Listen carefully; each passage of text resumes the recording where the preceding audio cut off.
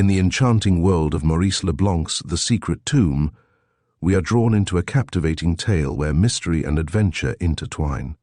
As we follow the exploits of the clever and cunning Arsène Lupin, the gentleman thief, we uncover secrets hidden within ancient tombs and unravel the threads of deception that bind the story together. Join us as we delve into a narrative filled with suspense, unexpected twists, and the charm of a character who dances on the edge of legality, all set against a backdrop of intrigue and excitement. Chapter 1. The Château de Roboré.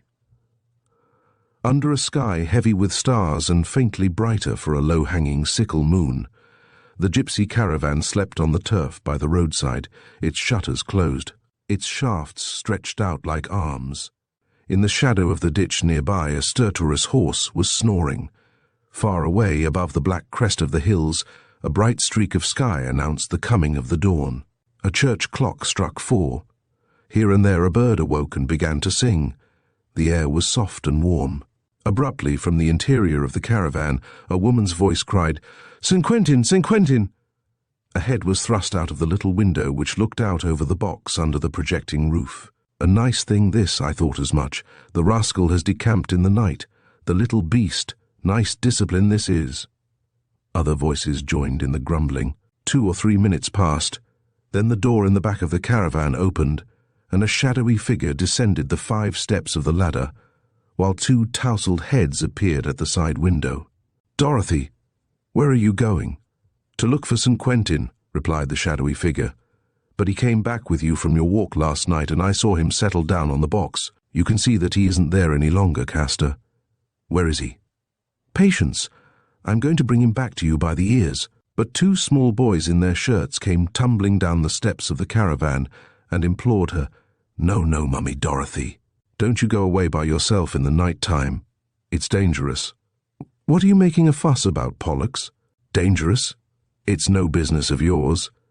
She smacked them and kicked them gently and brought them quickly back to the caravan into which they climbed. There, sitting on the stool, she took their 2 heads, pressed them against her face, and kissed them tenderly. "No ill feeling, children. Danger?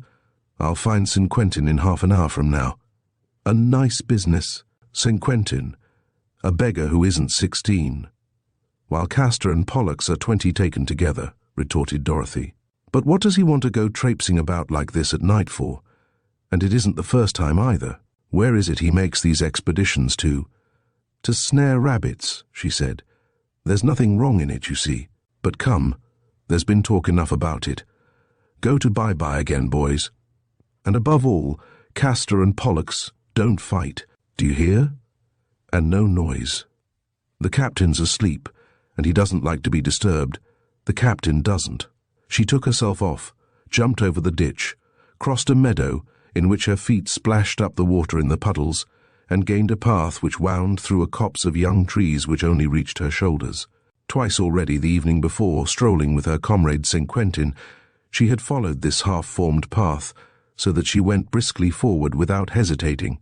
She crossed 2 roads, came to a stream, the white pebbly bottom of which gleamed under the quiet water, stepped into it, and walked up it against the current, as if she wished to hide her tracks. And when the first light of day began to invest objects with clear shapes, darted forth afresh through the woods, light, graceful, not very tall, her legs bare below a very short skirt from which streamed behind her a flutter of many-coloured ribbons. She ran with effortless ease, sure-footed, with never a chance of spraining an ankle, over the dead leaves, among the flowers of early spring, lilies of the valley, violet anemones or white narcissi. Her black hair, not very long, was divided into 2 heavy masses which flapped like 2 wings. Her smiling face, parted lips, dilated nostrils. Her half-closed eyes proclaimed all her delight in her swift course through the fresh air of the morning. Her neck, long and flexible, rose from a blouse of grey linen, closed by a kerchief of orange silk. She looked to be 15 or 16 years old. The wood came to an end. A valley lay before her, sunk between 2 walls of rock and turning off abruptly. Dorothy stopped short. She had reached her goal. Facing her, on a pedestal of granite, cleanly cut down, and not more than 100 feet in diameter, rose the main building of a chateau, which, though it lacked grandeur of style itself, yet drew from its position and the impressive nature of its construction an air of being a seigneurial residence. To the right and left the valley, narrowed to 2 ravines, appeared to envelop it like an old-time moat, but in front of Dorothy the full breadth of the valley formed a slightly undulating glacis, strewn with boulders and traversed by hedges of briar, which ended at the foot of the almost vertical cliff of the granite pedestal. "4:45 striking," murmured the young girl. "St. Quentin won't be long." She crouched down behind the enormous trunk of an uprooted tree and watched with unwinking eyes the line of demarcation between the chateau itself and its rocky base. A narrow shelf of rock lengthened this line, running below the windows of the ground floor, and there was a spot in this exiguous cornice at which there came to an end a slanting fissure in the face of the cliff, very narrow, something of the nature of a crevice in the face of a wall. The evening before, during their walk, St. Quentin had said, his finger pointing at the fissure, "Those people believe themselves to be perfectly secure." And yet nothing could be easier than to haul oneself up along that crack to one of the windows. "Look, there's one which is actually half open. The window of some pantry." Dorothy had no doubt whatever that the idea of climbing the granite pedestal had gripped St. Quentin, and that very night he had stolen a way to attempt it. What had become of him after the attempt? Had there not been someone in the room he had entered? Knowing nothing of the place he was exploring nor of the dwellers in it, had he not let himself be taken, or was he merely waiting for the break of day? She was greatly troubled. For all that she could see no sign of a path along the ravine. Some countryman might come along at the very moment at which St. Quentin took the risk of making his descent, a far more difficult business than climbing up. Of a sudden she quivered. One might have said that in thinking of this mischance she had brought it on them. She heard the sound of heavy footfalls coming along the ravine and making for its main entrance. She buried herself among the roots of the tree, and they hid her. A man came in sight. He was wearing a long blouse. His face was encircled and hidden by a grey muffler. Old furred gloves covered his hands. He carried a gun on his arm, a mattock over his shoulder. She thought that he must be a sportsman, or rather a poacher, for he walked with an uneasy air, looking carefully about him, like one who feared to be seen, and who was carefully changing his usual bearing. But he came to a standstill near the wall 50 or 60 yards from the spot at which St. Quentin had made the ascent, and studied the ground, turning over some flat stones and bending down over them. At last he made up his mind, and seizing one of these slabs by its narrower end, he raised it and set it up on end in such a manner that it was balanced after the fashion of a cromlech. So doing, he uncovered a hole which had been hollowed out in the centre of the deep imprint left by the slab. Then he took his mattock and set about enlarging it, removing the earth very quietly, evidently taking great care to make no noise. A few minutes more slipped away. Then the inevitable event which Dorothy had at once desired and feared took place. The window of the chateau, through which St. Quentin had climbed the night before, opened, and there appeared a long body clad in a long black coat, its head covered with a high hat which, even at that distance, were plainly shiny, dirty, and patched. Squeezed flat against the wall, St. Quentin lowered himself from the window and succeeded in setting his 2 feet on the rocky shelf. On the instant, Dorothy, who was at the back of the man in the blouse, was on the point of rising and making a warning signal to her comrade. The movement was useless. The man had perceived what looked to be a black devil clinging to the face of the cliff, and dropping his mattock, he slipped into the hole.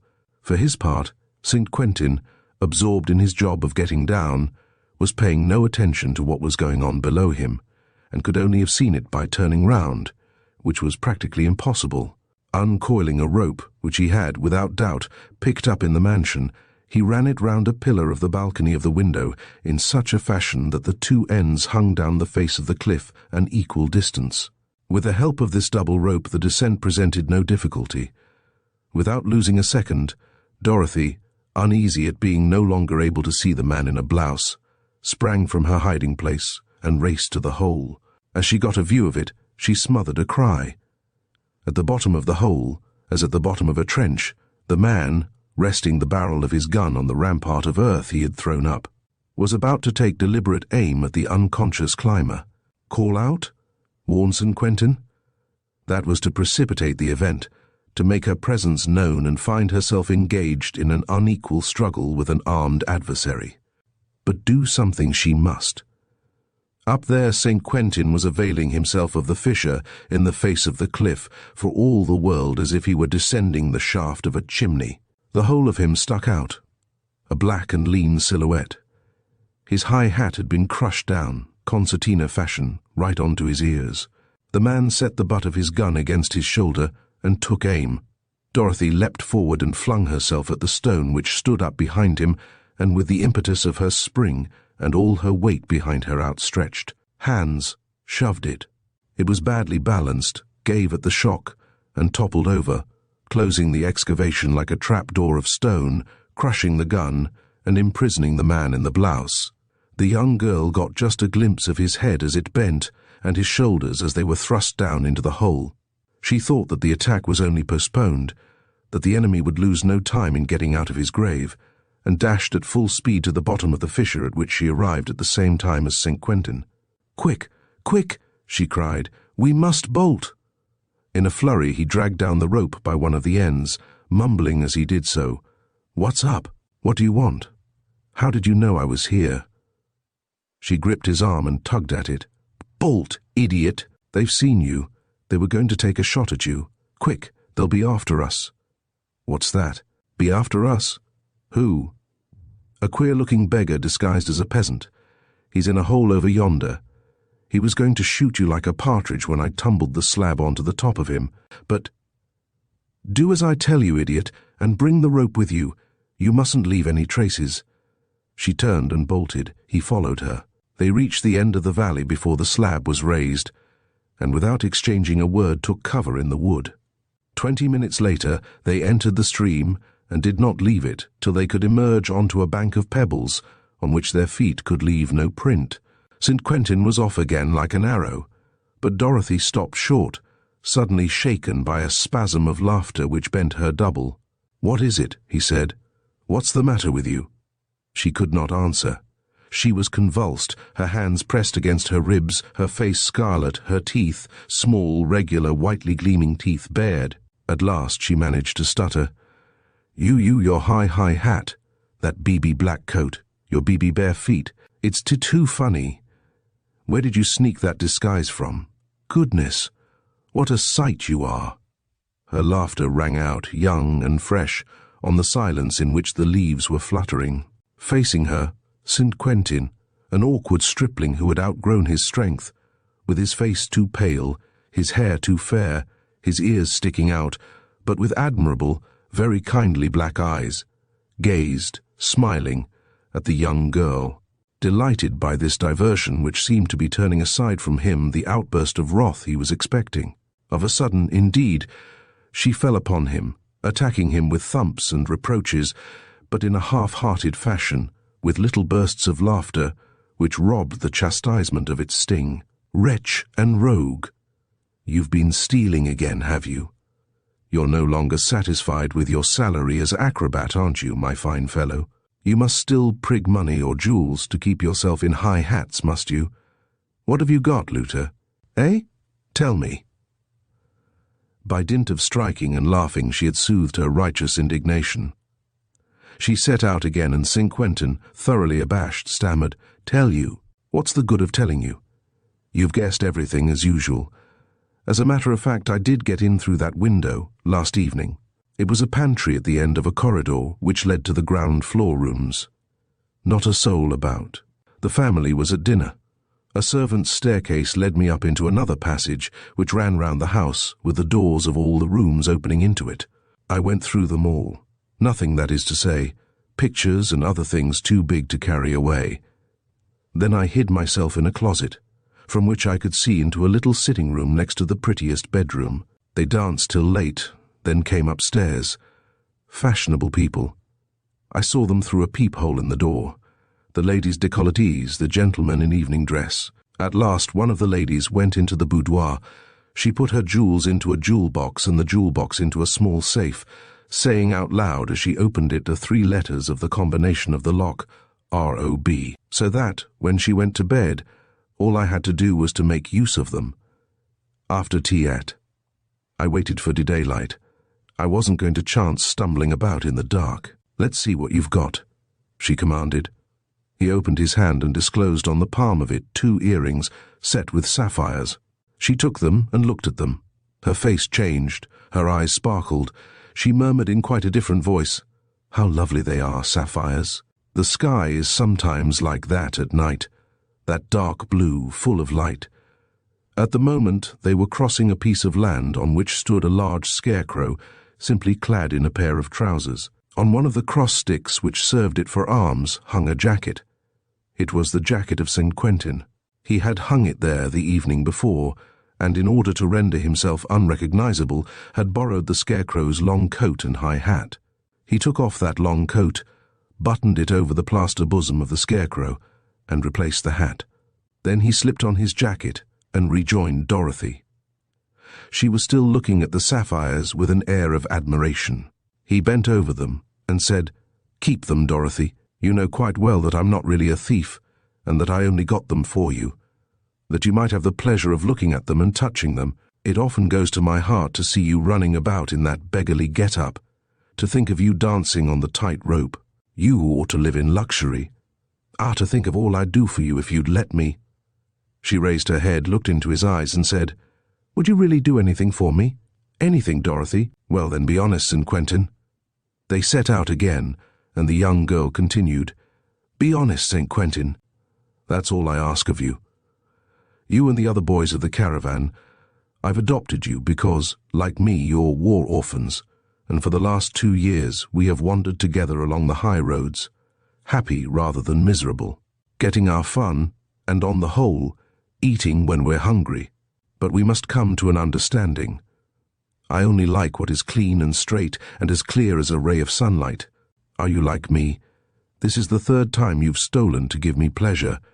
Is this the last time? If it is, I pardon it. If it isn't, it's goodbye."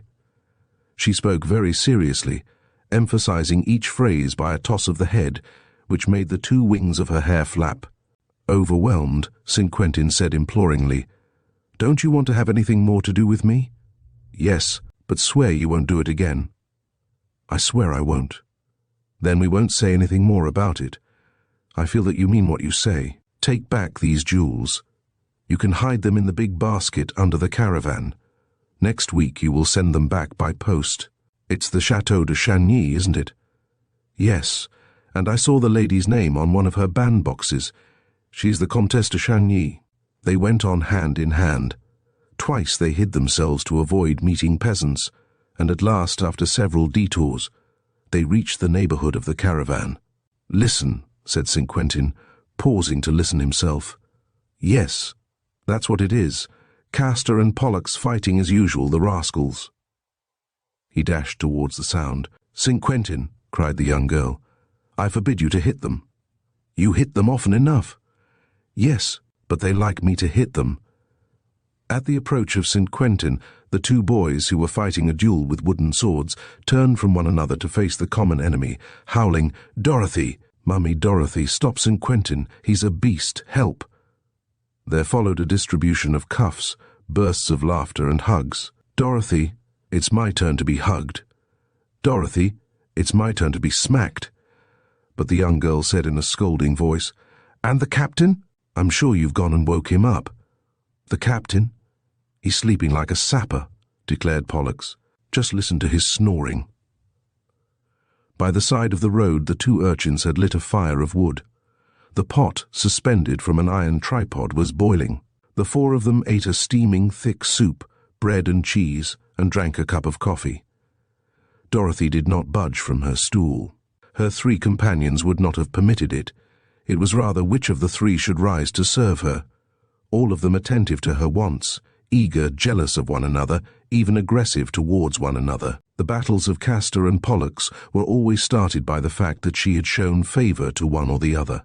The 2 urchins, stout and chubby, dressed alike in pants, a shirt, and jacket, when one least expected it, and for all that they were as fond of one another as brothers, fell upon one another with ferocious violence, because the young girl had spoken too kindly to one, or delighted the other with a too affectionate look. As for St. Quentin, he cordially detested them. When Dorothy fondled them, he could have cheerfully wrung their necks. Never would she hug him. He had to content himself with good comradeship, trusting and affectionate, which only showed itself in a friendly handshake or a pleasant smile. The stripling delighted in them, as the only reward which a poor devil like him could possibly deserve. St. Quentin was one of those who love with selfless devotion. The arithmetic lesson now, was Dorothy's order. And you, St. Quentin, go to sleep for an hour on the box. Castor brought his arithmetic. Pollux displayed his copybook. The arithmetic lesson was followed by a lecture delivered by Dorothy on the Merovingian kings, then by a lecture on astronomy. The two children listened with almost impassioned attention, and St. Quentin on the box took good care not to go to sleep. In teaching, Dorothy gave full play to her lively fancy in a fashion which diverted her pupils and never allowed them to grow weary. She had an air of learning herself whatever she chanced to be teaching, and her discourse, delivered in a very gentle voice, revealed a considerable knowledge and understanding, and the suppleness of a practical intelligence. At 10 o'clock, the young girl gave the order to harness the horse.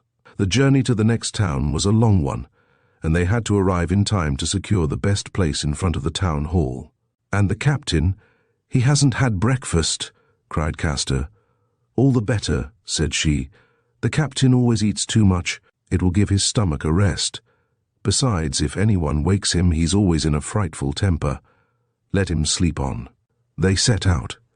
The caravan moved along at the gentle pace of One-Eyed Magpie, a lean old mare, but still strong and willing.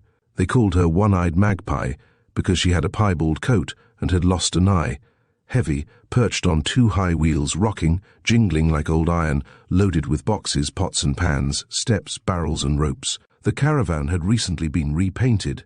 On both sides it bore the pompous inscription, "Dorothy's Circus, Manager's Carriage," which led one to believe that a file of wagons and vehicles was following at some distance with the staff, the properties, the baggage, and the wild beasts. St. Quentin, whip in hand, walked at the head of the caravan. Dorothy, with the two small boys at her side, gathered flowers from the banks, sang choruses of marching songs with them, or told them stories. But at the end of half an hour, in the middle of some cross roads, she gave the order, "Halt!" "What is it?" asked St. Quentin, seeing that she was reading the directions on a signpost. "Look," she said. "There's no need to look, it's straight on. I looked it up on our map." "Look," she repeated. "Chagny, 1.5 miles. "Quite so. It's the village of our chateau of yesterday. Only to get to it we made a short cut through the woods. Chagny, 1.5 miles. Chateau de Roboray." She appeared to be troubled, and in a low voice she murmured again, "Roboray, Roboray. Doubtless that's the proper name of the chateau," hazarded St. Quentin. "What difference can it make to you?" None. But you look as if it made no end of a difference." "No, it's just a coincidence." "In what way?" "With regard to the name of Roboray. Well, it's a word which was impressed on my memory, a word which was uttered in circumstances." "What circumstances, Dorothy?" She explained slowly with a thoughtful air. "Think a minute, St. Quentin. I told you that my father died of his wounds at the beginning of the war, in a hospital near Chartres. I had been summoned, but I did not arrive in time. But 2 wounded men, who occupied the beds next to his in the ward, told me that during his last hours he never stopped repeating the same word again and again. Roboray, Roboray. It came like a litany, unceasingly, and as if it weighed on his mind. Even when he was dying, he still uttered the word Roboray, Roboray." "Yes," said St. Quentin. "I remember, you did tell me about it. Ever since then I've been asking myself what it meant and by what memory my poor father was obsessed at the time of his death. It was, apparently, more than an obsession. It was a terror, a dread. Why? I have never been able to find the explanation of it.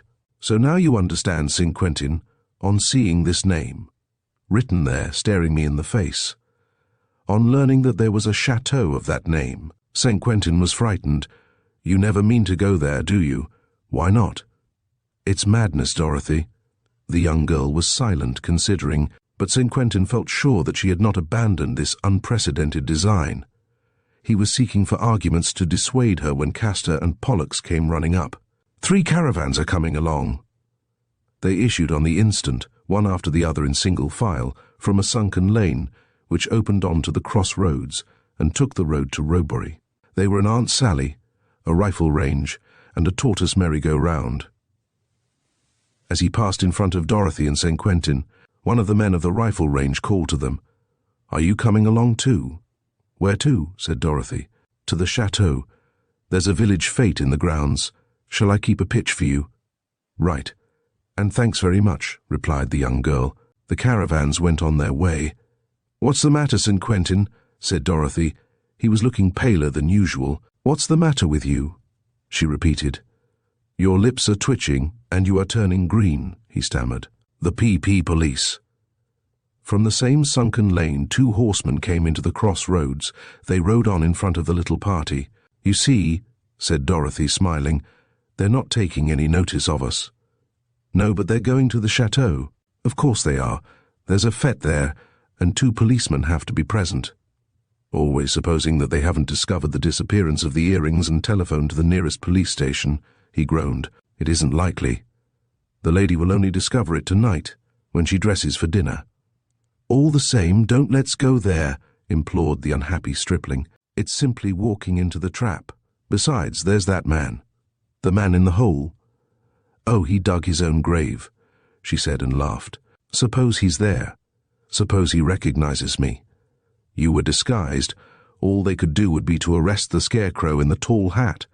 And suppose they've already laid an information against me? If they searched us, they'd find the earrings. Drop them in some bushes in the park when we get there. I'll tell the people of the chateau their fortunes, and thanks to me, the lady will recover her earrings. Our fortunes are made. But if by any chance, rubbish. It would amuse me to go and see what is going on at the chateau which is named Roebury, so I'm going. Yes, but I'm afraid for you as well." "Then stay away." He shrugged his shoulders. "We'll chance it," he said, and cracked his whip. Chapter 2. Dorothy's Circus. The chateau, situated at no great distance from Domfront, in the most rugged district of the picturesque department of the Orne, only received the name of Roebury in the course of the 18th century. Earlier it took its name of the Château de Chagny, from the village which was grouped round it.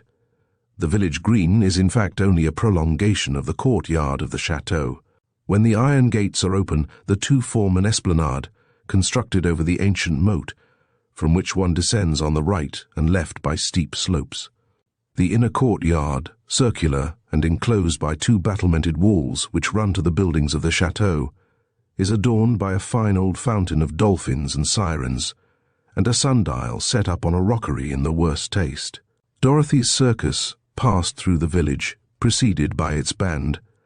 That is to say that Castor and Pollux did their best to wreck their lungs in the effort to extract the largest possible number of false notes from 2 trumpets. St. Quentin had arrayed himself in a black satin doublet and carried over his shoulder the trident which so awes wild beasts, and a placard which announced that the performance would take place at 3 o'clock. Dorothy, standing upright on the roof of the caravan, directed one-eyed magpie with 4 reins, wearing the majestic air of one driving a royal coach. Already a dozen vehicles stood on the esplanade, and round them the showmen were busily setting up their canvas tents and swings and wooden horses. Etc. Dorothy's circus made no such preparations. Its directress went to the mayor's office to have her license vised, while St. Quentin unharnessed One-Eyed Magpie, and the 2 musicians changed their profession and set about cooking the dinner. The captain slept on. Towards noon the crowd began to flock in from all the neighboring villages. After the meal, St. Quentin, Castor and Pollux took a siesta beside the caravan. Dorothy again went off. She went down into the ravine, examined the slab over the excavation, went up out of it again, moved among the groups of peasants and strolled about the gardens, round the chateau, and everywhere else that one was allowed to go. "Well, how's your search getting on?" said St. Quentin when she returned to the caravan. She appeared thoughtful, and slowly she explained. The chateau, which has been empty for a long while, belongs to the family of Chagny-Robory, of which the last representative, Count Octave, a man about 40, married 12 years ago, a very rich woman. After the war, the Count and Countess restored and modernized the chateau. Yesterday evening they had a housewarming, to which they invited a large party of guests who went away at the end of the evening. Today they're having a kind of popular housewarming for the villagers. And as regards this name of Robory, have you learned anything? Nothing. I'm still quite ignorant why my father uttered it. So that we can get away directly after the performance, said St. Quentin, who was very eager to depart. I don't know, we'll see. I've found out some rather queer things. Have they anything to do with your father? No, she said with some hesitation, nothing to do with him. Nevertheless, I should like to look more closely into the matter. When there is darkness anywhere, there's no knowing what it may hide. I should like. She remained silent for a long time. At last she went on in a serious tone, looking straight into St. Quentin's face. Listen, you have confidence in me, haven't you? You know that I'm quite sensible at bottom, and very prudent. You know that I have a certain amount of intuition, and good eyes that see a little more than most people see. Well, I've got a strong feeling that I ought to remain here, because of the name of Robory, because of that and for other reasons which will compel me, perhaps according to circumstances, to undertake unexpected enterprises, dangerous ones. At that moment, St. Quentin, you must follow me boldly. Go on, Dorothy. Tell me what it is exactly. Nothing. Nothing definite at present. One word, however. The man who was aiming at you this morning, the man in the blouse, is here. Never. He's here, do you say? You've seen him? With the policeman? She smiled. Not yet, but that may happen. Where have you put those earrings? At the bottom of the basket, in a little cardboard box with a rubber ring round it. Good. As soon as the performance is over, stick them in that clump of rhododendrons between the gates and the coach house. Have they found out that they've disappeared? Not yet, said Dorothy. From the things you told me, I believe that the little safe is in the boudoir of the Countess. I heard some of the maids talking, and nothing was said about any robbery. They'd have been full of it. She added, Look, there are some of the people from the chateau in front of the shooting gallery. Is it that pretty fair lady with the grand air? Yes, I recognize her. An extremely kind-hearted woman, according to what the maid said, and generous, always ready to listen to the unfortunate. The people about her are very fond of her, much fonder of her than they are of her husband, who, it appears, is not at all easy to get on with. Which of them is he? There are 3 men there. The biggest, the man in the grey suit, with his stomach sticking out with importance. Look, he has taken a rifle. The 2 on either side of the Countess are distant relations. The tall one, with the grizzled beard which runs up to his tortoise-shell spectacles, has been at the chateau a month. The other more sallow one, in a velveteen shooting coat and gaiters, arrived yesterday. But they look as if they knew you, both of them. Yes, we've already spoken to one another. The bearded nobleman was even quite attentive. St. Quentin made an indignant movement. She checked him at once. Keep calm, St. Quentin, and let's go closer to them. The battle begins. The crowd was thronging round the back of the tent to watch the exploits of the owner of the chateau, whose skill was well known. The dozen bullets which he fired made a ring round the centre of the target, and there was a burst of applause. No, no, he protested modestly. It's bad. Not a single bull's-eye. Want of practice, said a voice near him. Dorothy had slipped into the front ranks of the throng, and she had said it in the quiet tone of a connoisseur. The spectators laughed. The bearded gentleman presented her to the Count and Countess. Mademoiselle Dorothy, the directress of the circus. Is it as circus directress that Mademoiselle judges a target, or as an expert? Said the Count jocosely. As an expert. Ah, Mademoiselle also shoots? Now and then. Jaguars? No, pipe bowls. And Mademoiselle does not miss her aim? Never. Provided, of course, that she has a first-class weapon? Oh, no.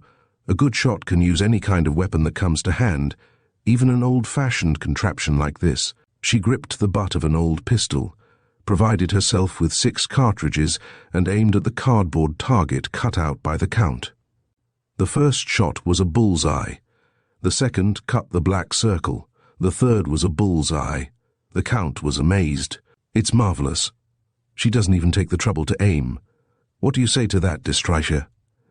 The bearded nobleman, as Dorothy called him, cried enthusiastically, "Unheard of! Marvelous! You could make a fortune, mademoiselle." Without answering, with the 3 remaining bullets, she broke 2 pipe bowls and shattered an empty eggshell that was dancing on the top of a jet of water. And thereupon, pushing aside her admirers and addressing the astonished crowd, she made the announcement, "Ladies and gentlemen, I have the honor to inform you that the performance of Dorothy's Circus is about to take place. After exhibitions of marksmanship, choreographic displays, then feats of strength and skill and tumbling, on foot, on horseback, on the earth, and in the air, fireworks, regattas, motor races, bullfights, train hold-ups, all will be on view there. It is about to begin, ladies and gentlemen." From that moment Dorothy was all movement, liveliness, and gaiety. St. Quentin had marked off a sufficiently large circle in front of the door of the caravan, with a rope supported by stakes. Round this arena, in which chairs were reserved for the people of the chateau, the spectators were closely packed together on benches and flights of steps, and on anything they could lay their hands on. And Dorothy danced. First of all on a rope stretched between 2 posts. She bounced like a shuttlecock which the battledore catches and drives yet higher, or again she lay down and balanced herself on the rope as on a hammock, walked backwards and forwards, turned and saluted right and left, then leapt to the earth and began to dance, an extraordinary mixture of all the dances, in which nothing seemed studied or purposed, in which all the movements and attitudes appeared unconscious and to spring from a series of inspirations of the moment. By turns she was the London dancing girl, the Spanish dancer with her castanets, the Russian who bounds and twirls, or, in the arms of St. Quentin, a barbaric creature dancing a languorous tango, and every time all that she needed was just a movement, the slightest movement, which changed the hang of her shawl or the way her hair was arranged, to become from head to foot a Spanish or Russian or English or Argentine girl. And all the while she was an incomparable vision of grace and charm, of harmonious and healthy youth, of pleasure and modesty, of extreme but measured joy. Castor and Pollux, bent over an old drum, beat with their fingers a muffled rhythmical accompaniment. Speechless and motionless, the spectators gazed and admired, spellbound by such a wealth of fantasy and the multitude of images which passed before their eyes. At the very moment when they were regarding her as a gutter-snipe turning cartwheels, she suddenly appeared to them in the guise of a lady with a long train, flirting her fan and dancing the minuet. Was she a child or a woman? Was she under 15 or over 20? She cut short the clamour of applause which burst forth when she came to a sudden stop by springing onto the roof of the caravan and crying, with an imperious gesture, "Silence! The captain is waking up!" There was, behind the box, a long narrow basket, in the shape of a closed sentry box. Raising it by one end, she half opened the cover and cried, "Now, Captain Montfaucon, you've had a good sleep, haven't you? Come now, Captain, we're a bit behindhand with our exercises. Make up for it, Captain."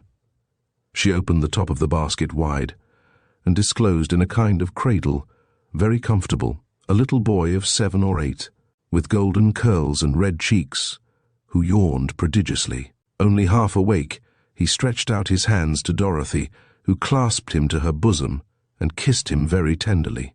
"Baron St. Quentin," she called out, "catch hold of the captain. Is his bread and jam ready? Captain Montfaucon will continue the performance by going through his drill." Captain Montfaucon was the comedian of the troupe. Dressed in an old American uniform, his tunic dragged along the ground, and his corkscrew trousers had their bottoms rolled up as high as his knees. This made a costume so hampering that he could not walk 10 steps without falling full length. Captain Montfaucon provided the comedy by this unbroken series of falls and the impressive air with which he picked himself up.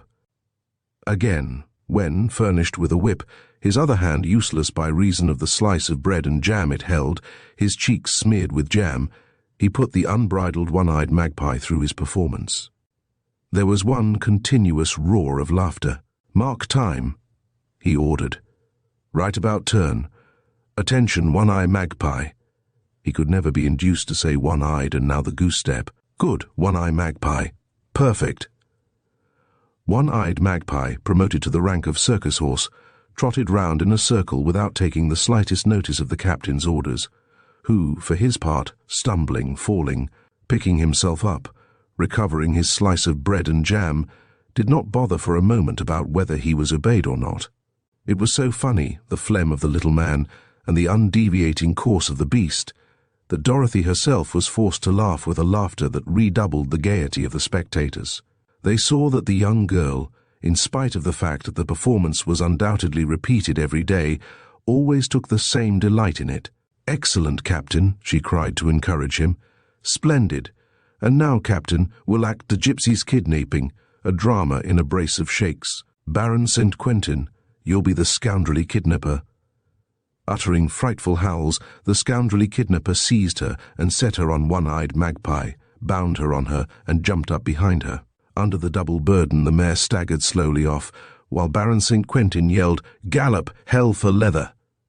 The captain quietly put a cap on a toy gun and aimed at the scoundrelly kidnapper. The cap cracked, St. Quentin fell off, and in a transport of gratitude, the rescued gypsy covered her deliverer with kisses. There were other scenes in which Castor and Pollux took part. All were carried through with the same brisk liveliness. All were caricatures, really humorous, of what diverts or charms us, and revealed a lively imagination, powers of observation of the first order, a keen sense of the picturesque and the ridiculous.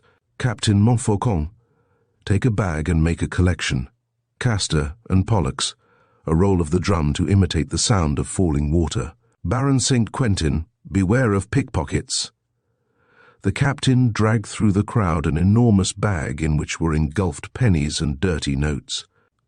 And from the top of the caravan, Dorothy delivered her farewell address. "Very many thanks, agriculturists and townspeople. It is with regret that we leave this generous locality. But before we depart, we take this opportunity of informing you that Mademoiselle Dorothy, she saluted, is not only the directress of a circus and a first-class performer. Mademoiselle Dorothy, she saluted, will also demonstrate her extraordinary excellence in the sphere of clairvoyance and psychic powers. The lines of the hand, the cards, coffee grounds, handwriting and astrology have no secrets for her. She dissipates the darkness. She solves enigmas. With her magic ring she makes invisible springs burst forth. And above all, she discovers in the most unfathomable places, under the stones of old castles, and in the depths of forgotten dungeons, fantastic treasures whose existence no one suspected. A word to the wise is enough. I have the honor to thank you. She descended quickly. The three boys were packing up the properties. St. Quentin came to her. "We hook it, don't we, straight away? Those policemen have kept an eye on me the whole time." She replied, "Then you didn't hear the end of my speech." "What about it? What about it? Why, the consultations are going to begin the superlucid clairvoyant Dorothy. Look, I hear come some clients, the bearded nobleman and the gentleman in velveteen. I like the gentleman in velveteen. He is very polite, and there's no side about his fawn-coloured gaiters, the complete gentleman farmer." The bearded nobleman was beside himself. He loaded the young girl with extravagant compliments, looking at her the while in an uncommonly equivocal fashion. He introduced himself as Maxime de Streicher, introduced his companion as Raoul d'Avernois, and finally, on behalf of the Countess Octave, invited her to come to tea in the chateau. "Alone?" she asked. "Certainly not," protested Raoul d'Avernois with a courteous bow. "Our cousin is anxious to congratulate all your comrades. Will you come, mademoiselle?" Dorothy accepted. Just a moment to change her frock, and she would come to the chateau. No toilet," cried de Streicher. "Come as you are. You look perfectly charming in that slightly scanty costume. How pretty you are like that." Dorothy flushed and said dryly, "No compliments, please." "It isn't a compliment, mademoiselle," he said a trifle ironically. "It's the natural homage one pays to beauty." He went off, taking Raoul de Verneuil with him. "St. Quentin," murmured Dorothy, looking after them. "Keep an eye on that gentleman." "Why?" "He's the man in the blouse who nearly brought you down this morning." St. Quentin staggered as if he had received the charge of shot. "Are you sure?" "Very nearly. He has the same way of walking, dragging his right leg a little." He muttered, "He has recognized me." "I think so.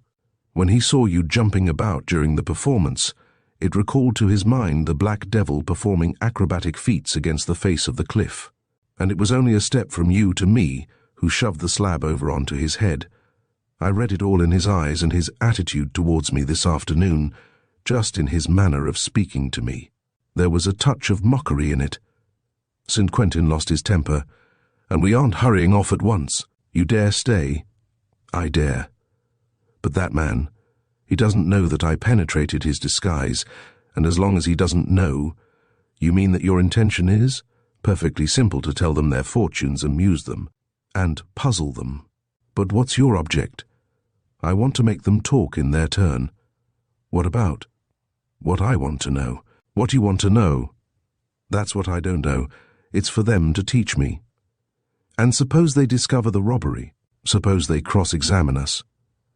"St. Quentin, take the captain's wooden gun, mount guard in front of the caravan, and when the policemen approach, shoot them down." When she had made herself tidy, she took St. Quentin with her to the chateau, and on the way made him repeat all the details of his nocturnal expedition. Behind them came Castor and Pollux, then the captain, who dragged after him by a string a little toy cart loaded with tiny packages. They entertained them in the large drawing-room of the chateau. The Countess, who indeed was, as Dorothy had said, an agreeable and amiable woman, and of a seductive prettiness, stuffed the children with dainties, and was wholly charming to the young girl. For her part, Dorothy seemed quite as much at her ease with her hosts as she had been on the top of the caravan. She had merely hidden her short skirt and bodice under a large black shawl drawn in at the waist by a belt. The ease of her manner, her cultivated intonation, her correct speech, to which now and then a slang word gave a certain spiciness, her quickness, and the intelligent expression of her brilliant eyes amazed the Countess and charmed the three men. "Mademoiselle," de Stryker exclaimed, "if you can foretell the future, I can assure you that I too can clearly foresee it, and that certain fortune awaits you. Ah, if you would put yourself in my hands and let me direct your career in Paris. I am in touch with all the worlds, and I can guarantee your success." She tossed her head. "I don't need anyone." "Mademoiselle," said he, "confess that you do not find me congenial." "Neither congenial nor uncongenial. I don't really know you. If you really knew me, you'd have confidence in me." "I don't think so," she said. "Why?" She took his hand, turned it over, bent over the open palm, and as she examined it said slowly, "Dissipation, greedy for money, conscienceless."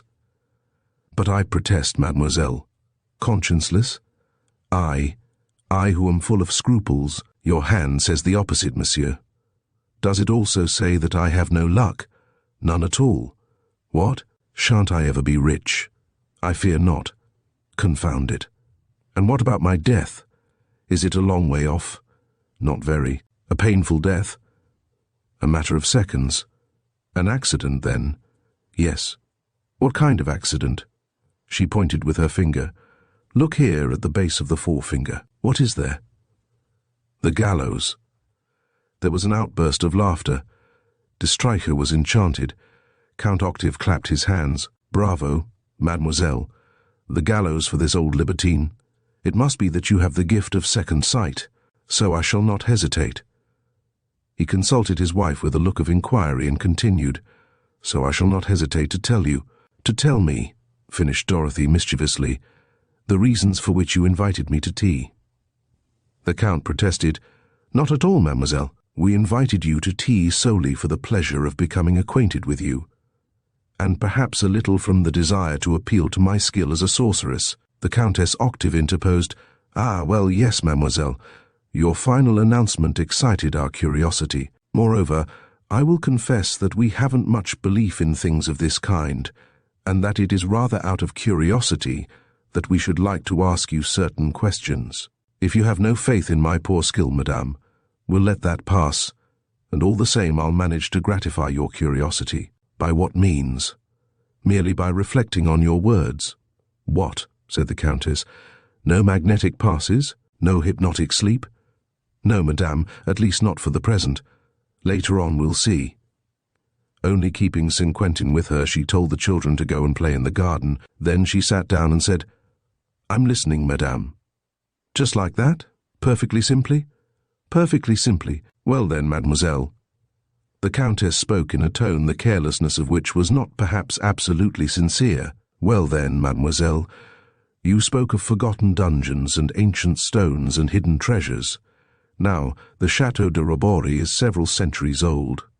It has undoubtedly been the scene of adventures and dramas, and it would amuse us to know whether any of its inhabitants have by any chance left in some out-of-way corner one of these fabulous treasures of which you spoke.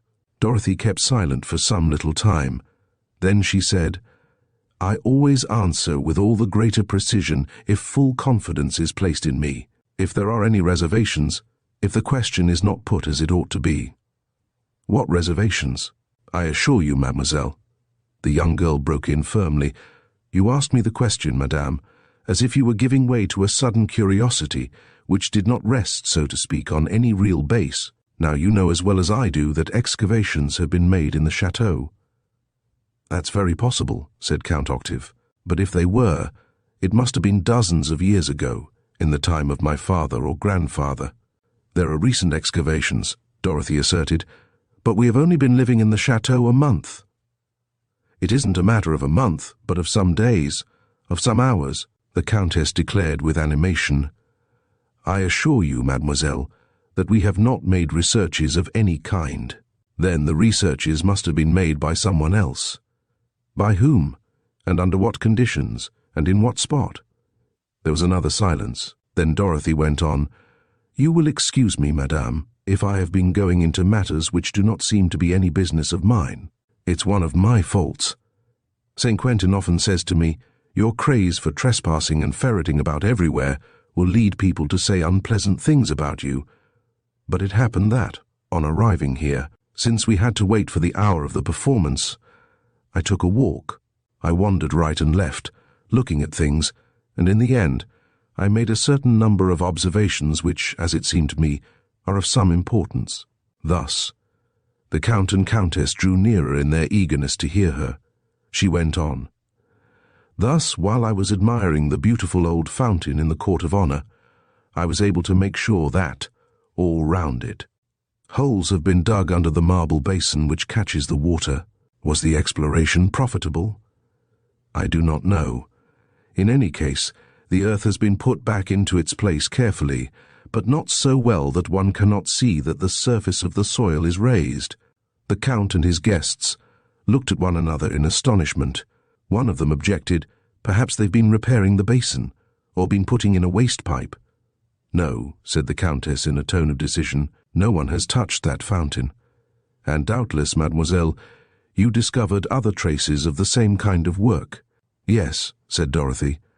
Someone has been doing the same thing a little distance away, under the rockery, the pedestal on which the sundial stands.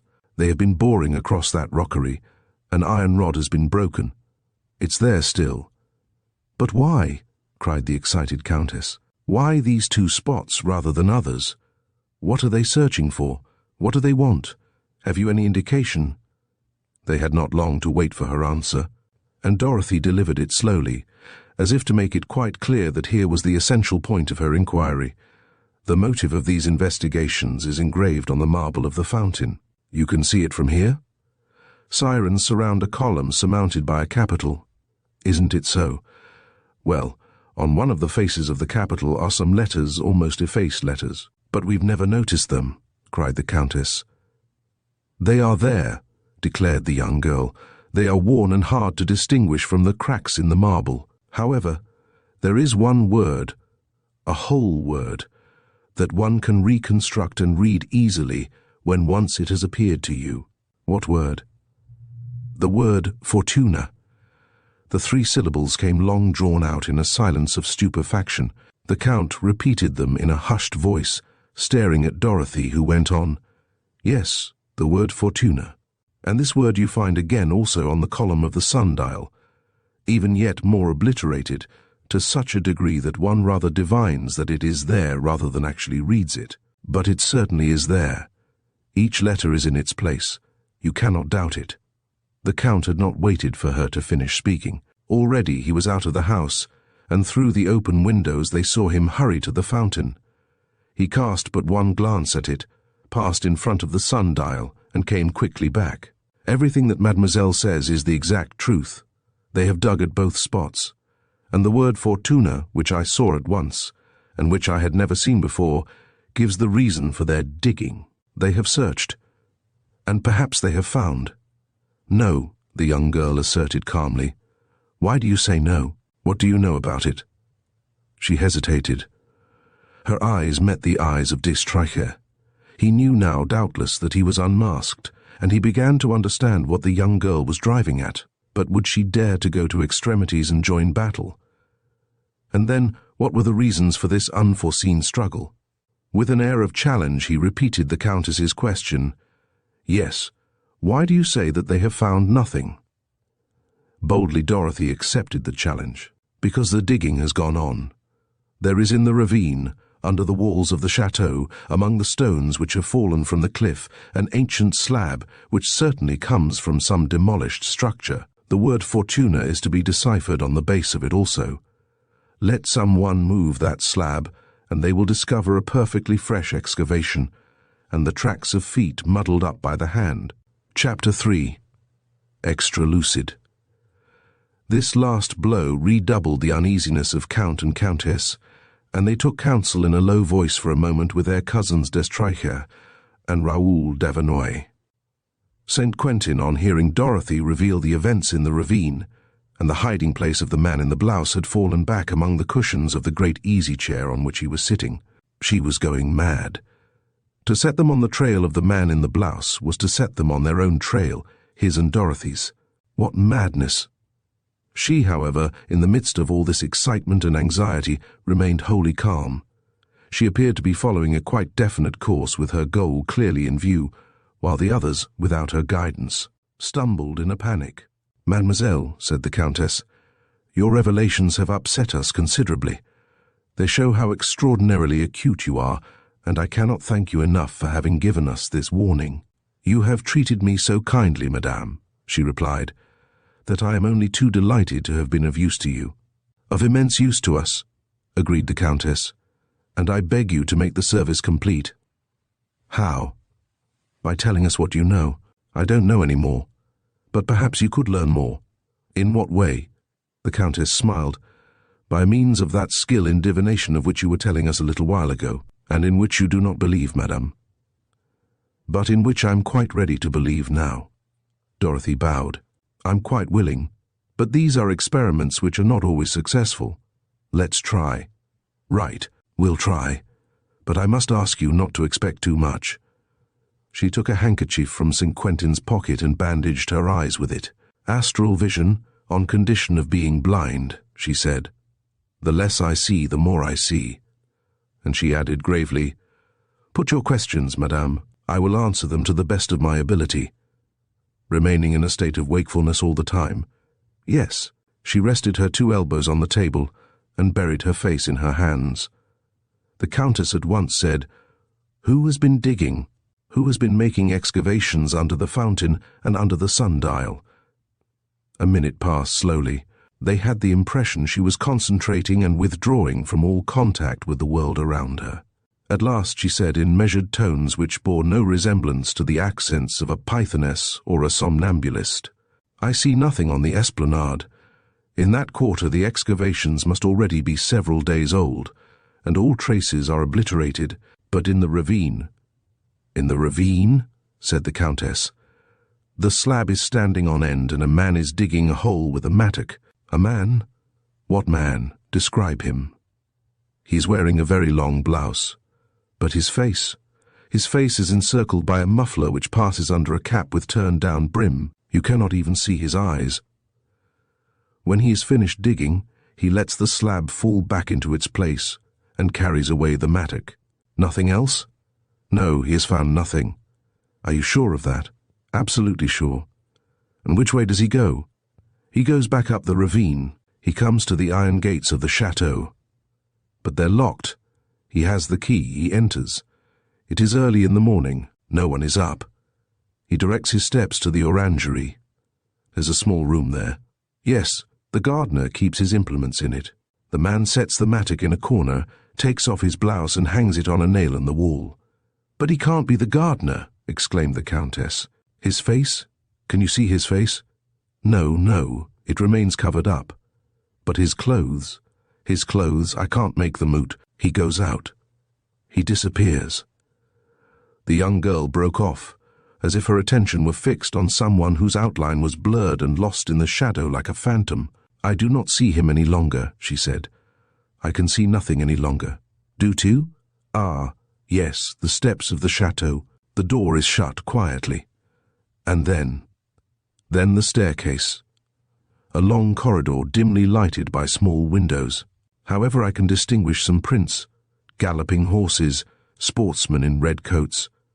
Ah, the man. The man is there, on his knees before a door. He turns the handle of the door. It opens.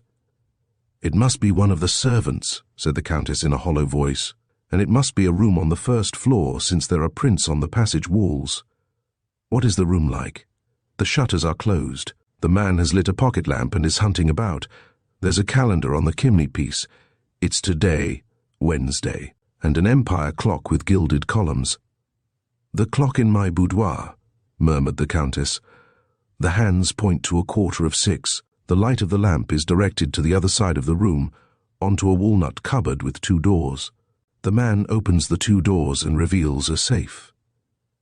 They were listening to Dorothy in a troubled silence, their faces twitching with emotion. How could anyone have failed to believe the whole of the vision the young girl was describing, seeing that she had never been over the chateau, never crossed the threshold of this boudoir, and that, nevertheless, she was describing things which must have been unknown to her? Dumbfounded, the Countess exclaimed, "The safe was unlocked, I'm certain of it. I shut it after putting my jewels away. I can still hear the sound of the door banging. Shut, yes, but the key there. What does that matter? I have muddled up the letters of the combination. Not so. The key turns. Impossible. The key turns. I see the 3 letters. The 3 letters, you see them. Clearly an R, an O, and a B, that is to say the first 3 letters of the word robbery. The safe is open. There's a jewel case inside it. The man's hand gropes in it, and takes. What? What? What has he taken? 2 earrings. 2 sapphires, aren't they? 2 sapphires? Yes, madame, 2 sapphires. Thoroughly upset and moving jerkily, the Countess went quickly out of the room, followed by her husband and Raoul Davanoy. And Dorothy heard the Count say, "If this is true, you'll admit, Davanoy, that this instance of divination would be uncommonly strange." "Uncommonly strange indeed," replied de Stryker, who had gone as far as the door with them. He shut the door on them and came back to the middle of the drawing-room with the manifest intention of speaking to the young girl.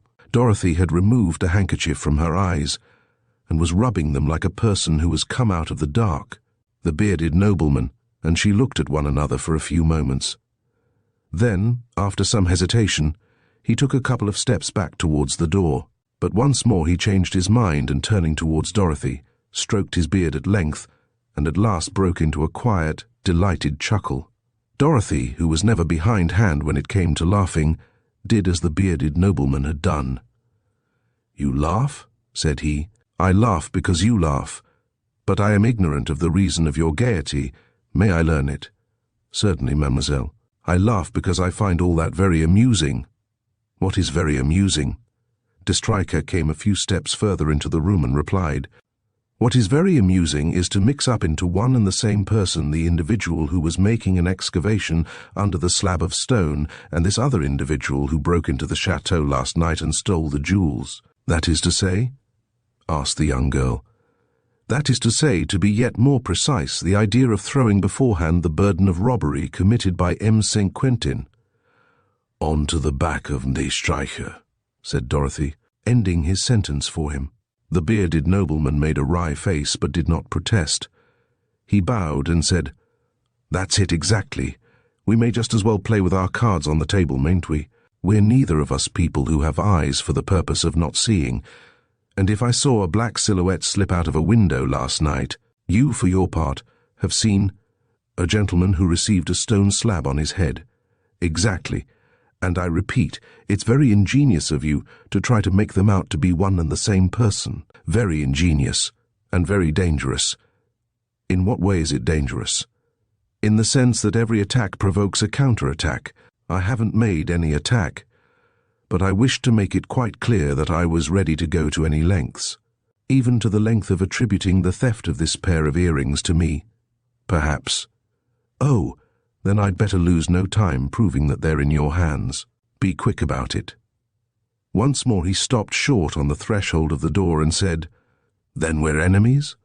"We're enemies. Why? You're quite unacquainted with me." "I don't need to be acquainted with you to know who you are." "What, who I am?" "I'm the Chevalier Maxime de Streicher." "Possibly. But you're also the gentleman who secretly and without his cousin's knowledge seeks that which he has no right to seek. With what object if not to steal it? And that's your business?" "Yes." "On what grounds?" "It won't be long before you learn." He made a movement of anger or contempt. He controlled himself and mumbled, "All the worse for you and all the worse for St. Quentin. Goodbye for the present." Without another word, he bowed and went out. It was an odd fact, but in this kind of brutal and violent duel, Dorothy had kept so cool that hardly had the door closed before. Following her instincts of a street Arab, she indulged in a high kick and pirouetted half across the room. Then, satisfied with herself and the way things were going, she opened a glass case, took from it a bottle of smelling salts, and went to St. Quentin, who was lying back in his easy-chair. "Smell it, old chap." He sniffed it, began to sneeze and stuttered, "We're lost." "You're a fine fellow, St. Quentin. Why do you think we're lost?" "He's off to denounce us." "Undoubtedly he's off to buck up the inquiries about us. But as for denouncing us, for telling what he saw this morning, he daren't do it. If he does, I tell in my turn what I saw. All the same, Dorothy, there was no point in telling them of the disappearance of the jewels. They were bound to discover it sooner or later. The fact of having been the first to speak of it diverts suspicion. Or turns it on to us, Dorothy. In that case I accuse the bearded nobleman. You need proofs. I shall find them. How you do detest him. No, but I wish to destroy him. He's a dangerous man, St. Quentin. I have an intuition of it, and you know that I hardly ever deceive myself. He has all the vices. He is betraying his cousins, the Count and Countess. He is capable of anything. I wish to rid them of him by any means." St. Quentin strove to reassure himself. "You're amazing. You make combinations and calculations. You act, you foresee. One feels that you direct your course in accordance with a plan. In accordance with nothing at all, my lad. I go forward at a venture, and decide as fortune bids. However, I have a definite aim, that's all. 4 people confront me who, there's no doubt about it, are linked together by a common secret. Now the word robbery, uttered by my father when he was dying, gives me the right to try to find out whether he himself did not form part of this group, and if, in consequence, his daughter is not qualified to take his place. Up to now the 4 people hold together and keep me at a distance. I have vainly attempted the impossible to obtain their confidence in the first place, and after it their confessions, so far without any result. But I shall succeed." She stamped her foot with an abruptness in which was suddenly manifest all the energy and decision which animated this smiling and delicate creature, and she said again, "I shall succeed, St. Quentin. I swear it. I am not at the end of my revelations. There is another which will persuade them perhaps to be more open with me." "What is it, Dorothy?" "I know what I'm doing, my lad." She was silent. She gazed through the open window near which Castor and Pollux were fighting. The noise of hurrying footsteps re-echoed about the chateau. People were calling out to one another. A servant ran across the court at full speed and shut the gates, leaving a small part of the crowd and 3 or 4 caravans, of which one was Dorothy's circus, in the courtyard. "The PP policeman! The PP policeman!" stammered St. Quentin. "There they are. They're examining the rifle range." "And Der Streicher is with them," observed the young girl. "Oh, Dorothy, what have you done?" "It's all the same to me," she said, wholly unmoved. "These people have a secret which perhaps belongs to me as much as to them. I wish to know it. Excitement, sensations, all that works in my favor. Nevertheless, pipe, St. Quentin, today decides my future. Instead of trembling, rejoice. A foxtrot, old chap." She threw an arm round his waist, and propping him up like a tailor's dummy with wobbly legs, she forced him to turn, climbing in at the window. Castor and Pollux, followed by Captain Montfaucon, started to dance round the couple, chanting the air of the Capucine, first in the drawing-room, then across the large hall. But a fresh failure of St. Quentin's legs dashed the spirits of the dancers. Dorothy lost her temper. "What's the matter with you now?" she cried, trying to raise him and keep him upright. He stuttered, I'm afraid. But why on earth are you afraid? I've never seen you in such a funk. What are you afraid of?" "The jewels. Idiot. But you've thrown them into the clump." "No." "You haven't?" "No." "But where are they, then?" "I don't know. I looked for them in the basket as you told me to." They weren't there any longer. The little cardboard box had disappeared. During his explanation, Dorothy grew graver and graver. The danger suddenly grew clear to her. "Why didn't you tell me about it?" "I should not have acted as I did. I didn't dare to. I didn't want to worry you." "Ah, St. Quentin, you were wrong, my lad." She uttered no other reproach, but added, "What's your explanation?" "I suppose I made a mistake and didn't put the earrings in the basket, but somewhere else, in some other part of the caravan.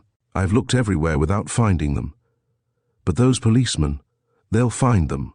The young girl was overwhelmed. The earrings discovered in her possession, the theft duly verified, meant arrest and jail. "Leave me to my fate," groaned St. Quentin. "I'm nothing but an imbecile, a criminal. Don't try to save Mem. Throw all the blame on me, since it is the truth." At that moment, a police inspector in uniform appeared on the threshold of the hall, under the guidance of one of the servants. "Not a word," murmured Dorothy. "I forbid you to utter a single word." The inspector came forward. "Mademoiselle Dorothy." "I'm Mademoiselle Dorothy, Inspector. What is it you want?" "Follow me. It will be necessary." He was interrupted by the entrance of the Countess, who hurried in, accompanied by her husband and Raoul d'Avernois. No, Inspector," she exclaimed. "I absolutely oppose anything which might appear to show a lack of trust in Mademoiselle. There is some misunderstanding." Raoul d'Avernois also protested, but Count Octave observed, "Bear in mind, dear, that this is merely a formality, a general measure which the inspector is bound to take. A robbery has been committed. It is only right that the inquiry should include everybody." "But it was Mademoiselle who informed of the robbery," interrupted the Countess. "It is she who for the last hour has been warning us of all that is being plotted against us. But why not let her be questioned like everybody else? As de Streicher said just now, it's possible that your earrings were not stolen from your safe. You may have put them in your ears without thinking today, and then lost them out of doors, where someone has picked them up." The inspector, an honest fellow who seemed very much annoyed by this difference of opinion between the Count and Countess, did not know what to do. Dorothy helped him out of the awkward situation. "I quite agree with you, Count. My part in the business may very well appear suspicious to you, and you have the right to ask how I know the word that opens the safe, and if my talents as a diviner are enough to explain my clairvoyance. There isn't any reason, then, for making an exception in my favor." She bent low before the Countess and gently kissed her hand. "You mustn't be present at the inquiry, madame. It's not a pleasant business. For me, it's one of the risks we strolling entertainers run, but you would find it painful. Only, I beg you, for reasons which you will presently understand, to come back to us after they have questioned me. I promise you I will." "I'm at your service, Inspector." She went off with her 4 companions and the inspector of police. Saint Quentin had the air of a condemned criminal being led to the gallows.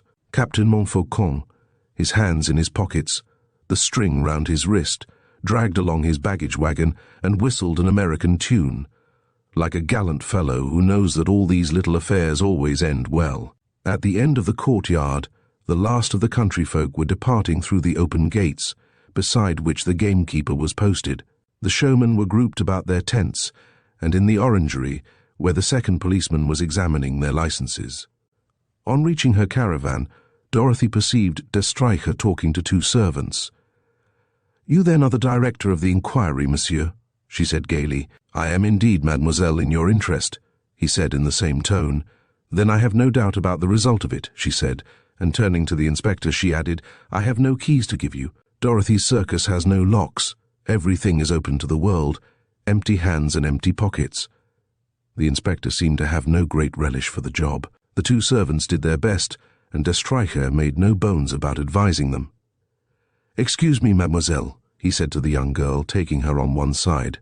"I'm of the opinion that no effort should be spared to make your complicity quite out of the question." "It's a serious business," she said ironically. "In what way?" "Well, recall our conversation. There's a criminal. If it isn't me, it's you." De Streicher must have considered the young girl a formidable adversary, and he must have been frightened by her threats, for while he remained quite agreeable, gallant even, jesting with her, he was indefatigable in his investigation. At his bidding, the servants lifted down the baskets and boxes and displayed her wretched wardrobe, in the strongest contrast to the brilliantly coloured handkerchiefs and shawls with which the young girl loved to adorn herself. They found nothing. They searched the walls and platform of the caravan, the mattresses, the harness of One-Eyed Magpie, the sack of oats and the food. Nothing. They searched the 4 boys. A maid felt Dorothy's clothes. The search was fruitless. The earrings were not to be found. "And that?" said de Streicher, pointing to the huge basket loaded with pots and pans which hung under the vehicle. With a furtive kick on the ankle, Dorothy straightened Saint Quentin, who was tottering. "Let's bolt," he stuttered. "Don't be a fool. The earrings are no longer there. I may have made a mistake." "You're an idiot. One doesn't make a mistake in a case like that." "Then where is the cardboard box? Have you got your eyes stuffed up? You can see it, can you?" "Of course I can see it as plainly as the nose in the middle of your face." "In the caravan?" "No." "Where?" "On the ground 10 yards away from you, between the legs of the bearded one." She glanced at the wagon of Captain Montfaucon, which the child had abandoned to play with a doll, and the little packages from which, miniature bags and trunks and parcels, lay on the ground beside de Streicher's heels. One of these packages was nothing else than the cardboard box which contained the earrings. Captain Montfaucon had that afternoon added it to what he called his haulage material. In confiding her unexpected discovery to Saint Quentin, Dorothy, who did not suspect the keenness of the subtlety and power of observation of the man she was fighting, committed an irreparable imprudence. It was not on the young girl that de Streicher was keeping watch from behind the screen of his spectacles, but on her comrade Saint Quentin, whose distress and feebleness he had been quick to notice. Dorothy herself remained impassive, but would not Saint Quentin end by giving some indication? That was what happened. When he recognized the little box with the red gutta-percha ring round it, Saint Quentin heaved a great sigh in his sudden relief. He told himself that it would never occur to anyone to untie these child's toys, which lay on the ground for anyone to pick up. Several times, without the slightest suspicion, de Streicher had brushed them aside with his feet and stumbled over the wagon, winning from the captain this sharp reprimand. "Now then, sir, what would you say if you had a car and I knocked it over?" Saint Quentin raised his head with a cheerful air. De Streicher followed the direction of his gaze and instinctively understood. The earrings were there, under the protection of fortune, and with the unwitting complicity of the captain. But in which of the packages? The cardboard box seemed to him to be the most likely. Without a word, he bent quickly down and seized it.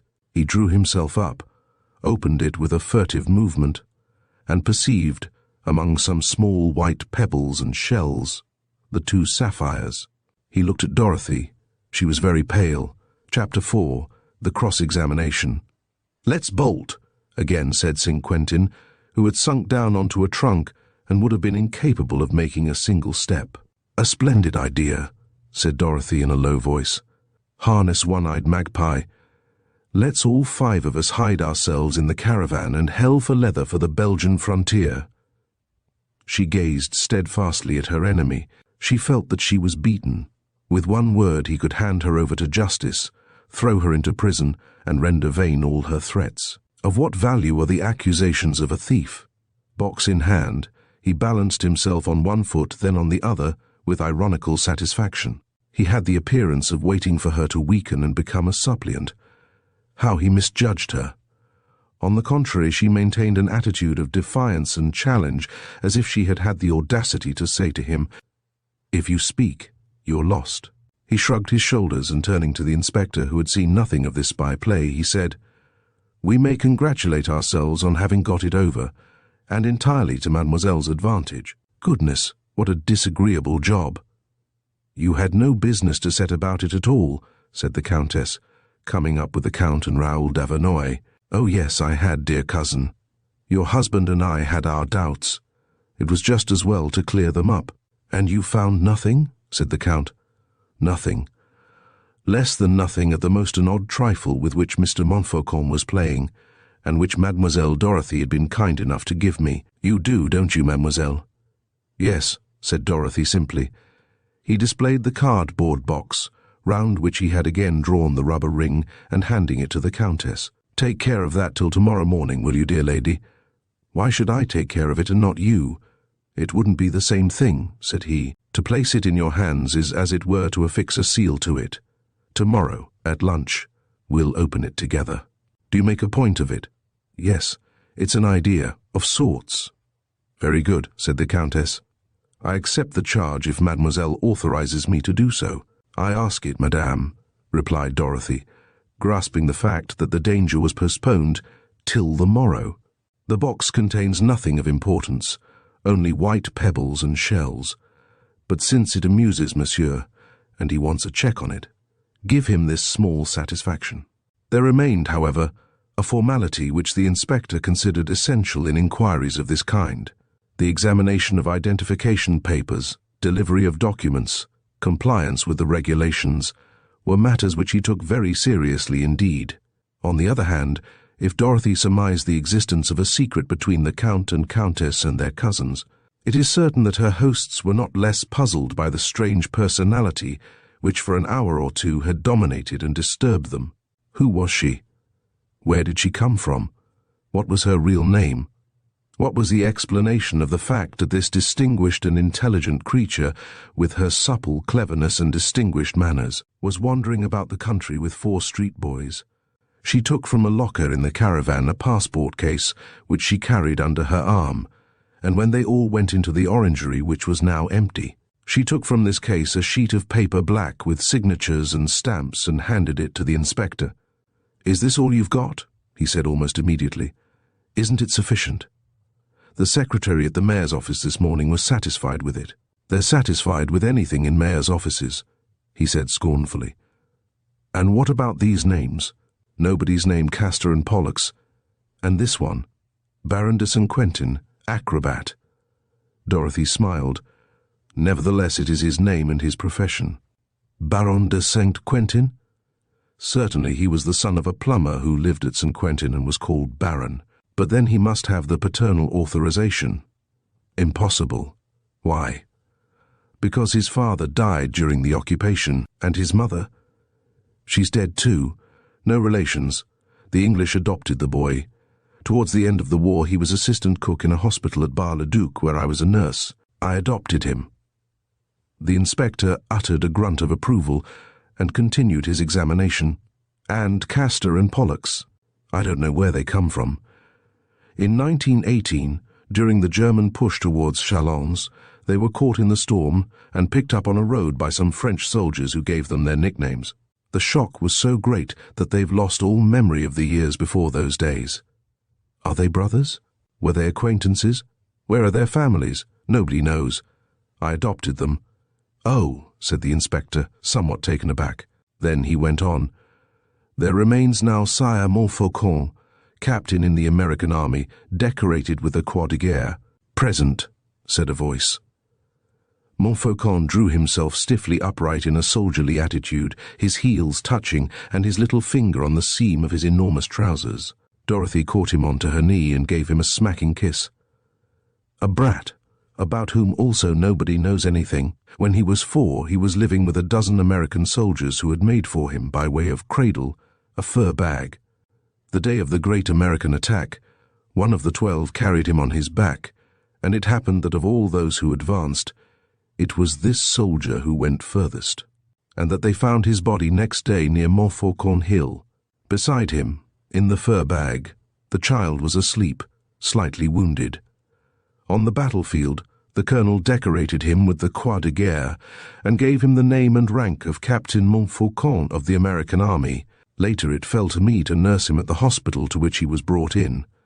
3 months after that, the colonel wished to carry him off to America. Montfaucon refused. He did not wish to leave me. I adopted him. Dorothy told the child's story in a low voice full of tenderness. The eyes of the Countess shone with tears, and she murmured, "You acted admirably, admirably, mademoiselle. Only that gave you 4 orphans to provide for. With what resources?" Dorothy laughed and said, "We were rich." "Rich?" "Yes, thanks to Montfaucon. Before he went, his colonel left 2,000 francs for him. We bought a caravan and an old horse. Dorothy's circus was formed. A difficult profession to which you have to serve an apprenticeship. We served our apprenticeship under an old English soldier, formerly a clown, who taught us all the tricks of the trade and all the wheezes. And then I had it all in my blood. The tightrope, dancing, I was broken into them years ago. Then we set out across France. It's rather a hard life, but it keeps one in the best of health. One is never dull, and taken all round, Dorothy's circus is a success." "But does it comply with the official regulations?" asked the inspector, whose respect for red tape enabled him to control the sympathy he was feeling for her. "For after all, this document is only valuable from the point of view of references. What I should like to see is your own certificate of identity." "I have that certificate, Inspector." "Made out by whom?" "By the prefecture of Châlons, which is the chief city of the department in which I was born." "Show it to me." The young girl plainly hesitated. She looked at Count Octave, then at the Countess. She had begged them to come just in order that they might be witnesses of her examination and hear the answers she proposed to give. And now, at the last moment, she was rather sorry that she had done so.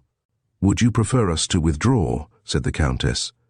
"No, no," she replied quickly. "On the contrary, I insist on your knowing." "And us too?" said Raoul d'Avernois. "Yes," she said, smiling. "There is a fact which it is my duty to divulge to you." "Oh, nothing of great importance." "But, all the same," she took from her case a dirty card with broken corners. "Here it is," she said. The inspector examined the card carefully and said in the tone of one who is not to be humbugged, "But that isn't your name. It's a nom de guerre, of course, like those of your young comrades."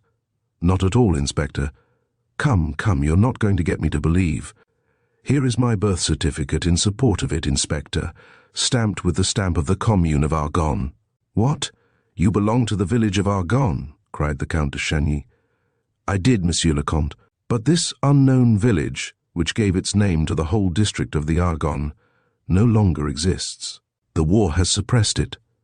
"Yes, yes, I know," said the Count. "We had a friend there, a relation, didn't we, D'Estreicher?" "Doubtless it was Jean d'Argonne?" she asked. "It was. Jean d'Argonne died at the hospital at Clermont from the effects of a wound. Lieutenant the Prince of Argonne. You knew him." "I knew him." "Where? When? Under what conditions?" "Goodness, under the ordinary conditions in which one knows a person with whom one is closely connected." "What? There were ties between you and Jean d'Argonne." "The ties of relationship?" "The closest ties. He was my father." "Your father, Jean d'Argonne? What are you talking about? It's impossible, see why." "Jean's daughter was called Yolande." "Yolande? Isabel? Dorothy?" The Count snatched the card which the inspector was turning over and over again, and read aloud in a tone of amazement. Yolande Isabelle Dorothy, Princess of Argonne. She finished the sentence for him, laughing. Countess Marescot, Baroness de la Hétraie, de Beaugreville, and other places. The Count seized the birth certificate with no less eagerness, and more astounded, read it slowly syllable by syllable. Yolande Isabelle Dorothy, Princess of Argonne, born at Argonne, on the October 14th, 1900, legitimate daughter of Jean de Marescot, Prince of Argonne, and of Jessie Varenne. Further doubt was impossible. The civil status to which the young girl laid claim was established by proofs, which they were the less inclined to challenge, since the unexpected fact explained exactly everything which appeared inexplicable in the manners and even in the appearance of Dorothy. The Countess gave her feelings full play. Yolande, you are the little Yolande about whom Jean d'Argonne used to talk to us with such fondness. He was very fond of me, said the young girl. Circumstances did not allow us to live always together as I should have liked, but I was as fond of him as if I had seen him every day. Yes, said the Countess, one could not help being fond of him. I only saw him twice in my life, in Paris, at the beginning of the war. But what delightful recollections of him I retain. A man teeming with gaiety and light-heartedness. Just like you, Dorothy. Besides, I find him again in you. The eyes. And above all, the smile. Dorothy displayed 2 photographs which she took from among her papers. His portrait, madame. Do you recognize it? I should think so. And the other, this lady? My mother, who died many years ago. He adored her. Yes, I know. She was formerly on the stage, wasn't she? I remember. We will talk it all over, if you will, and about your own life, the misfortunes which have driven you to live like this. But first of all, how came you here, and why? Dorothy told them how she had chanced to see the word Robory, which her father had repeated when he was dying. Then the Count interrupted her narration. He was a perfectly commonplace man who always did his best to invest matters with the greatest possible solemnity in order that he might play the chief part in them, which his rank and fortune assigned to him. As a matter of form, he consulted his 2 comrades. Then, without waiting to hear their answers, he dismissed the inspector with the lack of ceremony of a grand seigneur. In the same fashion, he turned out St. Quentin and the 3 boys, carefully closed the 2 doors, bade the 2 women sit down, and walked up and down in front of them with his hands behind his back and an air of profound thoughtfulness. Dorothy was quite content. She had won a victory, compelled her hosts to speak the words she wanted. The Countess held her tightly to her. Raoul appeared to be a friend. All was going well. There was indeed, standing a little apart from them, hostile and formidable, the bearded nobleman whose hard eyes never left her. But sure of herself, accepting the combat full of careless daring, she refused to bend before the menace of the terrible danger which, however, might at any moment crush her.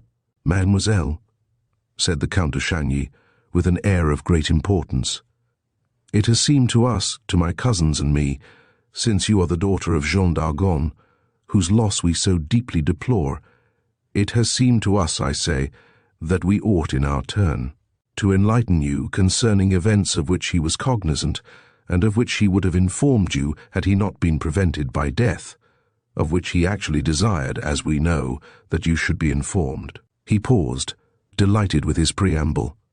On occasions like this, he loved to indulge in a pomposity of diction employing only the most select vocabulary, striving to observe the rules of grammar, and fearless of subjunctives. He went on, Mademoiselle, my father, François de Chagny, my grandfather, Dominique de Chagny, and my great-grandfather, Gaspard de Chagny, lived their lives in the sure conviction that great wealth would be, how shall I put it, would be offered to them, by reason of certain unknown conditions, of which each of them was confident in advance that he would be the beneficiary, and each of them took the greater joy in the fact, and indulged in a hope all the more agreeable, because the revolution had ruined the house of the Counts de Chagny from the roof-tree to the basement. On what was this conviction based? Neither François, nor Dominique, nor Gaspard de Chagny ever knew. It came from vague legends which described exactly neither the nature of the riches nor the epoch at which they would appear, but all of which had this in common, that they evoked the name of Robory. And these legends could not have gone very far back, since this chateau, which was formerly called the Château de Chagny, only received the name of Chagny-Robery in the reign of Louis XVI. Is it this designation which brought about the excavations that were made from time to time? It is extremely probable. At all events, it is a fact that at the very moment the war broke out, I had formed the resolution of restoring this Château de Robery, which had become merely a shooting box, and definitely settling down in it for all that. And I am not ashamed to say it, my recent marriage with Madame de Chagny had enabled me to wait for these so-called riches without excessive impatience. The Count smiled a subtle smile in making this discreet allusion to the manner in which he had regilded his heraldic shield, and continued. It is needless to tell you, I hope, that during the war the Count de Chagny did his duty as a good Frenchman. In 1915, as Lieutenant of Light Infantry, I was in Paris on leave when a series of coincidences, brought about by the war, brought me into touch with 3 persons with whom I had not previously been acquainted, and whose ties of kinship with the Chagny-Robery I learnt by accident. The first was the father of Raoul d'Avenois, Commandant Georges d'Avenois, the second Maxime d'Estraicher, the last Jean d'Argonne. All 4 of us were distant cousins, all 4 on leave or recovering from wounds. And so it came about that in the course of our interviews that we learnt, to our great surprise, that the same legend had been handed down in each of our 4 families.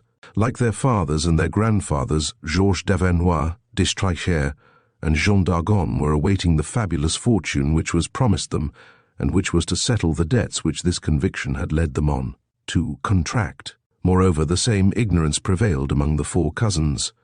No proof, no indication. After a fresh pause intended to lead up to an impressive effect, the Count continued, "But yes, one indication. However, Jean d'Argonne remembered a gold medal, the importance of which his father had formerly impressed on him. His father died a few days later from an accident in the hunting field, without having told him anything more. But Jean d'Argonne declared that this medal bore on it an inscription, and that one of these words, he did not recall it at once, was this word Robery, on which all our hopes are undoubtedly concentrated. He informed us then of his intention of ransacking the 20 trunks or so, which he had been able in August 1914 to bring away from his country seat before its imminent pillage, and to store in a shed at Bar-le-Duc. But before he went, since we were all men of honor, exposed to the risks of war, we all 4 took a solemn oath that all our discoveries relative to the famous treasure should be common property. Henceforth and forever, the treasure, should Providence decide to grant it to us, belonged to all the 4, and Jean d'Argonne, whose leave expired, left us. It was at the end of 1915, wasn't it? Asked Dorothy. We passed a week together, the happiest week of my life. I was never to see him again. It was indeed towards the end of 1915, the Count agreed. A month later, Jean d'Argonne, wounded in the north, was sent into hospital at Chartres, from which he wrote to us a long letter. Never finished. The Countess de Chagny made a sudden movement. She appeared to disapprove of what her husband had said. Yes, I will lay that letter before you, said the Count firmly. Perhaps you're right, murmured the Countess. Nevertheless, what are you afraid of, madame? Said Dorothy. I am afraid of our causing you pain to no purpose, Dorothy. The end of it will reveal to you very painful things. But it is our duty to communicate it to her, said the Count in a peremptory tone, and he drew from his pocket-book a letter stamped with the Red Cross, and unfolded it. Dorothy felt her heart flutter with a sudden oppression. She recognized her father's handwriting. The Countess squeezed her hand. She saw that Raoul d'Avenois was regarding her with an air of compassion, and with an anxious face, trying less to understand the sentences she heard than to guess the end of this letter. She listened to it. My dear Octave, I will first of all set your mind at rest about my wound. It is a mere nothing, no complications to be afraid of. At the most a little fever at night, which bothers the Major, but all that will pass. We will say no more about it, but come straight to my journey to Bar-le-Duc. Octave, I may tell you without any beating about the bush that it has not been useless. and that after a patient search I ended by ferreting out from among a pile of boots and that conglomeration of useless objects which one brings away with one when one bolts, the precious medal. At the end of my convalescence, when I come to Paris, I will show it to you. But in the meantime, while keeping secret the indications engraved on the face of the medal, I may tell you that on the reverse are engraved these 3 Latin words, in robur fortuna. 3 words which may be thus translated: fortune is in the firm heart, but which, in view of the presence of this word, robur, and in spite of the difference in the spelling, doubtless point to the Château de Robery as the place in which the fortune, of which our family legends tell, will consequently be hidden. Have we not here, my dear Octave, a step forward on our path towards the truth? We shall do better still, and perhaps we shall be helped in the matter, in the most unexpected fashion, by an extremely nice young person, with whom I have just passed several days which have charmed me. I mean my dear little Yolande. You know, my dear friend, that I have very often regretted not having been the father I should like to have been. My love for Yolande's mother, my grief at her death, my life of wandering during the years which followed it, all kept me far away from the modest farm which you call my country seat, and which, I am sure, is no longer anything but a heap of ruins. During that time, Yolande was living in the care of the people who farmed my land, bringing herself up, getting her education from the village priest or the schoolmaster, and above all from nature, loving the animals, cultivating her flowers, light-hearted and uncommonly thoughtful. Several times during my visits to Argonne, her common sense and intelligence astonished me. On this occasion I found her in the field hospital of Bar-le-Duc, in which she has, on her own initiative, established herself as an assistant nurse, a young girl. Barely 15, you cannot imagine the ascendancy she exercises over everyone about her. She decides matters like a grown person, and she makes those decisions according to her own judgment. She has an accurate insight into reality, not merely into appearances, but into that which lies below appearances. You do see clearly, I said to her. You have the eyes of a cat which moves quite at its ease through the darkness. My dear Octave, when the war is finished, I shall bring Yolande to you, and I assure you that, along with our friends, we shall succeed in our enterprise. The Count stopped. Dorothy smiled sadly, deeply touched by the tenderness and admiration which this letter so clearly displayed. She asked, "That isn't all, is it?" "The letter itself ends there," said the Count. "Dated the 16th of January. It was not posted till the 20th. I did not receive it, for various reasons, till 3 weeks later. And I learnt later that on the 15th of January, Jean d'Argonne had a more violent attack of fever. Of that fever which baffled the surgeon major, and which indicated a sudden infection of the wound of which your father died. Or at least, asked the young girl, or at least, which was officially stated to be the cause of his death," said the Count in a lower voice. "What's that you say?" "What's that you say?" cried Dorothy. "My father did not die of his wound." "It is not certain," the Count suggested.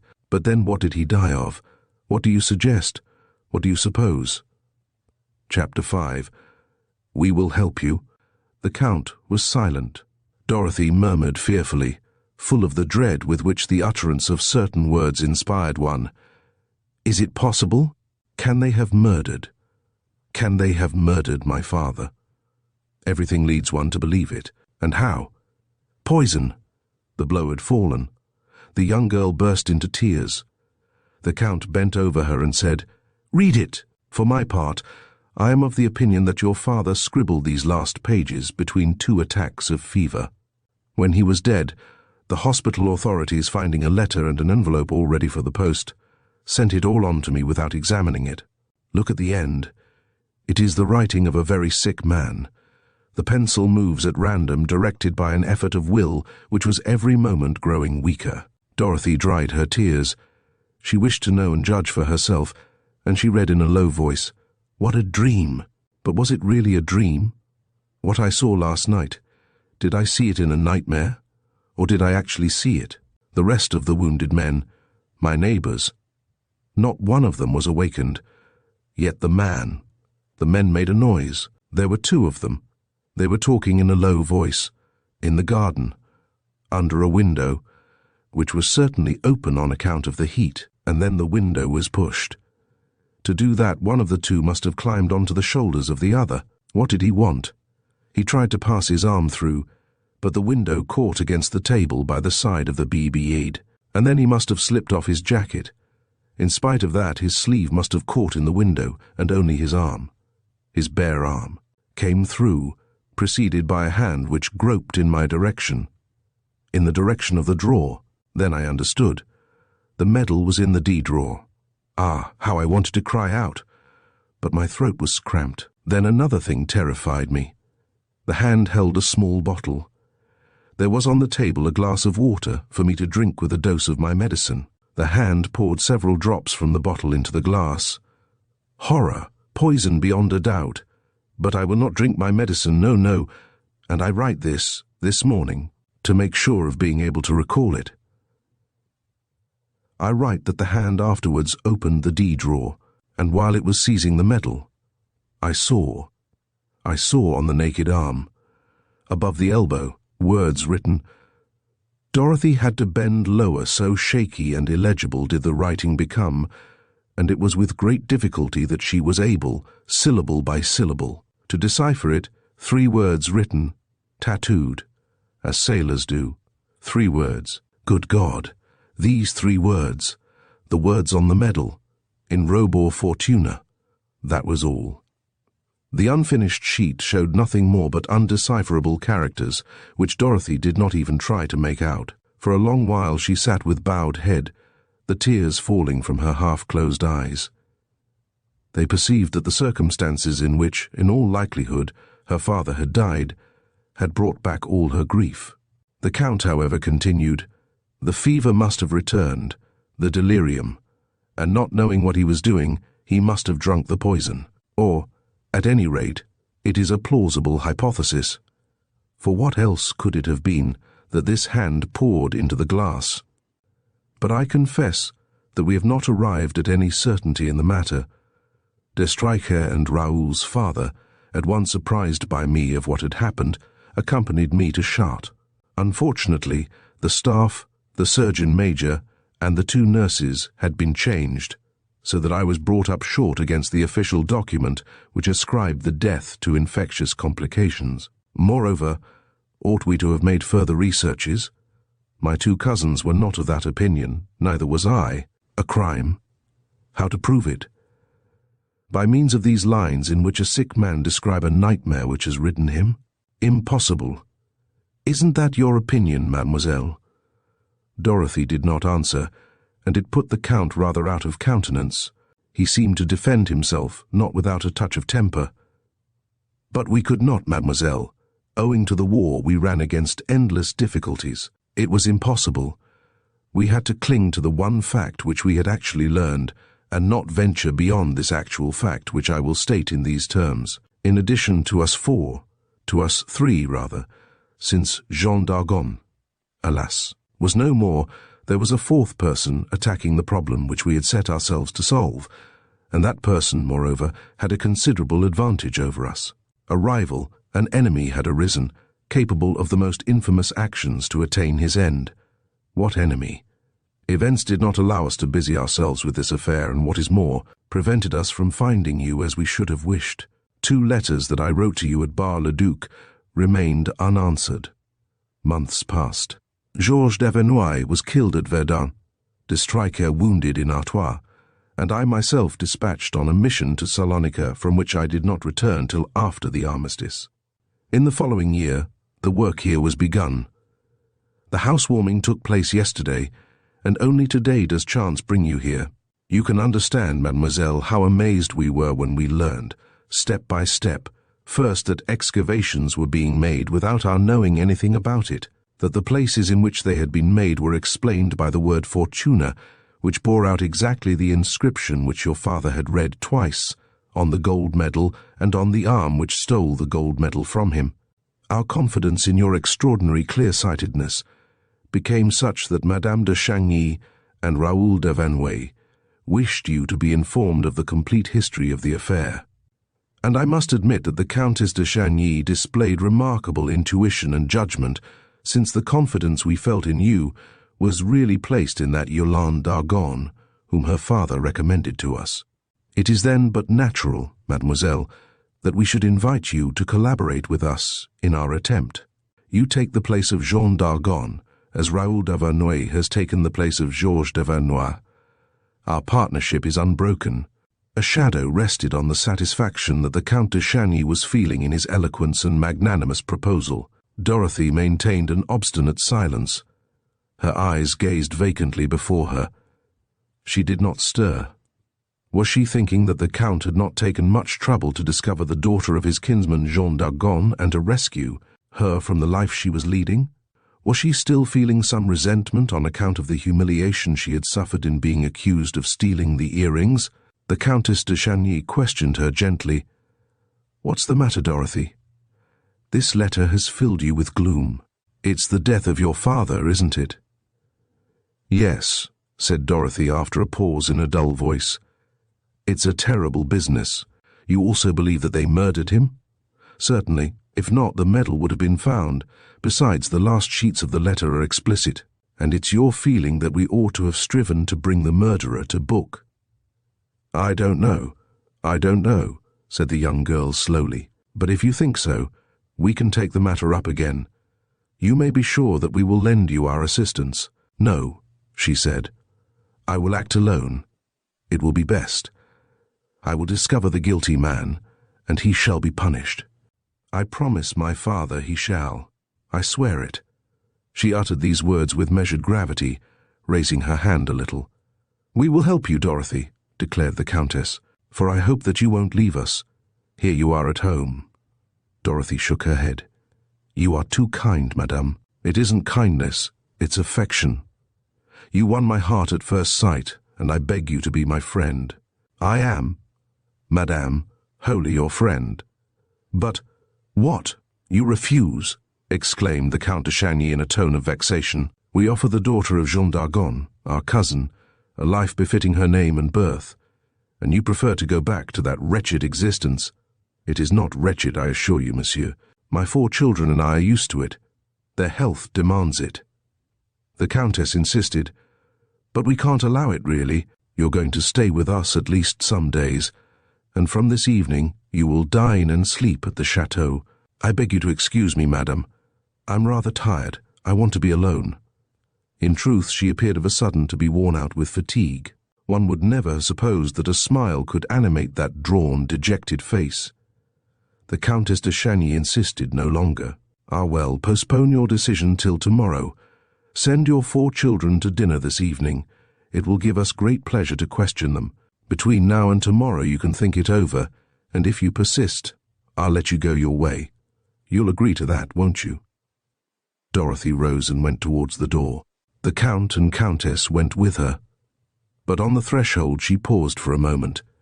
In spite of her grief, the mysterious adventure which had during the last hour or two been revealed to her continued to exercise her mind. Without, so to speak, her being aware of it, and throwing the first ray of light into the darkness, she asserted, "I really believe that all the legends that have been handed down in our families are based on a reality. There must be somewhere about here buried, or hidden, treasure. And that treasure one of these days will become the property of him, or of those who shall be the possessors of the talisman, that is to say, of the gold medal which was stolen from my father. That's why I should like to know whether any of you, besides my father, has ever heard of a gold medal being mentioned in these legends." It was Raoul d'Avernois who answered, "That's a point on which I can give you some information, mademoiselle. A fortnight ago I saw in the hands of my grandfather, with whom I live at Hillock's Manor in Vendée, a large gold coin. He was studying it, and he put it back in its case at once, with the evident intention of hiding it from me. And he didn't tell you anything about it?" "Not a word. However, on the eve of my departure, he said to me, 'When you come back, I've an important revelation to make to you.' I ought to have made it long ago." "You believe that he was referring to the matter in hand?" "I do, and for that reason on my arrival at Robery, I informed my cousins, de Chagny and de Streicher, who promised to pay me a visit at the end of July, when I will inform them of what I have learned. That's all. All, mademoiselle, and it appears to me to confirm your hypothesis. We have here a talisman of which there are doubtless several copies. Yes, there's no doubt about it, murmured the young girl. And the death of my father is explained by the fact that he was the possessor of this talisman. But, objected Raoul d'Avenouille, was it not enough to steal it from him? Why this useless crime? Because remember, the gold medal gives certain indications. In getting rid of my father, they reduced the number of those who, in perhaps the near future, will be called upon to share these riches. Who knows whether other crimes have not been committed? Other crimes? In that case, my grandfather is in danger. He is, she said simply. The Count became uneasy, and pretending to laugh, he said, Then we also are in danger, mademoiselle, since there are signs of recent excavation about Robory. You also, Count. We ought then to be on our guard. I advise you to. The Count de Chagny turned pale and said in a shaky voice, How? What measures should we take? I will tell you tomorrow, said Dorothy. You shall know tomorrow what you have to fear, and what measures you ought to take to defend yourselves. You promise that? I promise it. De Streicher, who had followed with close attention every phase of the conversation without taking part in it, stepped forward. We make all the more point of this meeting tomorrow, mademoiselle, because we still have to solve together a little additional problem, the problem of the cardboard box. You haven't forgotten it? I forget nothing, monsieur, she said. Tomorrow, at the hour fixed, that little matter and other matters, the theft of the sapphire earrings among other things, shall be made clear. She went out of the orangery. The night was falling. The gates had been reopened, and the showmen, having dismantled their shows, were departing. Dorothy found St. Quentin waiting for her in great anxiety, and the 3 children lighting a fire. When the dinner bell rang, she sent them to the chateau, and remained alone to make her meal of the thick soup and some fruit.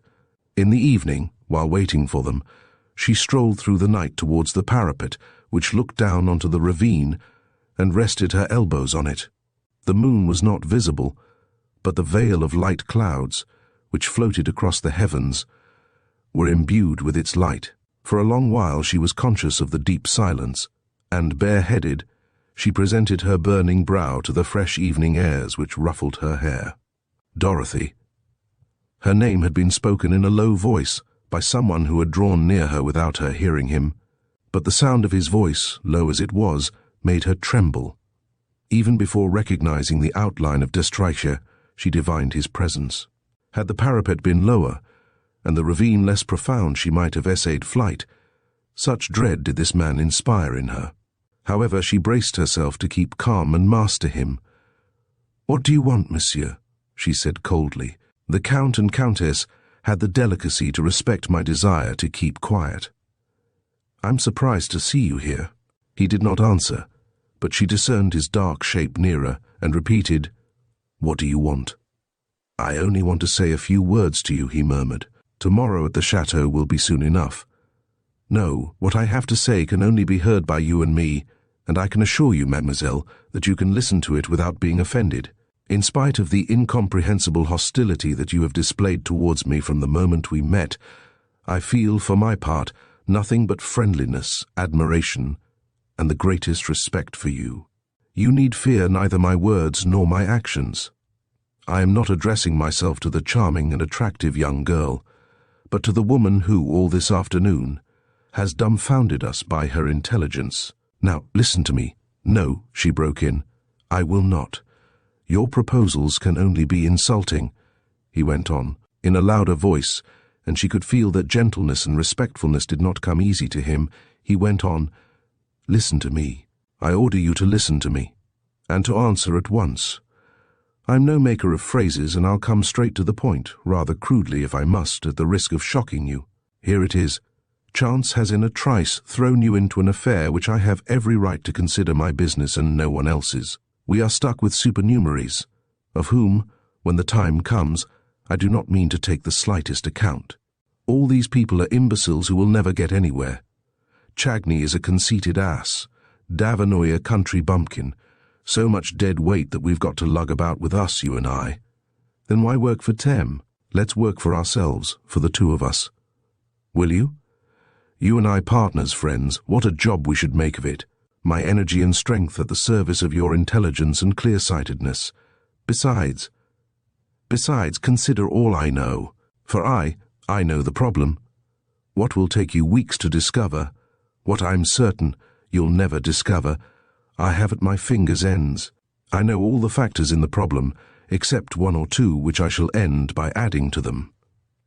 Help me. Let us search together. It means a fortune, the discovery of fabulous wealth, boundless power, will you? He bent a little too far over the young girl, and his fingers brushed the cloak she was wearing. Dorothy, who had listened in silence in order to learn the inmost thoughts of her adversary, started back indignantly at his touch. Be off. Leave me alone. I forbid you to touch me. You a friend? You? You? The repulsion with which he inspired Dorothy set him beside himself, and foaming with rage, he cried furiously, So! You refuse. You refuse, in spite of the secret I have surprised, in spite of what I can do, and what I'm going to do. For the stolen earrings, it is not merely a matter of St. Quentin. You were there, in the ravine, to watch over his expedition, and what is more, as his accomplice, you protected him, and the proof exists, terrible, irrefutable. The box is in the hands of the Countess, and you dare? You, a thief. He made a grab at her. Dorothy ducked and slipped along the parapet, but he was able to grip her wrists, and he was dragging her towards him, when of a sudden he let go of her, struck by a ray of light which blinded him. Perched on the parapet, Montfaucon had switched full on his face the clear light of an electric torch. De Stryker took himself off. The ray followed him, cleverly guided. "Dirty little brat," he growled. "I'll get you. And you too, young woman.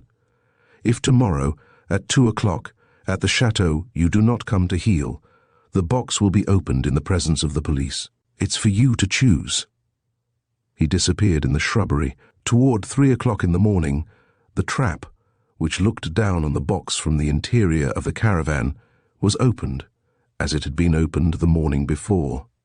A hand reached out and shook St. Quentin, who was sleeping under his rugs. "Get up! Dress yourself! No noise," he protested. "Dorothy, what you wish to do is absurd. Do as you're told." St. Quentin obeyed.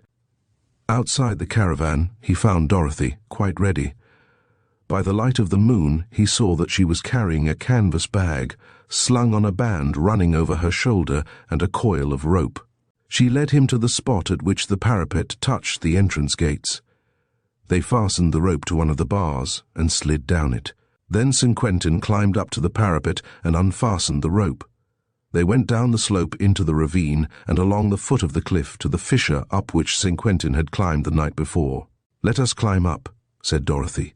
"You will let down the rope and help me to ascend." The ascent was not very difficult. The window of the pantry was open. They climbed in through it, and Dorothy lit her bull's-eye lantern. "Take that little ladder in the corner," she said.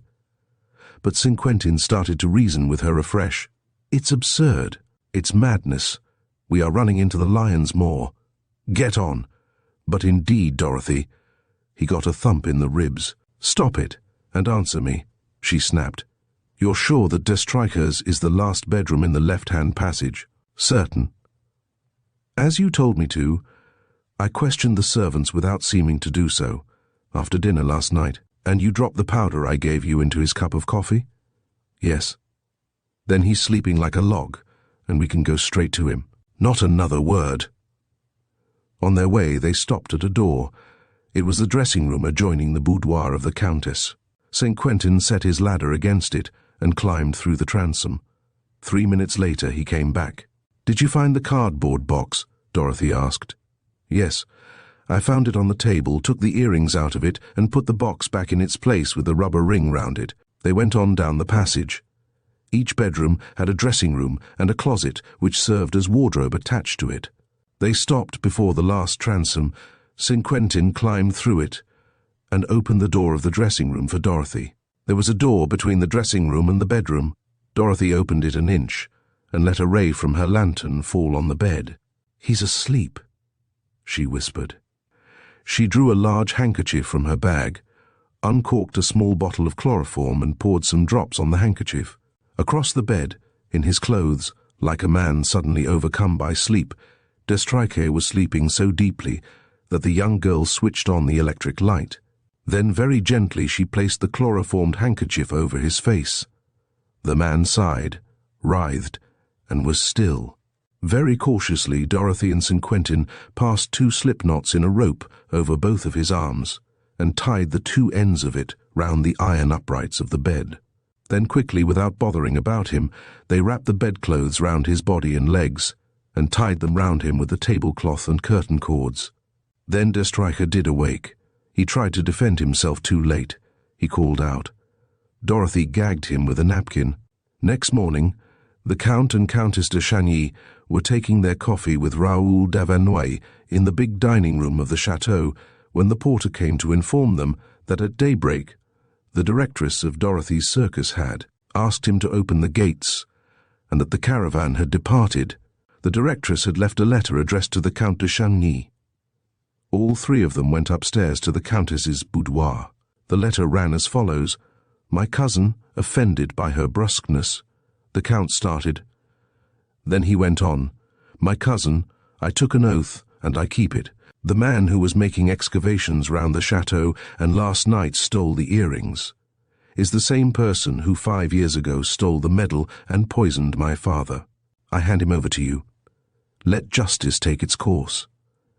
Dorothy, Princess of Argonne, the Count and Countess and their cousin gazed at one another in amazement. What did it mean?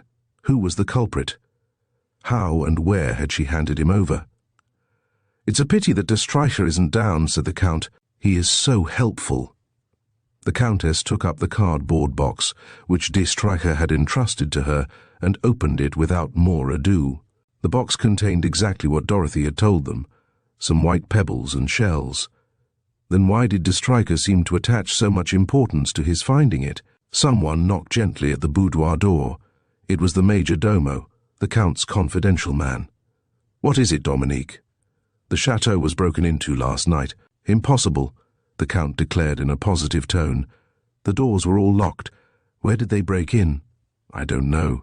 But I found a ladder against the wall by Monsieur Destrike's bedroom, and the transom is broken. The criminals made their way into the dressing room, and when they had done the job, came out through the bedroom door." "What job?" "I don't know, sir. I didn't like to go further into the matter by myself. I put everything back in its place."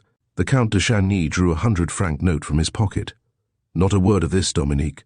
Watch the corridor and see that no one disturbs us." Raoul and his wife followed him. The door between Destrike's dressing room and bedroom was half open. The smell of chloroform filled the room. The Count uttered a cry. On his bed lay Destrike gagged and safely bound to it. His eyes were rolling wildly. He was groaning. Beside him lay the muffler which Dorothy had described as belonging to the man who was engaged in making excavations. On the table, well in sight, lay the sapphire earrings. But a terrifying, overwhelming sight met the eyes of all 3 of them simultaneously: the irrefutable proof of the murder of Jean d'Argonne and the theft of the medal. His right arm, bare, was stretched out across the bed, fastened by the wrist, and on that arm they read, tattooed, in Robur Fortuna. Chapter 6. On the Road. Every day, at the easy walk or slack trot of One-Eyed Magpie, Dorothy's circus moved on. In the afternoon they gave their performance. After it they strolled about those old towns of France, the picturesque charm of which appealed so strongly to the young girl. Domfront, Mortain, Avranches, Fougères, Vitres, feudal cities, girdled in places by their fortifications or bristling with their ancient keeps. Dorothy visited them with all the emotion of a creature who understands the past and evokes it with a passionate enthusiasm. She visited them alone, even as she walked alone along the high roads, with so manifest a desire to keep to herself that the others, while watching her with anxious eyes and silently begging for a glance from their little mother, did not speak a word to her. That lasted a week, a very dull week for the children.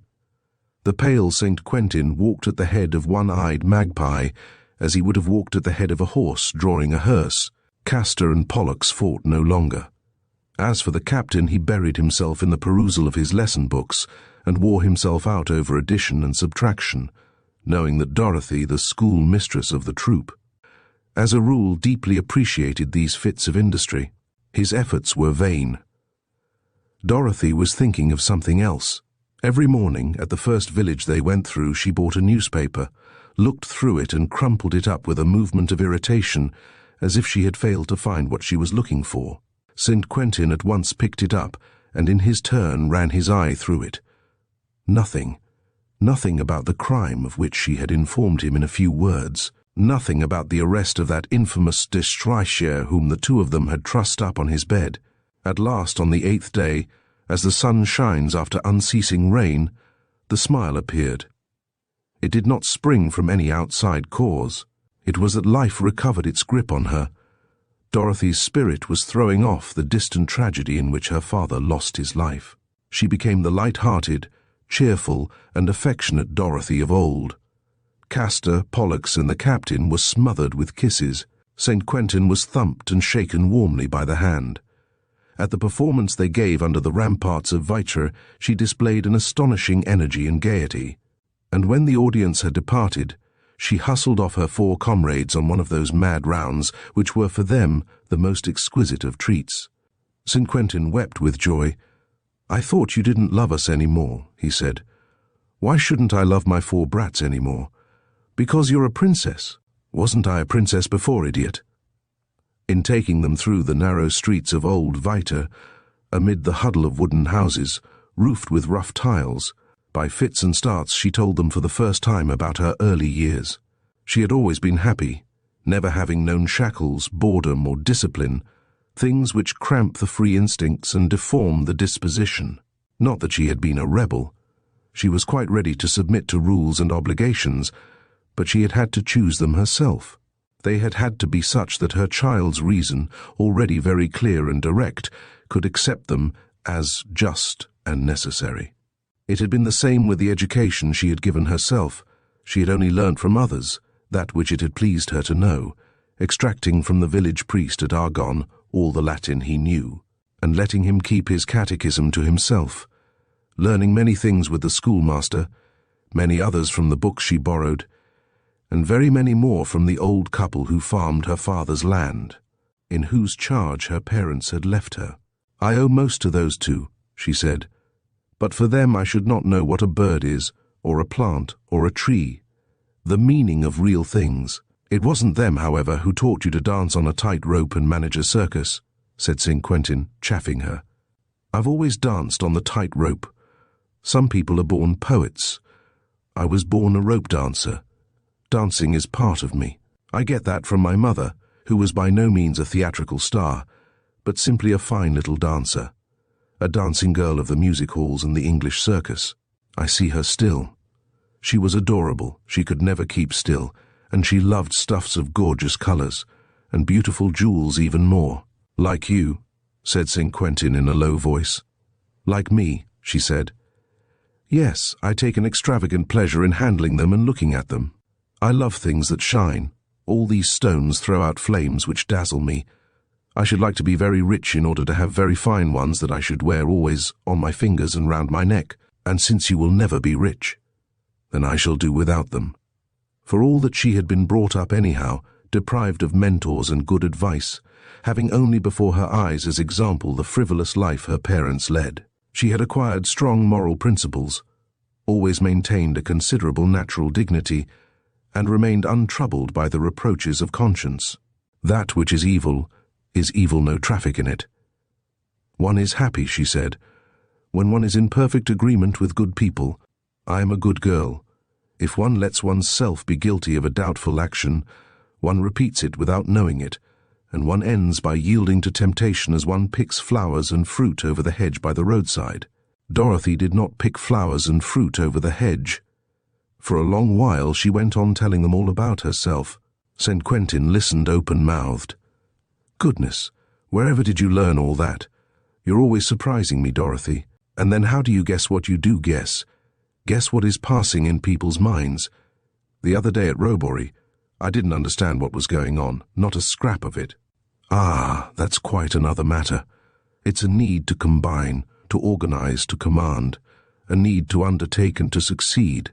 When I was a child, I gathered together all the urchins in the village and formed bands. I was always the chief of the band. Only the others used to rob the farmyards and kitchen gardens and go poaching. With me, it was quite the opposite. We used to form a league against an evil doer and hunt for the sheep or ducks stolen from an old woman. Or again, we exercised our wits in making inquiries. Oh, those inquiries! They were my strong point. Before the police could be informed, I would unravel an affair in such a way that the country people round about came to consult the little girl of 13 or 14 that I was. A perfect little witch, they used to say. Goodness no, you know as well as I, St. Quentin, if I sometimes play the clairvoyant or tell fortunes by cards. Everything I tell people I arrive at from facts which I observe and interpret. And I also arrive at those facts, I must admit, by a kind of intuition which shows me things under an aspect which does not at once appear to other people. Yes, very often I see, before comprehending. Then, most complicated affairs appear to me, at the first glance, very simple, and I am always astonished that no one has picked out such and such a detail which contains in it the whole of the truth. St. Quentin, convinced, reflected. He threw back his head. That's it, that's it. Nothing escapes you, you think of everything.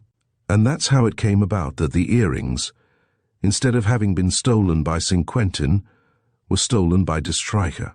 And it is de Stryker, and not St. Quentin, who will go to prison because you willed it so. She began to laugh. Perhaps I did will it so, but justice shows no sign of submitting to my will. The newspapers do not speak of anything happening. There is no mention of the drama of Robory. Then what has become of that scoundrel? I don't know. And won't you be able to learn? Yes, she said confidently. How? From Raoul Davanoy. You're going to see him then? I've written to him. Where to? At Robory. He answered you? Yes, a telegram which I went to the post office to find before the performance. And he's going to meet us? Yes. On leaving Robory and returning home, he is to meet us at Vitra at about 3 o'clock. It's 3 now. They had climbed up to a point in the city from which one had a view of a road which wound in and out among meadows and woods. There, she said, his car ought not to be long coming into sight. That's his road. You really believe? I really believe that that excellent young fellow will not miss an opportunity of seeing me again, she said, smiling. St. Quentin, always rather jealous and easily upset, sighed. All the people you talk to are like that, obliging and full of attention. They waited several minutes. A car came into sight between 2 hedges. They went forward, and so came close to the caravan round which the 3 urchins were playing. Presently the car came up the ascent and emerged from a turning, driven by Raoul Davanoy. Running to meet him and preventing him by a gesture from getting out of the car, Dorothy called out to him, Well, what has happened? Arrested?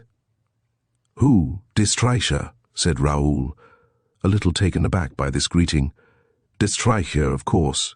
He has been handed over to the police, hasn't he? He's under lock and key. No. Why not? He escaped. The answer gave her a shock. De Stryker free to act, it's frightful. And under her breath she muttered, Good heavens! Why didn't I stay?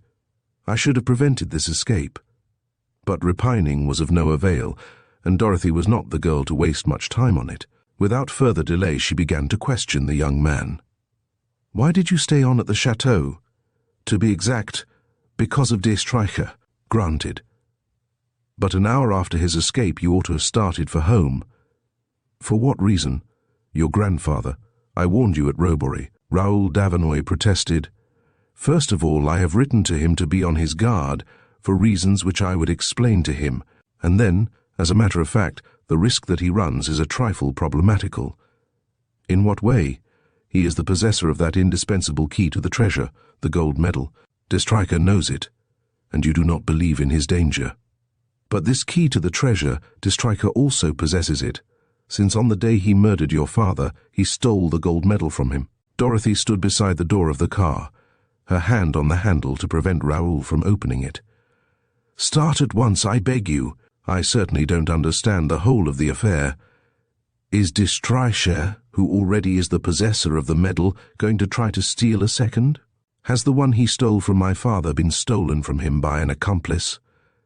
As yet I don't know anything about it, but I am certain that from now on the real ground of the struggle is yonder, at your home. I'm so sure of it that I'm going there myself as well. Look, here is my road map. Hillock's Manor, near Clisson. Still nearly 100 miles to go, 8 stages for the caravan. Be off. You will get there tonight. I shall be there in 8 days. Dominated by her, he gave way. Perhaps you're right. I ought to have thought of all this myself, especially since my father will be alone tonight. Alone? Yes. All the servants are keeping holiday. One of them is getting married at a neighboring village. She started. Does de Streicher know? I think so. I fancy I spoke of this fate before him during my stay at Robery. And when did he escape? The day before yesterday. So, since the day before yesterday. She did not finish the sentence. She ran to the caravan, up the steps, into it. Almost on the instant she came out of it with a small suitcase and a cloak. "I'm off," she said. "I'm coming with you. There isn't a moment to be lost." She cranked up the engine herself, giving her orders the while. "I give the car and the 3 children into your charge, Saint-Quentin. Follow the red line I have drawn on the map. Double stages, no performances. You can be there in 5 days." She took the seat beside Davanoy. The car was already starting when she caught up the captain, who was stretching out his hands to her. She dropped him among the portmanteaux and bags in the tonneau. "There, keep quiet.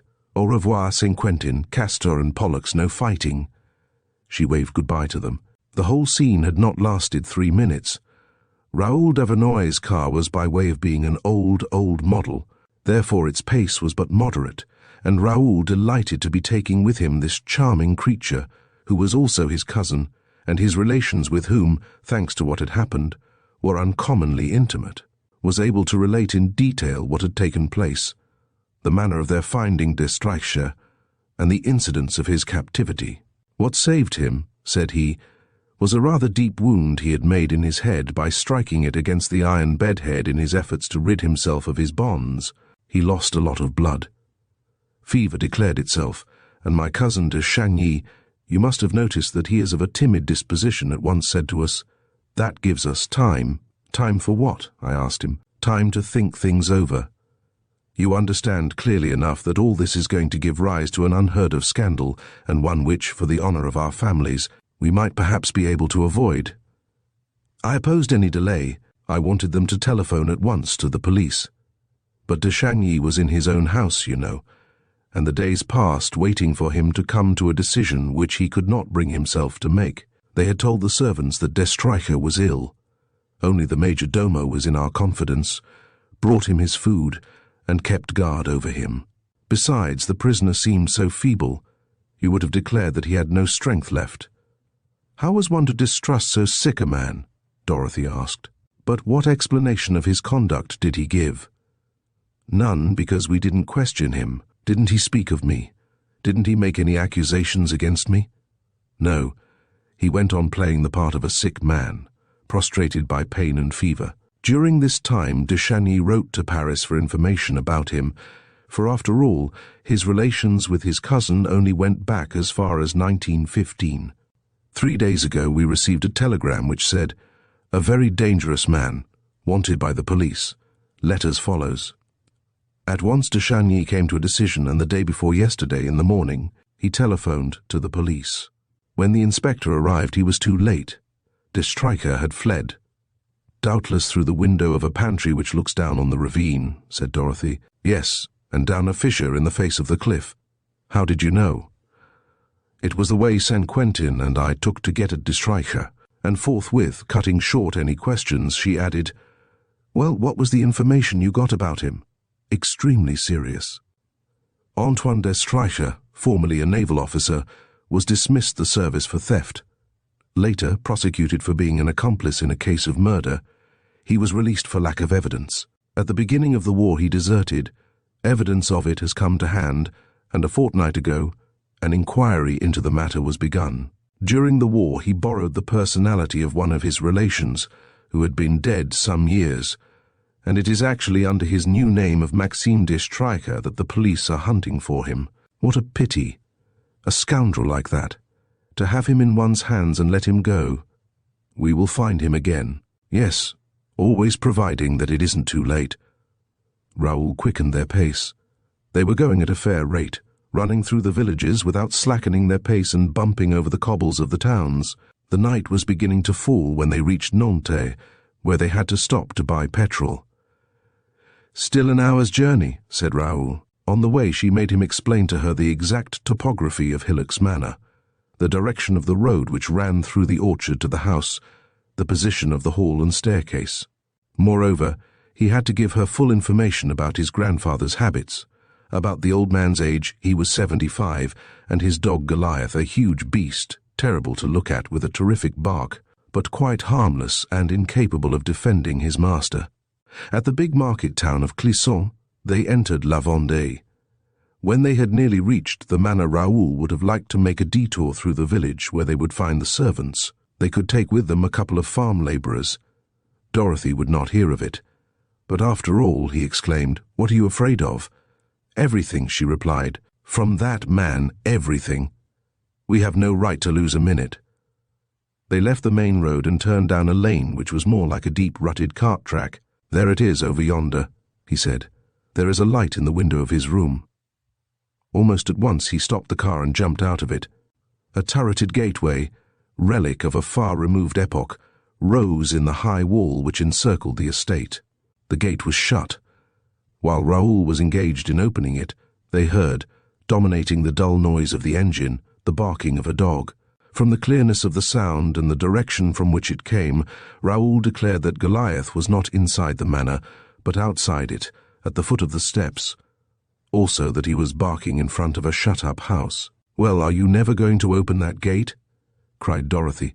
He came back hurriedly to her. "It's very disquieting. Someone has shot the bolt and turned the key in the lock." "Don't they always?" "Never. Some stranger has done it. And then you hear that barking." "Well?" "There's another gate 200 yards further on." "And suppose that's locked too?" "No, we must act at once." She moved to the steering wheel and drove the car close under the wall a little higher up to the right of the gateway. Then she piled the 4 cushions on the seat and stood on the top of them. "Montfaucon," she called. The captain understood. In half a dozen movements he climbed up Dorothy's back and stood upright on her shoulders. With that advantage, his hands touched the top of the wall. Clinging to it, with Dorothy's help, he pulled himself up. When he was astride it, Raoul threw a rope to him. He tied one end round his waist. Dorothy held the other. In a few seconds the child touched the ground on the other side of the wall, and Raoul had barely got back to the gate before the key grated in the lock and the bolts were drawn. Raoul did not get back to the car. He dashed across the orchard, followed by Dorothy and the captain. As she ran, she said to the child, "Go round the house, and if you see a ladder against it, pull it down." As they expected, they found Goliath on the steps, scratching at the closed door. They made him stop barking, and in the silence they heard above them outcries and the sound of a struggle. Instantly, to frighten the assailant, Raoul fired off his revolver. Then with his latchkey he opened the door, and they ran up the stairs. One of the rooms facing them was lighted by 2 lamps. On the floor, face downwards, Raoul's grandfather was writhing and uttering faint, hoarse cries. Raoul dropped on his knees beside him. Dorothy seized one of the lamps and ran into the room on the opposite side of the corridor. She had noticed that the door of it was open. The room was empty. Through the open window stuck the top of a ladder. She leant out. "Montfaucon?" "Here I am, Mummy," the child replied. "Did you see anyone come down the ladder and run away?" "From a distance, Mummy, as I came round the corner of the house." "Did you recognize the man?" "The man was 2, Mummy." "Ah, there were 2, were there?" "Yes, another man. And the nasty gentleman." Raoul's grandfather was not dead. He was not even in any danger of dying. From certain details of the conflict, it looked as if de Streicher and his confederate had tried by threats and violence to force the old man to reveal what he knew, and doubtless to hand over the gold piece. In particular, his throat showed red finger marks where they had gripped it. Had the ruffian and his confederate succeeded at the last moment? The servants were not very late getting back. The doctor was summoned and declared that there was no fear of any complications. But in the course of the next day, they found that the old man did not answer any questions, did not appear to understand them, and only expressed himself by an incomprehensible stuttering. The agitation, terror, and suffering had been too much for him. He was mad. Chapter 7. The hour draws near. In the flat country, in which stands Hillock's Manor, a deep gorge has been hollowed out by the River Main. This gorge rings round the meadows and orchards and buildings of the manor. Hillocks, humped with rocks and covered with fir trees, rise in a semicircle at the back of the estate and a backwater of the Main. Cutting the ring and isolating the hillocks, has formed a pleasant lake, which reflects the dark stones and red bricks and tiles of the ancient building. Today that building is by way of being a farm. Part of the ground floor is used for storerooms and barns, evidence of a wider cultivation, formerly flourishing, but very much fallen off since the days when Raoul's grandfather made it his business in life. The old baron, as they called him, had a right to the title and to the apostrophe, since the property, before the Revolution, formed the Barony d'Avernois. A great sportsman, a fine figure of a man, and fond of wine and women, he had very little liking for work, and his son Raoul's father, inheriting this distaste, had in his manner of life shown an equal lack of care for the future. "I have done what I could, once I was demobilized," Raoul confided to Dorothy, "to restore prosperity here, and uphill work it has been. But what would you? My father and my grandfather lived their lives in the assurance, which evidently sprang from those legends you have heard of. One of these days we shall be rich, so why worry?" And they did not worry. Actually, we are in the hands of a moneylender who has bought up all our debts, and I have just heard that during my stay at Robery, my grandfather signed a bill of sale which gives that moneylender the power to turn us out of the house in 6 weeks. He was an excellent young fellow, a trifle slow-witted, rather awkward in manner, but of an upright disposition, serious and thoughtful. The charm of Dorothy had made an instant conquest of him, and in spite of an invincible timidity which had always prevented him from putting into words his deeper feelings, he did not hide either his admiration or the fact that she had robbed him of his peace of mind. Everything that she said charmed him. Everything that she bade him do was done. Following her advice, he made no secret of the assault of which his grandfather had been the victim, and lodged a complaint against this unknown criminal. To the people about him he talked openly about the fortune which he expected to come to him shortly, and of the investigations on foot to discover a gold medal, the possession of which was the first condition of obtaining it. Without revealing Dorothy's name, he did not conceal the fact that she was a distant cousin, or the reasons which brought her to the manor. 3 days later, having screwed double stages out of One-Eyed Magpie, St. Quentin arrived in company with Castor and Pollux. Dorothy would not hear of any abode but her beloved caravan, which was installed in the middle of the courtyard, and once more the 5 comrades settled down to their happy, careless life. Castor and Pollux fought with less vigor. St. Quentin fished in the lake. The captain, always immensely consequential, took the old baron under his care and related to him and to Goliath interminable yarns. As for Dorothy, she was observing. They found that she wore an air of mystery, keeping her thoughts and proceedings to herself. She spent hours playing with her comrades, superintending their exercises. Then, her eyes fixed on the old baron, who, accompanied by his faithful dog, with tottering gait and dulled eyes, would go and lean against a tree in the orchard. She watched everything which might be a manifestation of instinct in him or of a survival of the past. At other times Raoul surprised her in some corner, motionless and silent. It seemed to him then as if the whole affair was confined to her brain, and that it was there, much more than on the estate of Hillock's Manor, that she was looking for the guiding clue. Several days in succession she spent the hours in the loft of a granary, where there were some bookshelves, and on them old newspapers, bundles of papers, pamphlets, printed during the last century, histories of the district, communal reports, and parish records. "Well," asked Raoul, laughing, "are we getting on? I have an impression that your eyes are beginning to see more clearly. Perhaps, I won't say that they aren't." The eyes of Dorothy. In that combination of charming things, her face, it was they, above everything, which held one's attention.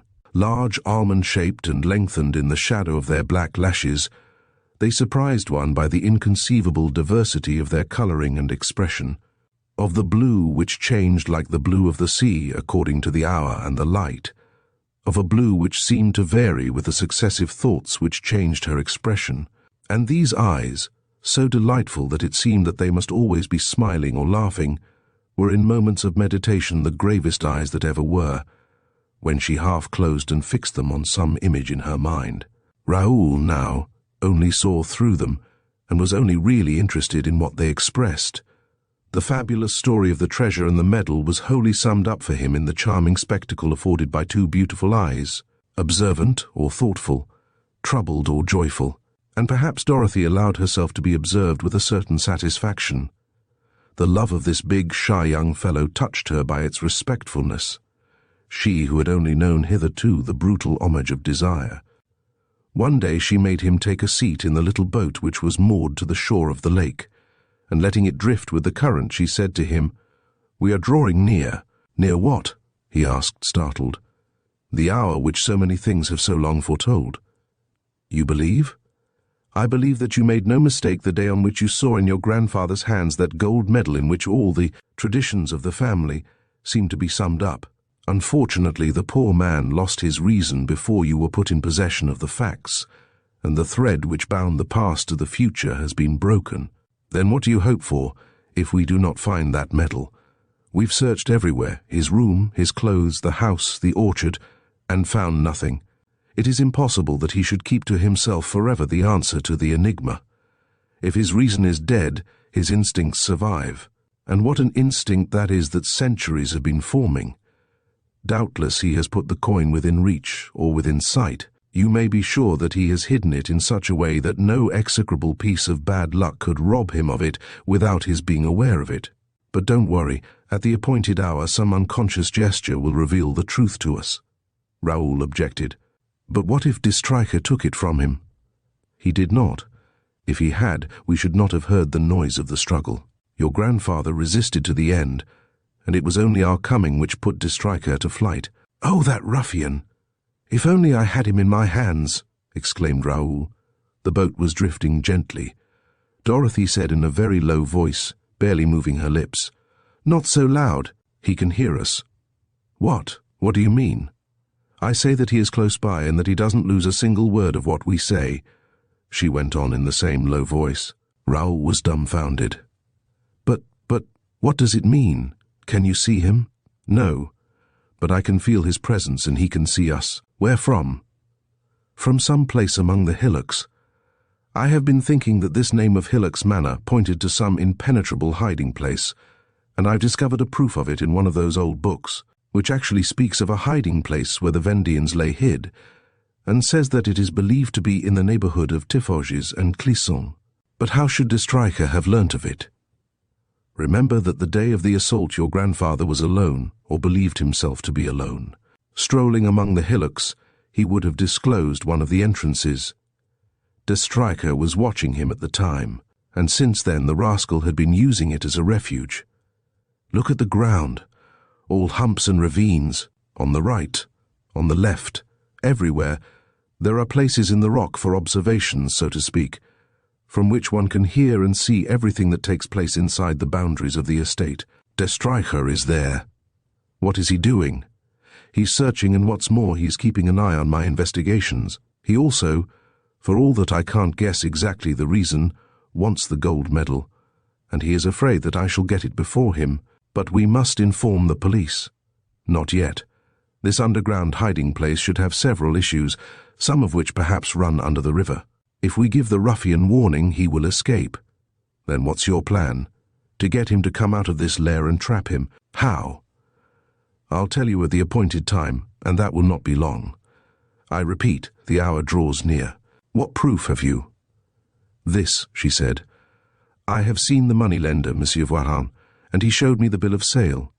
If by 5 o'clock on July 30th, first Monsieur Voisin, who has desired all his life to acquire the manor, has not received the sum of 300,000 francs in cash or government securities, the manor becomes his property. I know, said he, and it will break my heart to go away from here. She protested. There's no question of your going away from here. Why not? There's no reason why I should become rich in a month.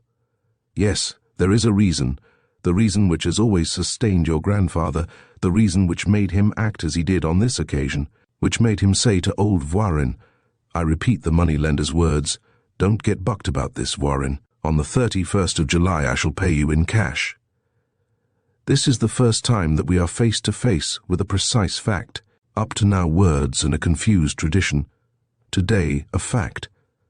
A fact which proves that according to your grandfather, all the legends which turn round these promised riches come to a head on a certain day in the month of July. The boat touched the bank. Dorothy sprang lightly ashore and cried without fear of being heard, Raoul, today's the 27th of June. In a few weeks you will be rich, and I too. And de Streicher will be hanged high and dry as I predicted to his face. That very evening Dorothy slipped out of the manor and furtively made her way to a lane which ran between very tall hedges. After an hour's walking she came to a little garden at the bottom of which a light was shining. Her private investigations had brought to her knowledge the name of an old lady, Julietta Sire, whom the gossip of the countryside declared to be one of the old flames of the Baron. Before his attack, the Baron paid her a visit, for all that she was deaf, in poor health, and rather feeble-witted. Moreover, thanks to the lack of discretion of the maid who looked after her, and whom St. Quentin had questioned, Dorothy had learnt that Julietta Sire was the possessor of a medal of the kind they were searching for at the manor. Dorothy had formed the plan of taking advantage of the maid's weekly evening out to knock at the door and question Julietta Sire. But fortune decided otherwise. The door was not locked, and when she stepped over the threshold of the low and comfortable sitting-room, she perceived the old lady asleep in the lamplight, her head bent over the canvas which she was engaged in embroidering. Suppose I look for it, thought Dorothy. What's the use of asking her questions she won't answer? She looked round her, examined the prints hanging on the wall, the clock under its glass case, the candlesticks. Further on, an inner staircase led up to the bedrooms. She was moving towards it when the door creaked. On the instant she was certain that de Streicher was about to appear. Had he followed her? Had he by any chance brought her there by a combination of machinations? She was frightened and thought only of flight. The staircase? The rooms on the first floor? She hadn't the time. Near her was a glass door. Doubtless it led to the kitchen, and from there to the back door through which she could escape. She went through it, and at once found out her mistake. She was in a dark closet, a cupboard rather, against the boards of which she had to flatten herself before she could get the door shut.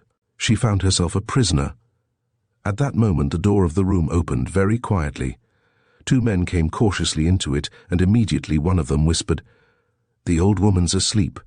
Through the glass, which was covered by a torn curtain, Dorothy easily recognized de Streicher, in spite of his turned-up coat collar and the flaps of his cap, which were tied under his chin.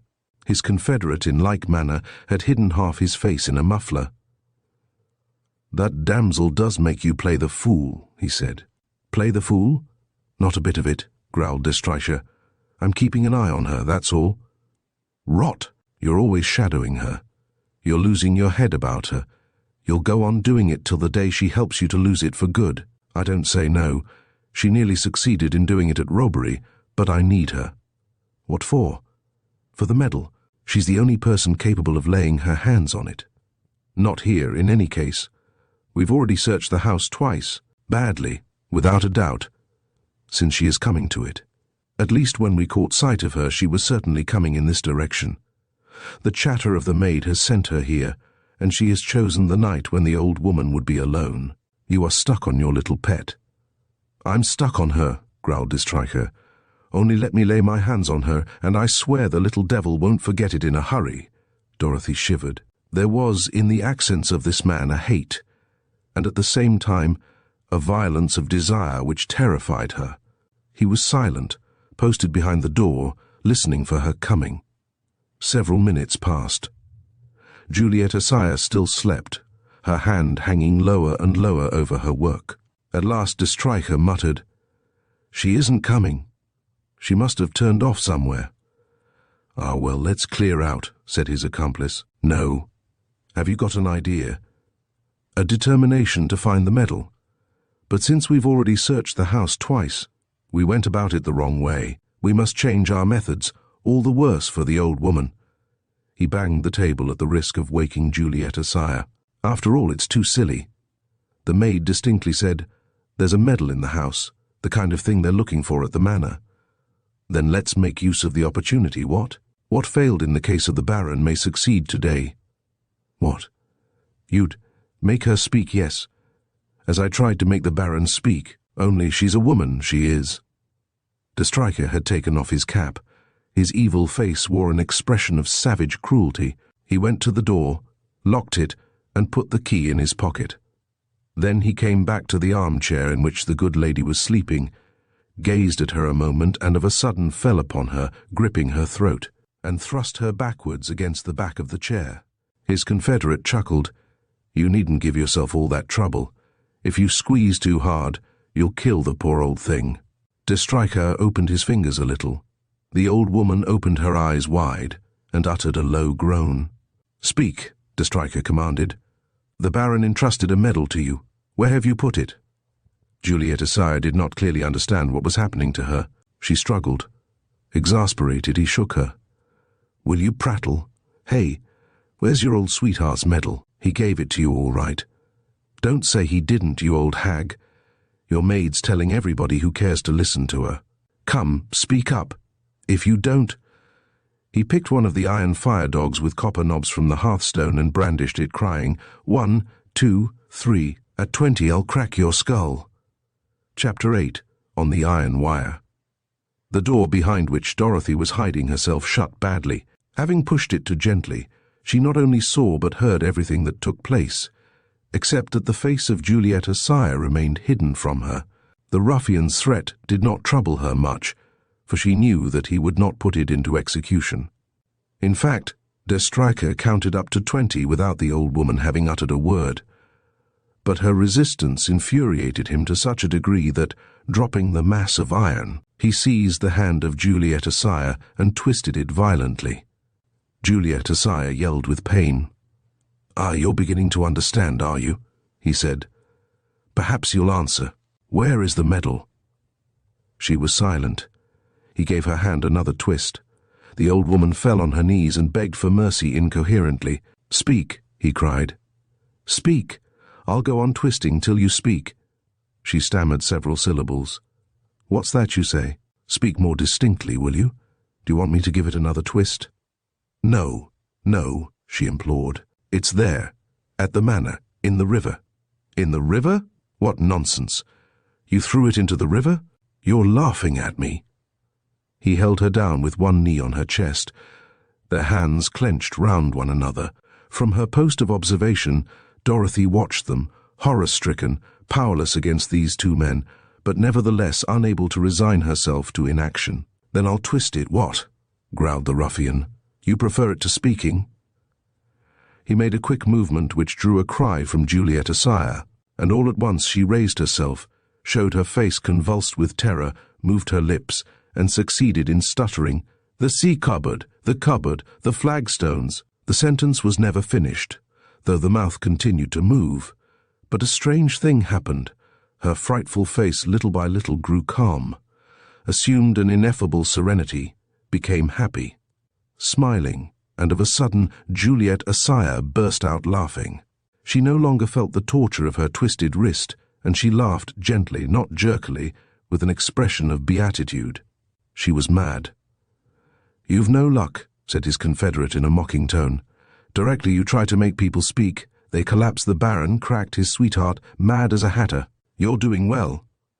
The exasperated de Stryker thrust away the old woman who stumbled and, turning, fell down behind an armchair quite close to Dorothy, and cried furiously, "You're right, my luck's out. But this time perhaps we've found a lode. Before her brain gave, she spoke of a cupboard and flagstones. Which? This one or that? They're both paved with flags. He pointed first to the kind of closet in which Dorothy was hiding, and then to a cupboard on the other side of the fireplace. I'll begin with this cupboard. You start on that one, he said. Or rather, no, come and help me. We'll go through this one thoroughly first. He knelt down near the fireplace, opened the cupboard door, and with the poker got to work on one of the cracks between the flags of its floor which his accomplice tried to raise. Dorothy lost no time.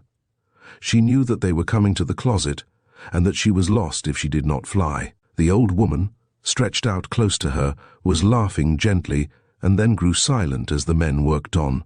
Hidden by the armchair, Dorothy slipped noiselessly out of the cupboard, took off the lace cap which covered the hair of Julietta Sire, and put it on her own head. Then she took her spectacles, then her shawl, put it round her shoulders, and succeeded in hiding her figure with a big tablecloth of black serge. At that moment Juliet fell silent. On the instant Dorothy took up her even, joyous laughter. She rose and, stooping like an old woman, ambled across the room. De Stryker growled, "What's the old lunatic up to? Mind she doesn't get away."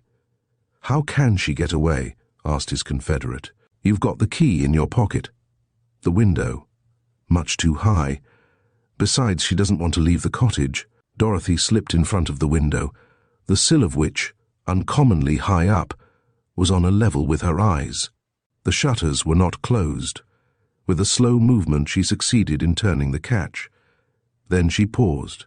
She knew that directly it was opened, the window would let in the fresh air and the noises outside, and give the ruffians warning. In a few seconds she calculated and analyzed the movements she would need to make. Sure of herself and relying on her extraordinary agility, she took a look at her enemies. Then swiftly, without a single mistake or a second's hesitation, she threw the window wide, jumped onto the sill, and from it into the garden. There came two shouts together, then a hubbub of cries. But it took the two men time to understand, to stumble upon the body of the real Juliet and discover it was she, to unlock the door. Dorothy made use of it. Too clever to escape down the garden and through the gate, she ran round the cottage, jumped down a slope, scratched herself among the thorns of a hedge, and came out into the fields. As she did so, pistol shots rang out. De Stryker and his confederate were firing at the shadows. When Dorothy had rejoined Raoul and the children, who, alarmed by her absence, were waiting for her at the door of the caravan, and had told them briefly about her expedition, she ended, "And now we're going to make an end of it. The final hand will be played in exactly a week from today." These few days were very sweet to the two young people. While still remaining shy, Raoul grew bolder in his talks with her, and let her see more clearly the depths of his nature. At once serious and impassioned, Dorothy abandoned herself with a certain joy to this love, of the sincerity of which she was fully conscious. Deeply disturbed, St. Quentin and his comrades grew uncommonly gloomy. The captain tossed his head and said, "Dorothy, I think I like this one less than the nasty gentleman, and if you'd listen to me, what should we do, my lamb? We'd harness One-Eye Magpie and go away. And the treasure? You know we're hunting for treasure. You're the treasure, Mummy, and I'm afraid that they'll take you away from us. Don't you worry, my child. My 4 children will always come first." But the 4 children did worry. The sense of danger weighed on them. In this confined space, between the walls of Hillock's Manor, they breathed a heavy atmosphere which troubled them. Raoul was the chief danger, but another danger was little by little taking form in their minds.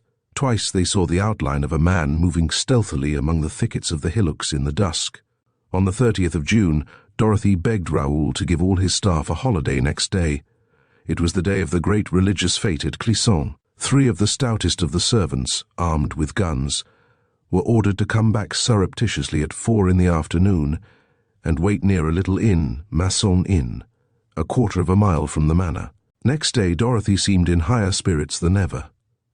She danced jigs in the courtyard and sang English songs. She sang others in the boat, in which she had asked Raoul to row her, and then behaved so wildly that several times they just missed capsizing. In this way it came about that in juggling with 3 coral bracelets, She let one of them fall into the water. She wanted to recover it, dipped her bare arm in the water as high as the shoulder, and remained motionless, her head bent over the lake, as if she was considering carefully something she saw on its bottom. "What are you looking at like that?" said Raoul. "There has been no rain for a long while. The lake is low, and one can see more distinctly the stones and pebbles on the bottom. Now I've already noticed that some of the stones are arranged in a certain pattern. Look." "Undoubtedly," he said, "and they've hewn stones, shaped.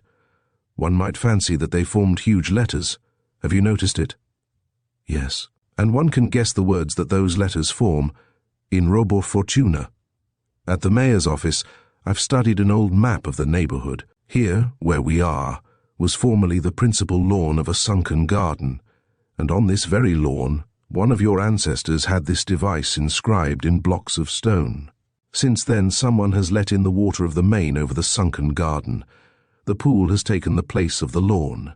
The device is hidden," and she added between her teeth, "and so are the few words and the figures below the device, which I have not yet been able to see, and it's that which interests me. Do you see them?" "Yes, but indistinctly." "That's just it. We're too near them. We need to look at them from a height. Let's climb up on the hillocks." "No use. The slope. The water would blur the image. Then," said he, laughing, "we must mount above them in an aeroplane." At lunchtime they parted. After the meal, Raoul superintended the departure of the char-a-bancs, which were taking all the staff of the manor to Clisson. Then he took his way to the pool, where he saw Dorothy's little troop hard at work on the bank. The captain, always the man of affairs, was running to and fro, somewhat in the manner of a gugus. The others were carrying out exactly Dorothy's instructions. When it was all over, a sufficiently thick iron wire was stretched above the lake at a height of 10 or 12 feet, fastened at one end to the gable of a barn, at the other to a ring affixed to a rock among the hillocks. "Hang it all," he said. "It looks to me as if you'd made preparations for one of your circus turns." "You're right," she replied gaily. "Having no aeroplane, I fall back on my aerial rope walking." "What? Is that what you intend to do?" he exclaimed in anxious accents. "But you're bound to fall." "I can swim." No, I refuse to allow it." "By what right? You haven't even a balancing pole." "A balancing pole," she said, running off. "And what next? A net? A safety rope?" She climbed up the ladder inside the barn and appeared on the edge of the roof. She was laughing, as was her custom when she began her performance before a crowd. She was dressed in a silk frock, with broad white and red stripes. A scarlet silk handkerchief was crossed over her chest. Raoul was in a state of feverish excitement. The captain went to him. "Do you want to help Mummy, Dorothy?" he said in a confidential tone. "Certainly I do." "Well, go away, monsieur." Dorothy stretched out her leg. Her foot, which was bare in a cloth sandal divided at the big toe, tried the wire, as a bather's foot tries the coldness of the water, and then she quickly stepped onto it, made several steps, sliding, and stopped. She saluted right and left, pretending to believe herself in the presence of a large audience, and came sliding forward again with a regular, rhythmic movement of her legs, and a swaying of her bust and arms which balanced her, like the beating of the wings of a bird. So she arrived above the pool. The wire slackened, bent under her weight and jerked upwards. A second time she stopped, when she was over the middle of the pool. This was the hardest part of her undertaking. She was no longer able to hook, so to speak, her gaze on a fixed point among the hillocks, and lend her balance the support of something stable. She had to lower her eyes and try to read, in the moving and glittering water, repelling the fascination of the sun's reflection, the words and the figures. A terribly dangerous task. She had to essay it several times, and to rise upright the very moment she found herself bending over the void. A minute or two passed, minutes of veritable anguish. She brought them to an end by a salute with both arms, stretching them out with even gracefulness, and a cry of victory. Then she at once walked on again. Raoul had crossed the bridge which spans the end of the pool, and he was already on a kind of platform among the hillocks, at which the wire ended. She was struck by his paleness, and touched by his anxiety on her account. "Goodness," she said, gripping his hand, Were you as frightened as that on my account? If I'd only known. And yet no, she went on. Even if I had known, I should have made the experiment, so certain was I of the result. Well? He said. Well, I read the device distinctly, and the date under it, which we couldn't make out, the July 12th, 1921. We know now that the 12th of July of this year is the great day foretold so many years ago. But there's something better, I fancy. She called St. Quentin to her and said some words to him in a low voice. St. Quentin ran to the caravan, and a few minutes came out of it in his acrobat's tights. He stepped into the boat with Dorothy, who rowed it to the middle of the pool. He slipped quickly into the water and dived. Twice he came up to receive more exact instructions from Dorothy. At last, the third time he came up, he cried, "Here it is, Mummy!" He tossed into the boat a somewhat heavy object. Dorothy snatched it up, examined it, and when they reached the bank, handed it to Raoul. It was a metal disc, of rusted iron or copper, of the size of a saucer, and convex like an enormous watch. It must have been formed of two plates joined together, but the edges of these plates had been soldered together so that one could not open it. Dorothy rubbed one of its faces and pointed out to Raoul with her finger the deeply engraved word, Fortuna. I was not mistaken, she said, and poor old Julieta Sire was speaking the truth in speaking first of the river. During one of their last meetings, the Baron must have thrown in here the gold medal in its metal case. But why? Didn't you write to him from Robury after I left to be on his guard? Yes. In that case, what better hiding place could he find for the medal till the day came for him to use it than the bottom of the pool? The first boy who came along could fish it out for him. Joyously she tossed the disc in the air and juggled with it and 3 pebbles. Then she caught hold of the shivering St. Quentin, very scraggy in his wet tights, and with the other 3 boys danced round the platform, singing the lay of The Recovered Medal.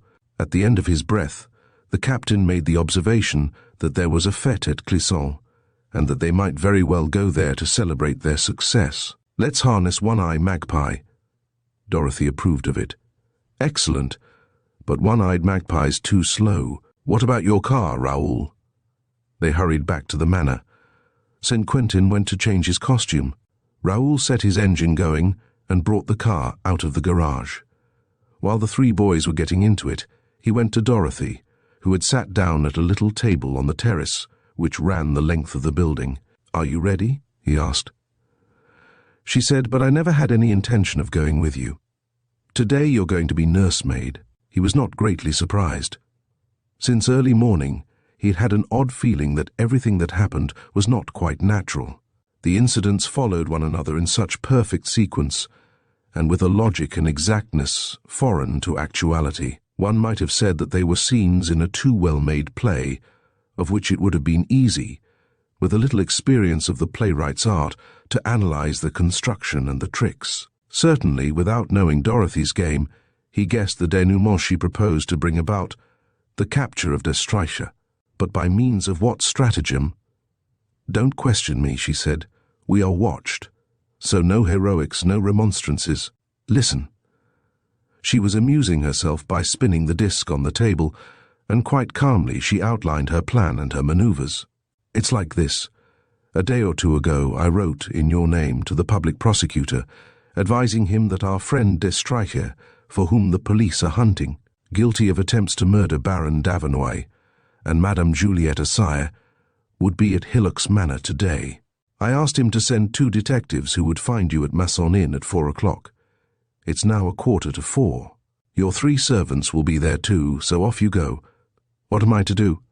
Come back quickly with the 2 detectives and your 3 servants, not by the main road, but by the paths St. Quentin and the 3 boys will point out to you.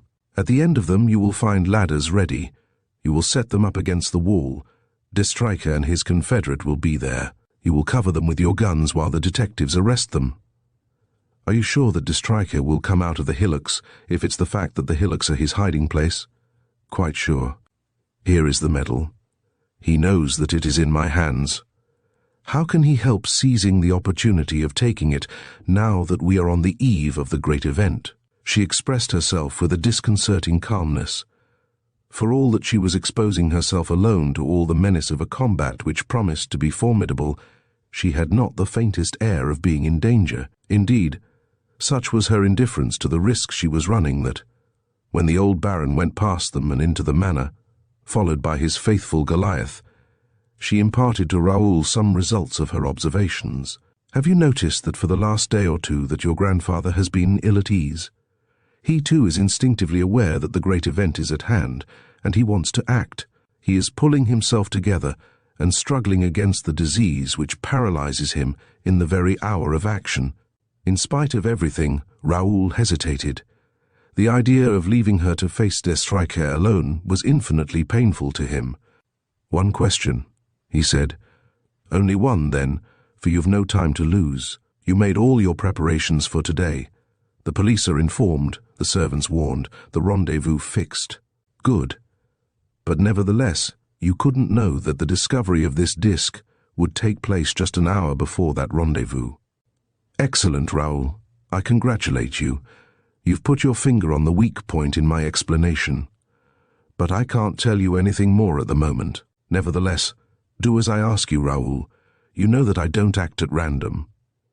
Dorothy's confidence, her boldness, the simplicity of her plan, her quiet smile, all inspired him with such trust in her judgment that he raised no more objections. "Very well," he said. "I'll go." "That's right," she said, laughing. "You have faith. In that case, make haste and come back quickly, for de Stryker will come here not only to get hold of the medal, but also for something on which perhaps he is equally keen." "What's that?" "Me." This was a suggestion which hastened the young man's decision. The car started and crossed the orchard. St. Quentin opened the big gate and shut it again as soon as the car had gone through it. Dorothy was alone, and she was to remain alone and defenseless for as long, she reckoned, if her calculations were correct, as 12 to 15 minutes. Keeping her back turned to the hillocks, she did not stir from her chair. She appeared to be very busy with the disc, testing the soldering, like one who seeks to discover the secret or the weak point of a piece of mechanism. But with her ears, all her nerves on edge, she tried to catch every sound or rustle that the breeze might bring her. By turns she was sustained by an unshakable certainty, or attacked by discouraging doubts. Yes, de Stryker was bound to come. She could not admit to herself that he might not come. The medal would draw him to her with an irresistible enticement. And yet no, she said to herself. He will be on his guard. My little maneuver is really too puerile. This case, this medal which we find at the fateful moment, this departure of Raoul and the children, and then my staying alone in the empty farm, when my one care, on the contrary, would be to protect my find against the enemy. All this is really too far-fetched. An old fox like de Stryker will shun the trap. And then the other side of the problem presented itself. He will come. Perhaps he has already left his lair. Manifestly the danger will be clear to him, but afterwards, when it is too late, at the actual moment he is not free to act or not to act. He obeys. So once more Dorothy was guided by her keen insight into the trend of events, in spite of what her reason might tell her. The facts grouped themselves before her intelligence in a logical sequence, and with strict method she saw their accomplishment while they were yet in process of becoming. The motives which actuated other people were always perfectly clear to her. Her intuition revealed them, her quick intelligence instantly fitted them to the circumstances. Besides, as she had said, de Stryker was drawn by a double temptation. If he succeeded in resisting the temptation to try to seize the medal, how could he help succumbing to the temptation to seize that marvelous prize, right within his reach? Dorothy herself. She sat upright with a smile. The sound of footsteps had fallen on her ears. It must come from the wooden bridge which spanned the end of the pool. The enemy was coming. But almost at the same moment she heard another sound on her right, and then another on her left. De Stryker had two confederates. She was hemmed in. The hands of her watch pointed to 5 minutes to 4. Chapter 9, Face to Face. If they seize me, she thought, if it's de Stryker's intention to kidnap me without more ado, there's nothing to be done. Before I could be rescued, they would carry me off to their underground lair, and from there, I don't know where. And why should it be otherwise? Master of the medal and of Dorothy, the ruffian had only to fly. On the instant she saw all the faults of her plan. In order to compel Destriker to risk a sortie that she might capture him during that sortie, she had invented a too subtle ruse, which actual developments of Fortune's spite might turn to her undoing. A conflict which turns on the number of seconds gained or lost is extremely doubtful.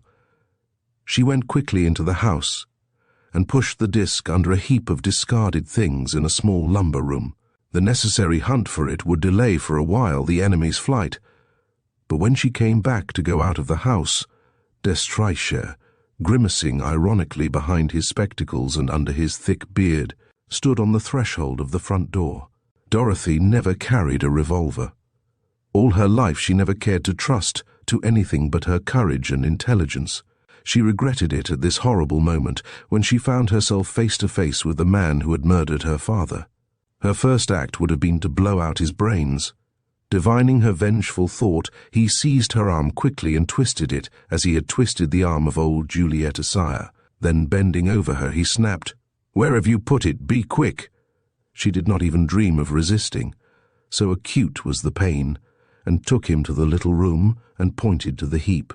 He found the disc at once, weighed it in his hand, examining it with an air of immense satisfaction, and said, "That's all right. Victory at last. 20 years of struggle come to an end, and over and above what I bargained for, you, Dorothy, the most magnificent and desirable of rewards." He ran his hand over her frock to make sure that she was not armed, then seized her round the body, and with a strength which no one would have believed him to possess, swung her over his shoulder onto his back. "You make me feel uneasy, Dorothy," he chuckled. "What? No resistance? What pretty behavior, my dear. There must be something in the way of a trap under it all. So I'll be off." Outside she caught sight of the two men who were on guard at the big gate. One of them was the Confederate she knew, from having seen him at Julietta Sire's cottage. The other, his face flattened against the bars of a small wicket, was watching the road. Destriker called to them, "Keep your eyes skinned, boys. You mustn't be caught in the sheepfold. And when I whistle, buck it off back to the hillocks." He himself made for them with long strides without weakening under his burden. She could smell the odor of a damp cellar with which his subterranean lair had impregnated his garments. He held her by the neck with a hard hand that bruised it. They came to the wooden bridge and were just about to cross it. No more than 100 yards from it, perhaps, among the bushes and rocks, was one of the entrances to his underground lair. Already the man was raising his whistle to his lips. With a deft movement, Dorothy snatched the disc, which was sticking up above the top of the pocket into which he had stuffed it, and threw it towards the pool. It ran along the ground, rolled down the bank, and disappeared under the water. "You little devil," growled the ruffian, throwing her roughly to the ground. "Stir, and I'll break your head." He went down the bank and floundered about in the viscid mud of the river, keeping an eye on Dorothy and cursing her. She did not dream of flying.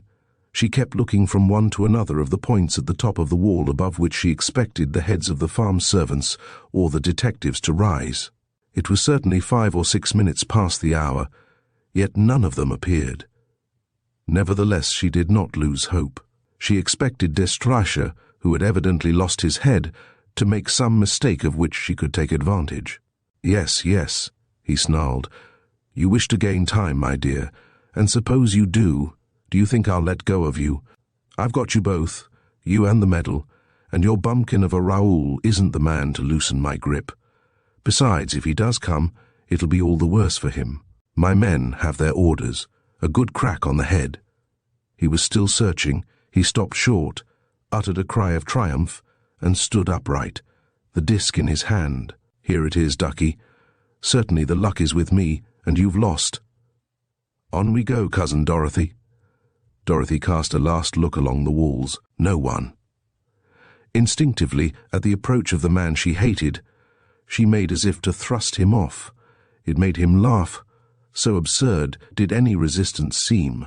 Violently he beat down her outstretched arms, and again swung her onto his shoulder with a movement in which there was as much hate as desire. "Say goodbye to your sweetheart, Dorothy, for the good Raoul is in love with you. Say goodbye to him. If ever you see him again, it will be too late. He crossed the bridge and strode in among the hillocks. It was all over. In another 30 seconds, even if he were attacked, no longer being in sight of the points on the wall at which the men armed with guns were to rise up, he would have time to reach the mouth of the entrance to his lair. Dorothy had lost the battle. Raoul and the detectives would arrive too late.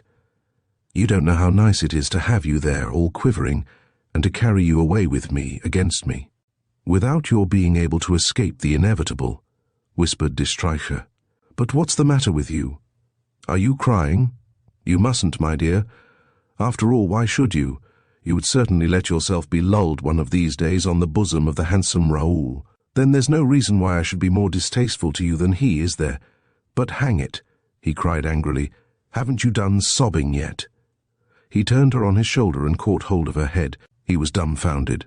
Dorothy was laughing. What's this? What are you laughing at? Is it possible that you dare to laugh? What on earth do you mean by it? This laughter frightened him as a threat of danger. The slut!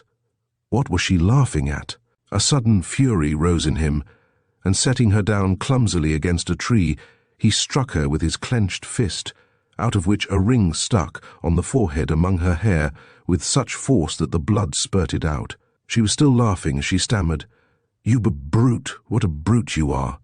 If you laugh, I'll bite your mouth, you hussy," he snarled, bending over her red lips. He did not dare to carry out the threat, respecting her in spite of himself, and even a little intimidated. She was frightened, however, and laughed no more. "What is this? What is it?" he repeated. "You should be crying, and you're laughing. Why?" "I was laughing because of the plates," she said. "What plates?" "Those which form the case of the medal. These?" "Yes." "What about them?" "They're the plates of Dorothy's circus. I used to juggle with them." He looked utterly flabbergasted. "What's this rot you're talking?" "It is rot, isn't it? St. Quentin and I soldered them together. I engraved the motto on them with a knife, and last night we threw them into the pool." "But you're mad." "I don't understand. With what object did you do it?" "Since poor old Juliet Assayas babbled some admissions about the river when you tortured her, I was pretty sure you'd fall into the trap." "What do you mean? What trap?" "I wanted to get you to come out of here. You knew that I was here then?" "Rather. I knew that you were watching us fish up the case, and I knew for certain what would happen after that. Believing that this case, found at the bottom of the pool under your very eyes, contained the medal, and seeing moreover that Raoul had gone and I was alone at the manor, you wouldn't be able to come. But you have come." He stuttered. "The GG gold medal. It isn't in this case, then?" "No, it's empty. And Raoul, you're expecting him?" "Yes." "Alone?" "With some detectives. He went to meet them. He clenched his fists and growled, 'You little beast, you denounced me.'" "I denounced you?" Not for a second did de Streicher think she might be lying. He held the metal disc in his hand, and it would have been easy enough to force it open with his knife. To what end? The disc was empty. He was sure of it. Of a sudden he grasped the full force of the comedy she had played on the pool. It explained to him the odd uneasiness and disquiet he had felt while he was watching that series of actions, the connection of which seemed to him strange. However, he had come. He had plunged blindly, with his head down, into the trap she had audaciously laid for him before his very eyes. Of what miraculous power was she mistress? And how was he going to slip through the meshes of the net which was being drawn tighter and tighter round him? "Let's be getting away," he said, eager to get out of danger. But he was suffering from a lassitude of will, and instead of picking up his victim, he questioned her. "The disc is empty, but you know where the medal is?" he questioned. "Of course I know," said Dorothy, who only thought of gaining time and whose furtive eyes were scanning the top of the wall. The man's eyes sparkled. "Ah, you do you? You must be a fool to admit it, since you know you're going to tell, my dear. If not—" He drew his revolver. She said mockingly, "Just as with Juliet Assayas, 20's what you count, isn't it? You may as well save your breath, it doesn't work with me." "I swear, damn it." "Words." No, the battle was certainly not lost. Dorothy, though exhausted, her face smeared with blood, clung to every possible incident with grim tenacity. She felt strongly that, in his fury, de Stryker was capable of killing her, but she was quite as clearly aware of his confusion of ideas and of her power over him. He hadn't the strength to depart and abandon the medal for which he had struggled so desperately. If only his hesitation lasted a few minutes longer, Raoul was bound to appear on the scene. At this moment, an incident occurred which appeared to excite her keenest interest, for she leant forward to follow it more closely. The old baron came out of the manor, carrying a bag, not dressed as usual, in a blouse, but in a cloth suit, and wearing a felt hat. That showed that he had made a choice, that is to say, an effort of thought. Then there was another such effort. Goliath was not with him. He waited for him, stamped his foot, and when the dog did come, caught him by the collar, looked about him, and took his way to the gate. The two confederates barred his path. He muttered some grumbling complaints and tried to get past them. They shoved him back, and at last he went off among the trees, without loosing Goliath, but leaving his bag behind him. His action was easy to understand, and Dorothy and de Stryker alike grasped the fact that the old fellow had wanted to go off on the quest of the treasure. In spite of his madness, he had not forgotten the enterprise.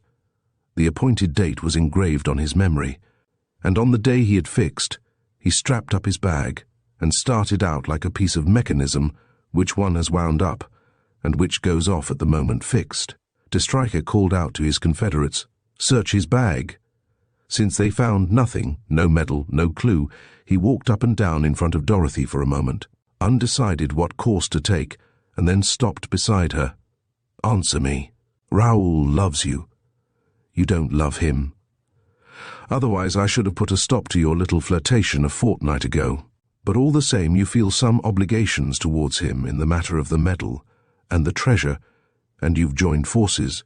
It's just foolishness, my dear, and I'm going to set your mind at rest about the matter, for there's a thing you don't know and I'm going to tell it you, after which I'm sure you'll speak.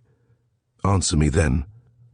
With regard to this medal, you must be wondering how I come to be hunting for it, since, as you very well know, I stole it from your father. What do you suppose? I suppose somebody took it from you. You're right. But do you know who it was? No, Raoul's father, George Davanois. She started and exclaimed, "You lie." "I do not," he declared firmly. "You remember your father's last letter which Cousin Octave read to us at Robery. The Prince of Argonne related how he heard two men talking under his window and saw a hand slip through it towards the table and sneak the medal. Well, the man who had accompanied the other on the expedition and was waiting below was George Davanois, and that rogue Dorothy, the very next night robbed his comrade." Dorothy was shaking with indignation and abhorrence. "It's a lie! Raoul's father take to such a trade, a thief. Worse than that, for the enterprise had not only robbery for its aim, and if the man who poured the poison into the glass, and whose tattooed arm was seen by the Prince of Argonne, does not deny his acts, he doesn't forget that the poison was provided by the other. You lie! You lie! You alone are the culprit. You alone murdered my father. You don't really believe that. And look, here's a letter from him to the old baron. To his father, that is. I found it among the baron's papers. Read it. I have at last laid my hand on the indispensable gold piece. On my next leave I'll bring it to you. And look at the date, a week after the death of the Prince of Argonne. Do you believe me now, eh? And don't you think that we might come to an understanding between ourselves, apart from this milksop Raoul?" This revelation had tried Dorothy sorely. However, she pulled herself together and putting a good face on it, she asked, "What do you mean?" "I mean that the gold medal, brought to the baron, entrusted by him to his old flame for a while, then hidden I don't know where, belongs to you. Raoul has no right to it. I'll buy it from you." "At what price?" "Any price you like, half the treasure if you demand it." Dorothy saw on the instant how she could make the most of the situation. Here again was a way of gaining some minutes, decisive minutes perhaps, a painful and costly way. Since she risked handing over to him the key to the treasure, but dare she hesitate? De Streicher was nearly at the end of his patience. He was beside himself at the notion of the imminent attack with which he was threatened. Let him get carried away by an access of panic, and all be lost by his taking flight. A partnership between us? Never. A sharing of the treasure which would make me your ally. 1,000 times no, I detest you, but an agreement for a few moments? Perhaps. Your conditions, he said. Be quick. Make the most of my allowing you to impose conditions. That won't take long. You have a double object, the medal and me. You must choose between them. Which do you want most? The medal. If you let me go free, I'll give it to you. Swear to me on your honor that you know where it is.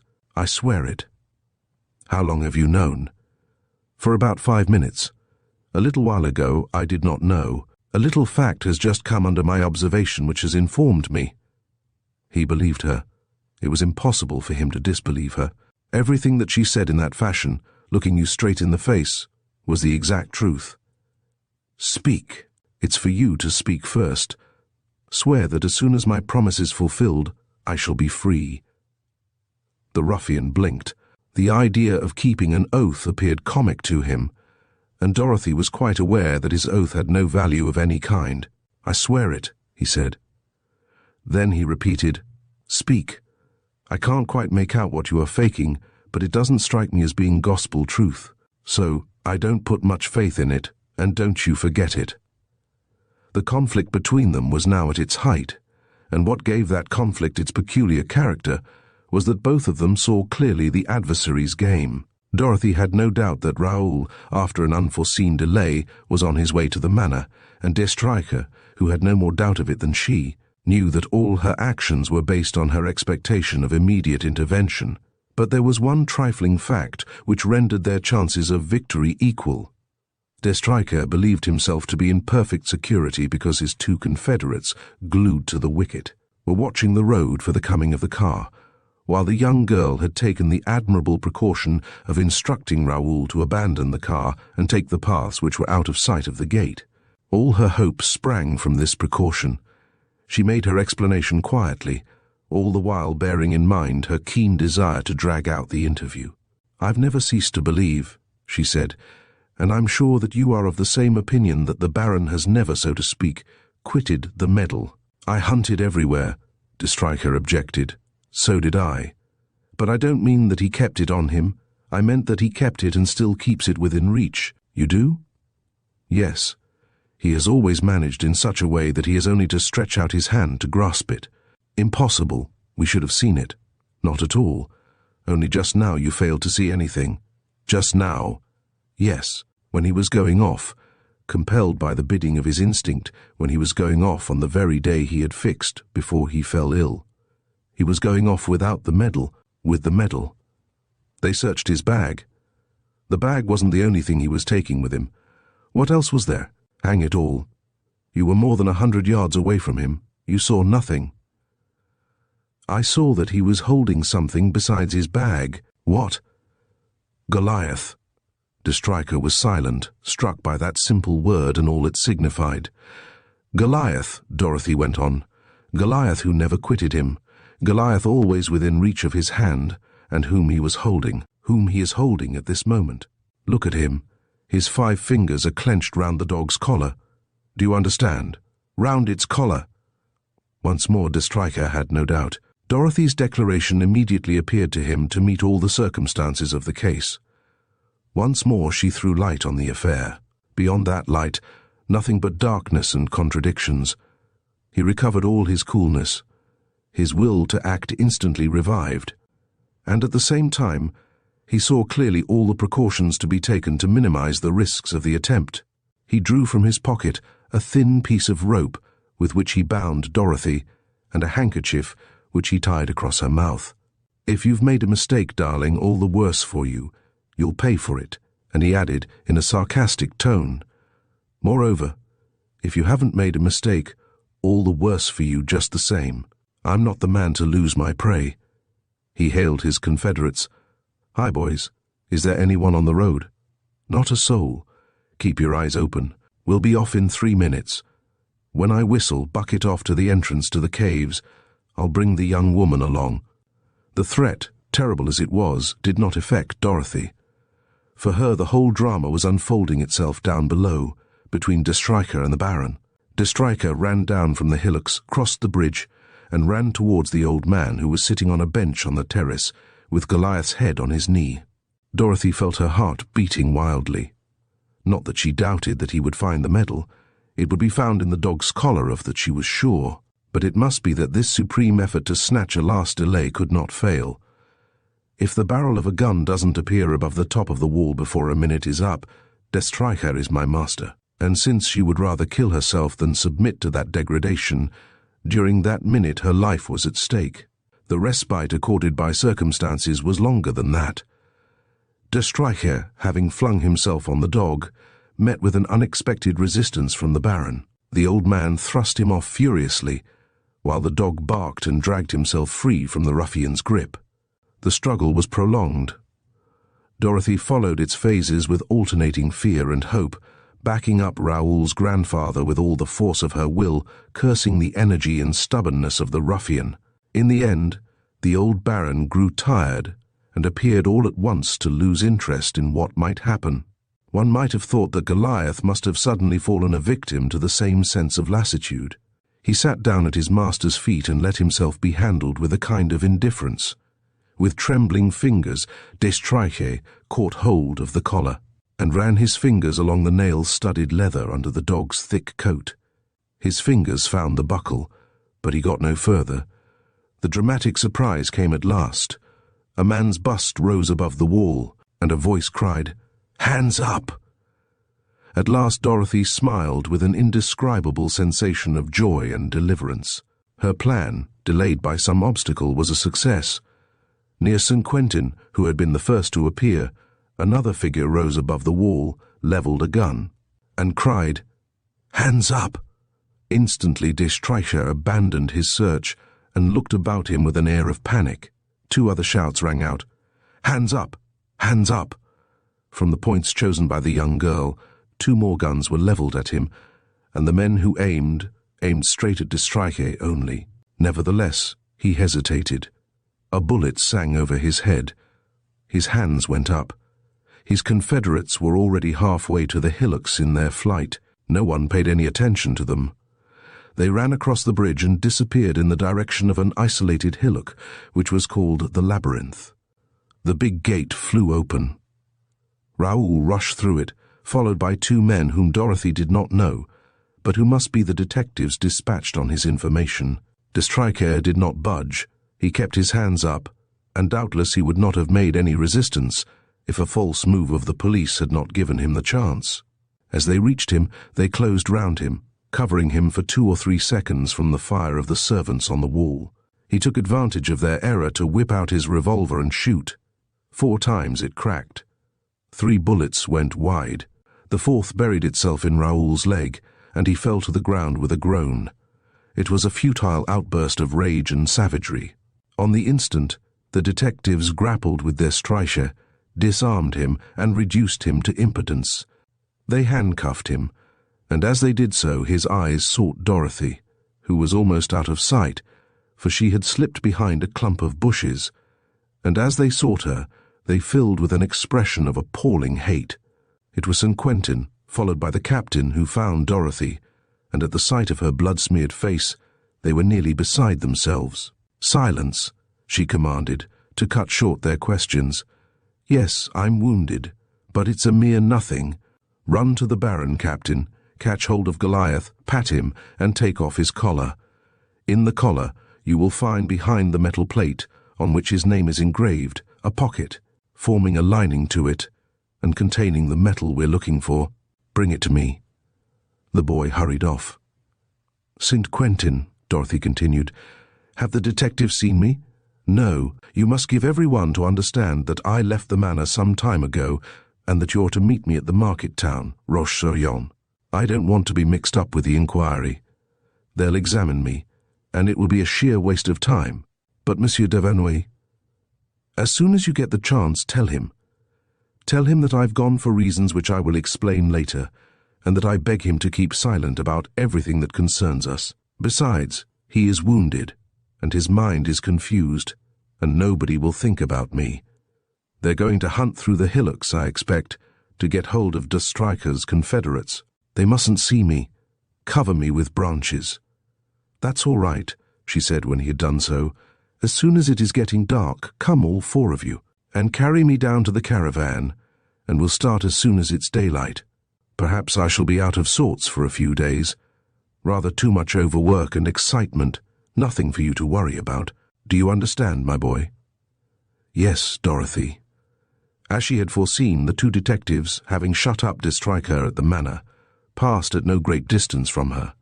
Guided by one of the farm servants, she presently heard them calling out, and guessed that they had discovered the entrance to the caves of the labyrinth, down which de Stryker's confederates had fled. "Pursuit is useless," murmured Dorothy. "The quarry has too long a start." She felt exhausted, but for nothing in the world would she have yielded to her lassitude before the return of the captain. She asked St. Quentin how the attack had come to be so long delayed. "An accident, wasn't it?" "Yes," said he. "The detectives made a mistake about the inn, and the farm servants were late getting back from the fete. It was necessary to collect the whole lot, and the car broke down." Montfaucon came running up. Dorothy went on, "Perhaps, St. Quentin, there'll be the name of a town, or rather of a chateau, on the medal. In that case, find out all you can about the route, and take the caravan there. Did you find it, Captain?" "Yes, Mummy." "Give it to me, pet." What emotion Dorothy felt when she touched the gold medal so keenly coveted by them all, which one might reckon the most precious of talismans, as the guarantee even of success. It was a medal twice the size of a 5-franc piece, and above all much thicker, less smoothly cut than a modern medal, less delicately modelled, and of duller gold that did not shine. On the face was the motto, in Robur Fortuna, on the reverse these lines, July 12th, 1921. Before the clock of the chateau of Roche-Periac. "The 12th of July, muttered Dorothy. "I have time to faint." She fainted. Chapter 10. Towards the Golden Fleece. It was not till nearly 3 days afterwards that Dorothy got the better of the physical torpor, aggravated by fever, which had overwhelmed her. The four boys gave a performance on the outskirts of Nantes. Montfaucon took the place of the directress in the leading role. It was a less taking spectacle, but in it the captain displayed such an animated comicality that the takings were good. St. Quentin insisted that Dorothy should take another 2 days' rest. What need was there to hurry? The village of Roche-Periac was at the most 65 miles from Nantes, so that there was no need for them to set out till 6 days before the time appointed. She allowed herself to be ordered about by him, for she was still suffering from a profound lassitude as a result of so many ups and downs and such violent emotions. She thought a great deal about Raoul d'Avenouille, but in a spirit of angry revolt against the feeling of tenderness towards the young man with which those weeks of intimacy had inspired her. However little he might be connected with the drama in which the Prince of Argonne had met his death, he was none the less the son of the man who had assisted de Stryker in the perpetration of the crime. How could she forget that? How could she forgive it? The quiet pleasantness of the journey soothed the young girl. Her ardent and happy nature got the better of painful memories and past fatigues. The nearer she drew to her goal, the more fully her strength of mind and body came back to her, her joy in life, her childlike gaiety, and her resolve to bring the enterprise to a successful end. "St. Quentin," she said, "we are advancing to the capture of the Golden Fleece. Are you bearing in mind the solemn importance of the days that are passing? 4 days yet, 3 days, 2 days, and the Golden Fleece is ours. Baron de St. Quentin, in a fortnight you will be dressed like a dandy." "And you like a princess," replied St. Quentin, to whom this prospect of fortune, promising a less close intimacy with his great friend, did not seem to give any great pleasure. She was strongly of the opinion that other trials awaited her, that there would still be obstacles to surmount and perhaps enemies to fight. But for the time being there was a respite and a truce. The first part of the drama was finished. Other adventures were about to begin. Curious and of a daring spirit, she smiled at the mysterious future which opened before her. On the 4th day they crossed the Vilaine, the right bank of which they were henceforth to follow, along the top of the slopes which run down to the river. It was a somewhat barren country, sparsely inhabited, over which they moved slowly under a scorching sun which overwhelmed One-Eyed Magpie. At last, next day, the 11th of July, they saw on a signpost, Roche-Périac, 12.5 miles. "We shall sleep there tonight," declared Dorothy. It was a painful stage of the journey. The heat was suffocating. On the way they picked up a tramp who lay groaning on the dusty grass. A woman and a club-footed child were walking 100 yards ahead of them without One-Eyed Magpie being able to catch them up. Dorothy and the 4 boys took it in turn to sit with the tramp in the caravan.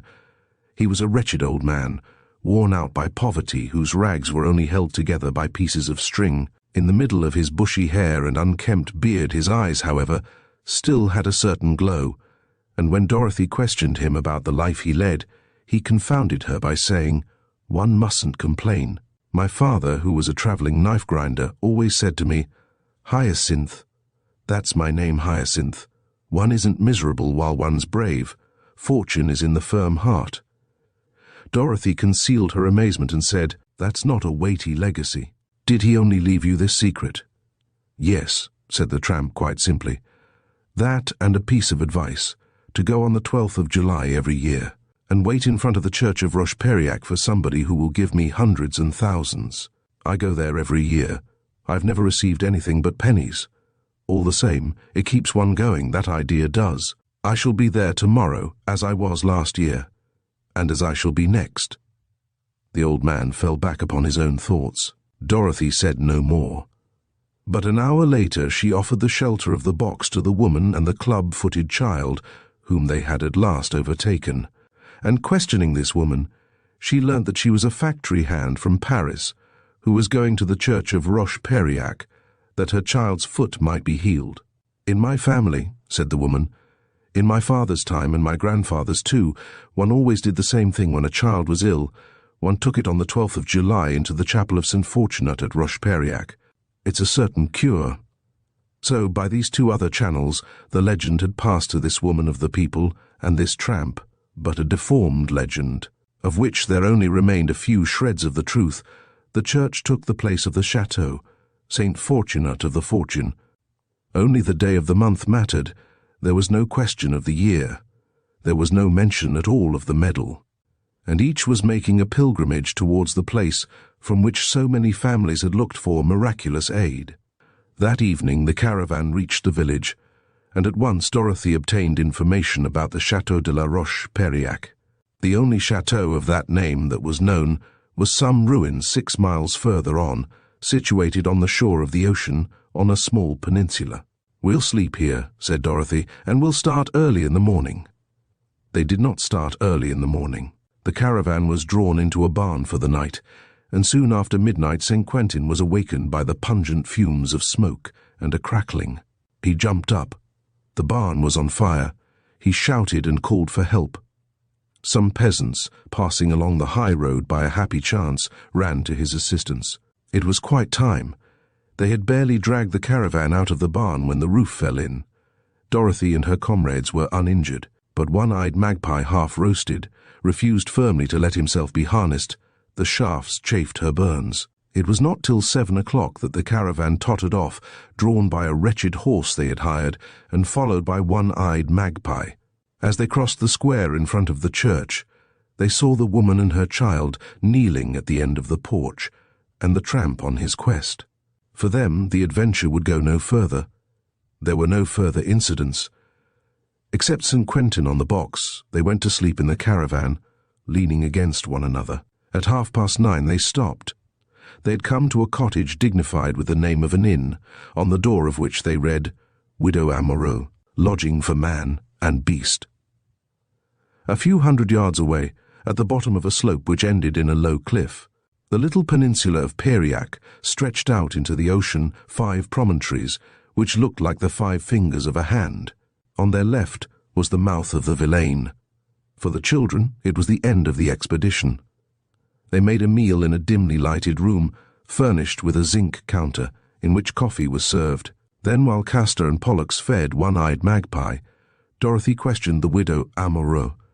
a big, cheerful, talkative countrywoman, about the ruins of Roche-Periac. "Ah, you're going there too, are you, my dear?" the widow exclaimed. "I'm not the first, then," said Dorothy. "Goodness, no. There's already an old gentleman and his wife. I've seen the old gentleman before at this time of year. Once he slept here. He's one of those who seek." "Who seek what?"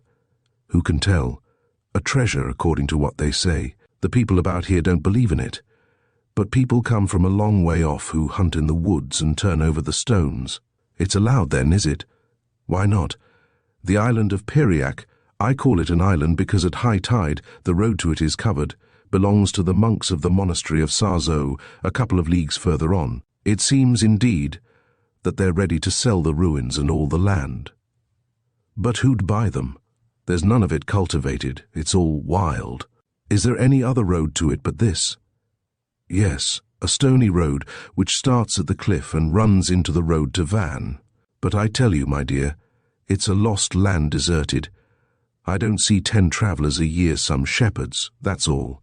At last, at 10 o'clock, the caravan was properly installed, and in spite of the entreaties of St. Quentin, who would have liked to go with her, and to whom she entrusted the children, Dorothy, dressed in her prettiest frock and adorned with her most striking fichu, started on her campaign. The great day had begun, the day of triumph or disappointment, of darkness or light, whichever it might be, for a girl like Dorothy, with her mind always alert and of an ever-quivering sensitiveness. The moment was delightful. Her imagination created a fantastic palace, bright with 1,000 shining windows, people with good and bad genies, with Prince Charmings and beneficent fairies. A light breeze blew from the sea and tempered the rays of the sun with its freshness. The further she advanced, the more distinctly she saw the jagged contours of the 5 promontories and of the peninsula in which they were, rooted in a mass of bushes and green rocks. The meagre outline of a half-demolished tower rose above the tops of the trees, and here and there among them one caught sight of the grey stones of a ruin. But the slope became steeper. The Vannes road joined hers where it ran down a break in the cliff, and Dorothy saw that the sea, very high up at the moment, almost bathed the foot of this cliff, covering with calm, shallow water the causeway to the peninsula. On the top were standing, upright, the old gentleman and the lady of whom the widow Amoureux had told her. Dorothy was amazed to recognize Raoul's grandfather, and his old flame Julietta Sire. The old Baron, Julietta Sire. How had they been able to get away from the manor, to escape from Raoul, to make the journey and reach the threshold of the ruins? She came right up to them without their even seeming to notice her presence. Their eyes were vague, and they were gazing in dull surprise at this sheet of water which hindered their progress. Dorothy was touched. 2 centuries of chimerical hopes had bequeathed to the old Baron instructions so precise that they survived the extinction of his power to think. He had come here from a distance, in spite of terrible fatigues and superhuman efforts to attain the goal, groping his way, in the dark, and accompanied by another creature like himself, demented. And behold, both of them stopped dead before a little water, as before an obstacle there was no surmounting. She said to him gently, "Will you follow me? It's a mere nothing to go through." He raised his head and looked at her and did not reply. The woman also was silent. Neither he nor she could understand. They were automata rather than living beings, urged on by an impulse which was outside them. They had come without knowing what they were doing. They had stopped, and they would go back without knowing what they were doing. There was no time to lose. Dorothy did not insist. She pulled up her frock and pinned it between her legs. She took off her shoes and stockings and stepped into the water, which was so shallow that her knees were not wet. When she reached the further shore, the old people had not budged. With a dumbfounded air, they still gazed at the unforeseen obstacle. In spite of herself, with a compassionate smile, she stretched out her arms towards them. The old Baron again threw back his head. Julietta Sire was as still as a statue. "Goodbye," said Dorothy, almost happy at their inaction and at being alone to prosecute the enterprise. The approach to the peninsula of Periac is made very narrow by 2 marshes, according to the widow Amoureux, reputed to be very dangerous. between which a narrow band of solid ground affords the only path. This path mounted a wooded ravine, which some faded writing on an old board described as bad going, and came out to a plateau covered with gorse and heather. At the end of 20 minutes, Dorothy crossed the debris of part of the old wall which ran round the chateau. She slackened her pace. At every step it seemed to her that she was penetrating into a more and more mysterious region in which time had accumulated more silence and more solitude. The trees hugged one another more closely. The shade of the brushwood was so thick that no flowers grew beneath it. Who then had lived here formerly and planted these trees, some of which were of rare species and foreign origin? The road split into 3 paths, goat tracks, along which one had to walk in a stooping posture under the low branches. She chose at random the middle track of the 3 and passed through a series of small enclosures marked out by small walls of crumbling stone. Under heavy draperies of ivy, she saw rows of buildings. She did not doubt that her goal was close at hand, and her emotion was so great that she had to sit down like a pilgrim who is about to arrive in sight of the sacred spot towards which he has been advancing ever since his earliest days. And of her inmost self she asked this question: suppose I have made a mistake? Suppose all this means nothing at all? Yes, in the little leather bag I have in my pocket, there is a medal, and on it the name of a chateau, and a given day in a given year. And here I am at the chateau at the appointed time, but all the same, what is there to prove that my reasoning is sound, or that anything is going to happen? 150 or 200 years is a very long time, and any number of things may have happened to sweep away the combinations of which I believe I have caught a glimpse. She rose. Step by step she advanced slowly. A pavement of different-colored bricks, arranged in a design, covered the ground. The arch of an isolated gateway, quite bare, opened high above. She passed through it, and at once, at the end of a large courtyard, she saw, and it was all she did see, the face of a clock. A glance at her watch showed her that it was 11:30. There was no one else in the ruins, and truly it seemed as if there never could be anyone else in this last corner of the world. With a chance, could only bring ignorant wayfarers or shepherds in quest of pasturage for their flocks.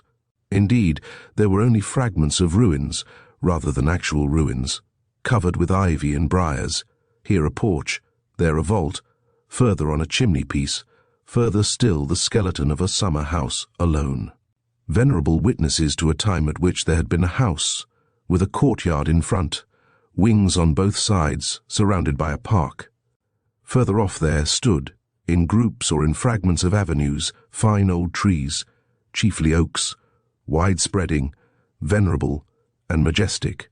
At one side of the courtyard, the shape of which she could make out by the position of the buildings which had crumbled to ruins, part of the front, still intact, and backed by a small hill of ruins, held. At the top of a very low first story, this clock which had escaped by a miracle man's ravages. Across its face stretched its 2 big hands, the color of rust. Most of the hours, engraved contrary to the usual custom in Roman figures, were effaced. Moss and wall pellitory were growing between the gaping stones of the face. Right at the bottom of it, under cover in a small niche, a bell awaited the stroke of the hammer. A dead clock whose heart had ceased to beat. Dorothy had the impression that time had stopped there for centuries, suspended from these motionless hands, from that hammer which no longer struck, from that silent bell in its sheltering niche. Then she espied underneath it, on a marble tablet, some scarcely legible letters, and mounting a pile of stones. She could decipher the words, "In robor fortuna, in robor fortuna," the beautiful and noble motto that one found everywhere, at Robore, at the manor, at the Chateau de la Roche-Periac, and on the medal. Was Dorothy right then? Were the instructions given by the medal still valid? And was it truly a meeting place to which one was summoned, across time and space, in front of this dead clock? She gained control of herself and said, laughing, "A meeting place to which I alone shall come." So keen was this conviction of hers that she could hardly believe that those who, like herself, had been summoned would come. The formidable series of chances, thanks to which little by little she had come to the very heart of this enigmatic adventure, could not logically be repeated in the case of some other privileged being. The chain of tradition must have been broken in the other families, or have ended in fragments of the truth, as the instances of the tramp and the factory hand proved. "No one will come," she repeated. "It is 25 to 12. Consequently—" She did not finish the sentence. A sound came from the land side, a sound near at hand, distinct from those produced by the movements of the sea or the wind. She listened. It came with an even beat which grew more and more distinct. Some peasant, some woodcutter, she thought. No, it was something else. She made it out more clearly the nearer it came. It was the slow and measured step of a horse whose hoofs were striking the harder soil of the path. Dorothy followed its progress through one after the other of the enclosures of the old estate, then along the brick pavement. A clicking of the tongue of a rider, urging on his mount, at intervals came to her ears. Her eyes fixed on the yawning arch, Dorothy waited almost shivering with curiosity, and suddenly a horseman appeared. An odd-looking horseman, who looked so large on his little horse that one was rather inclined to believe that he was advancing by means of those long legs which hung down so far, and pulling the horse along like a child's toy. His check suit, his knickerbockers, his thick woolen stockings, his clean-shaven face, the pipe between his teeth, his phlegmatic air, all proclaimed his English nationality. On seeing Dorothy, he said to himself, and without the slightest air of astonishment, "Oh," and he would have continued his journey if he had not caught sight of the clock. He pulled in his horse. To dismount he had only to stand on tiptoe, and his horse slipped from under him. He knotted the bridle round a root, looked at his watch, and took up his position not far from the clock. "Here is a gentleman who doesn't waste words," thought Dorothy. An Englishman for certain. She presently discovered that he kept looking at her, but as one looks at a woman, one finds pretty, and not at all as one looks at a person with whom circumstances demand that one should converse. His pipe having gone out, he lit it again, and so they remained 3 or 4 minutes, close to one another, serious, without stirring. The breeze blew the smoke from his pipe towards her. "It's too silly," said Dorothy to herself, "for after all it's very likely that this taciturn gentleman and I have an appointment. Upon my word, I'm going to introduce myself. Under which name?" This question threw her into a state of considerable embarrassment. Ought she to introduce herself to him as Princess of Argonne or as Dorothy the rope dancer?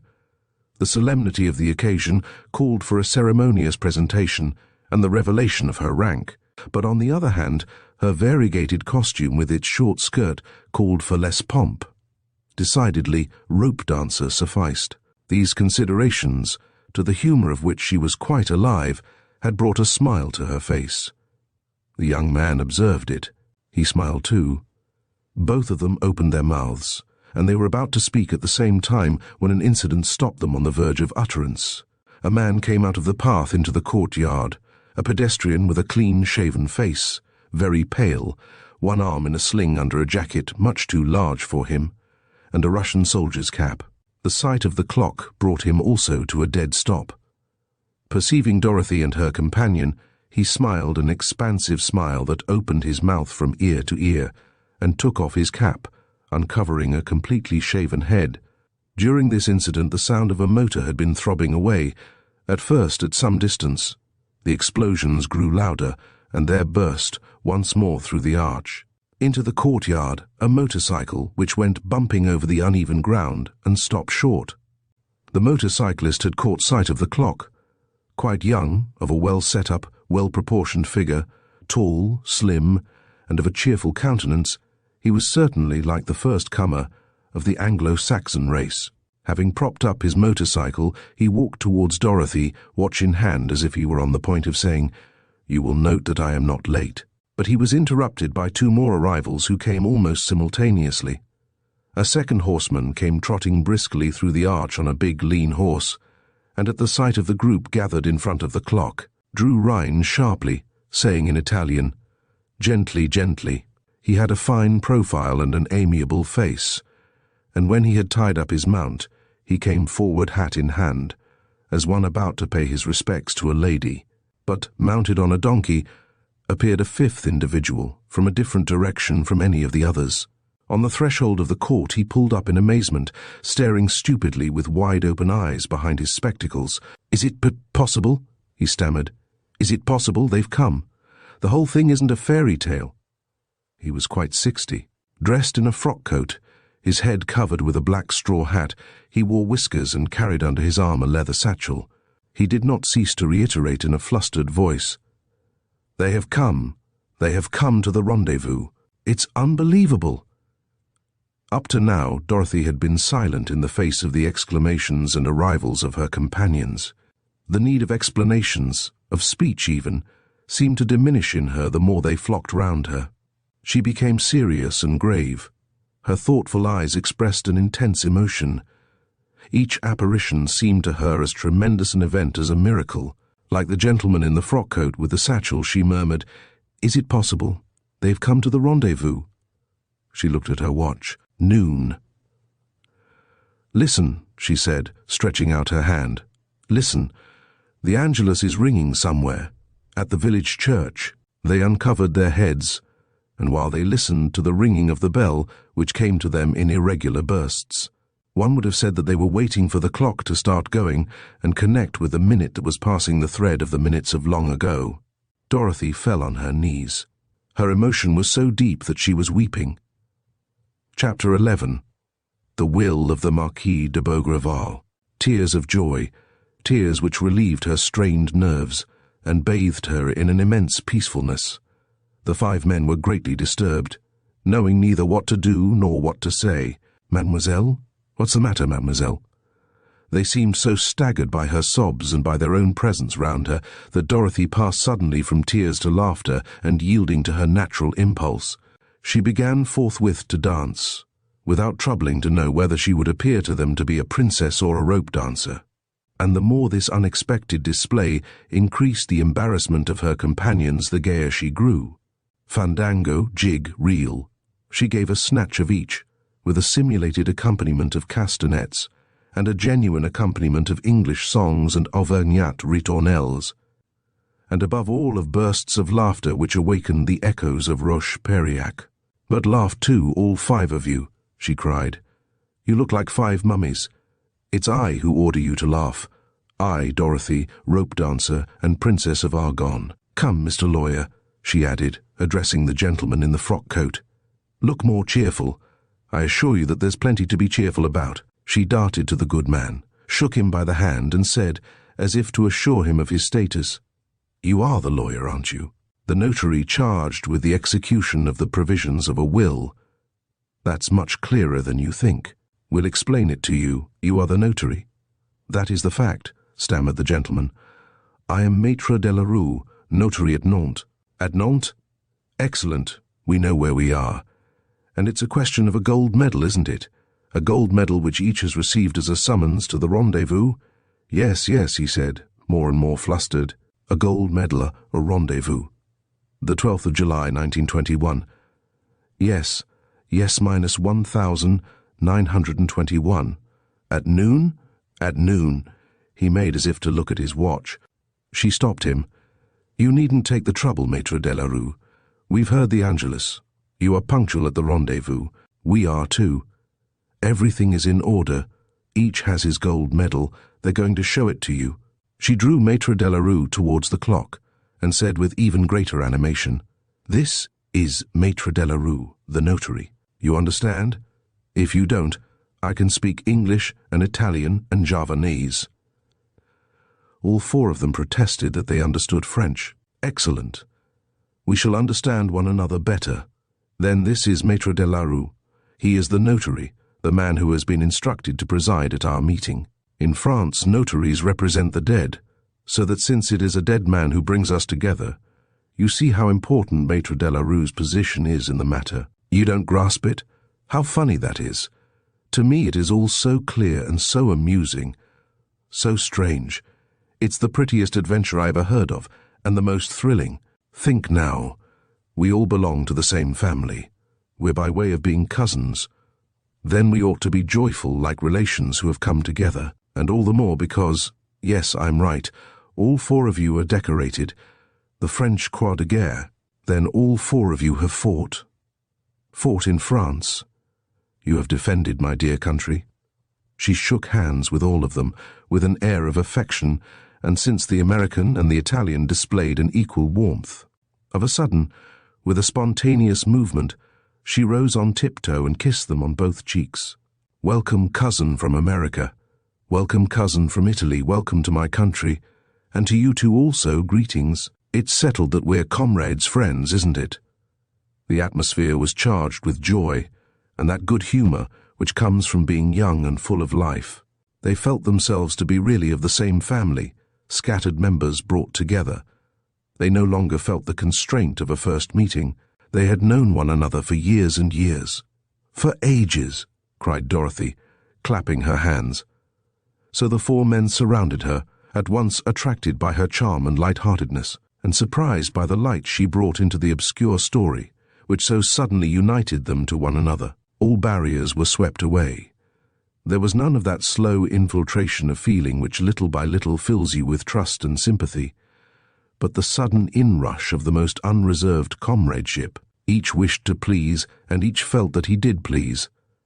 Dorothy separated them and set them in a row, as if about to review them. "I'll take you in turn, my friends. Excuse me, Monsieur Delarue. I'll do the questioning and verify their credentials. Number 1, the gentleman from America. Who are you? Your name?"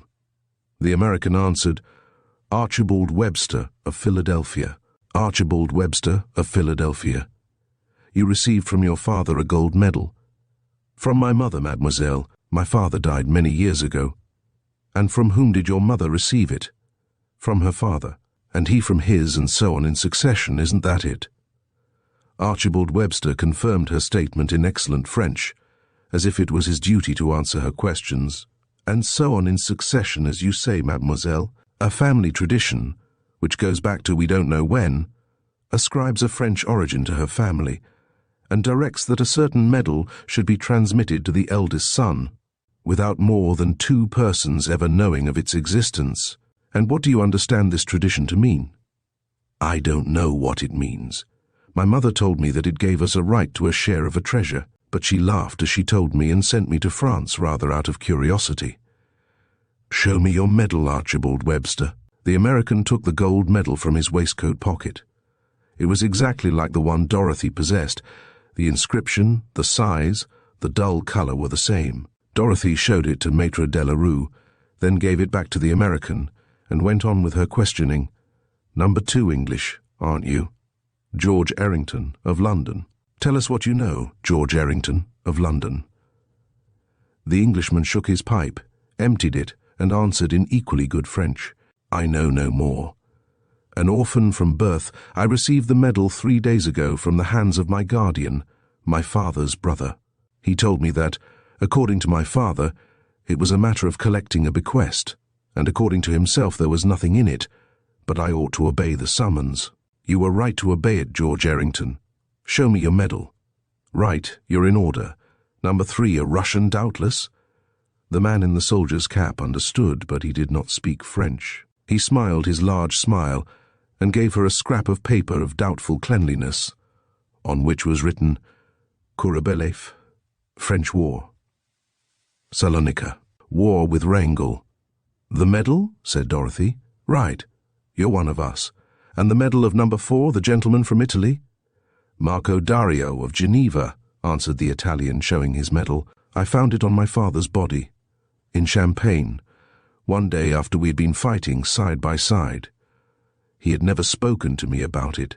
Nevertheless, you have come here." "I did not intend to." And then, in spite of myself, as I had returned to Champagne to my father's tomb, I took the train to Vannes. "Yes," she said, "like the others you have obeyed the command of our common ancestor." "What ancestor? And why this command?"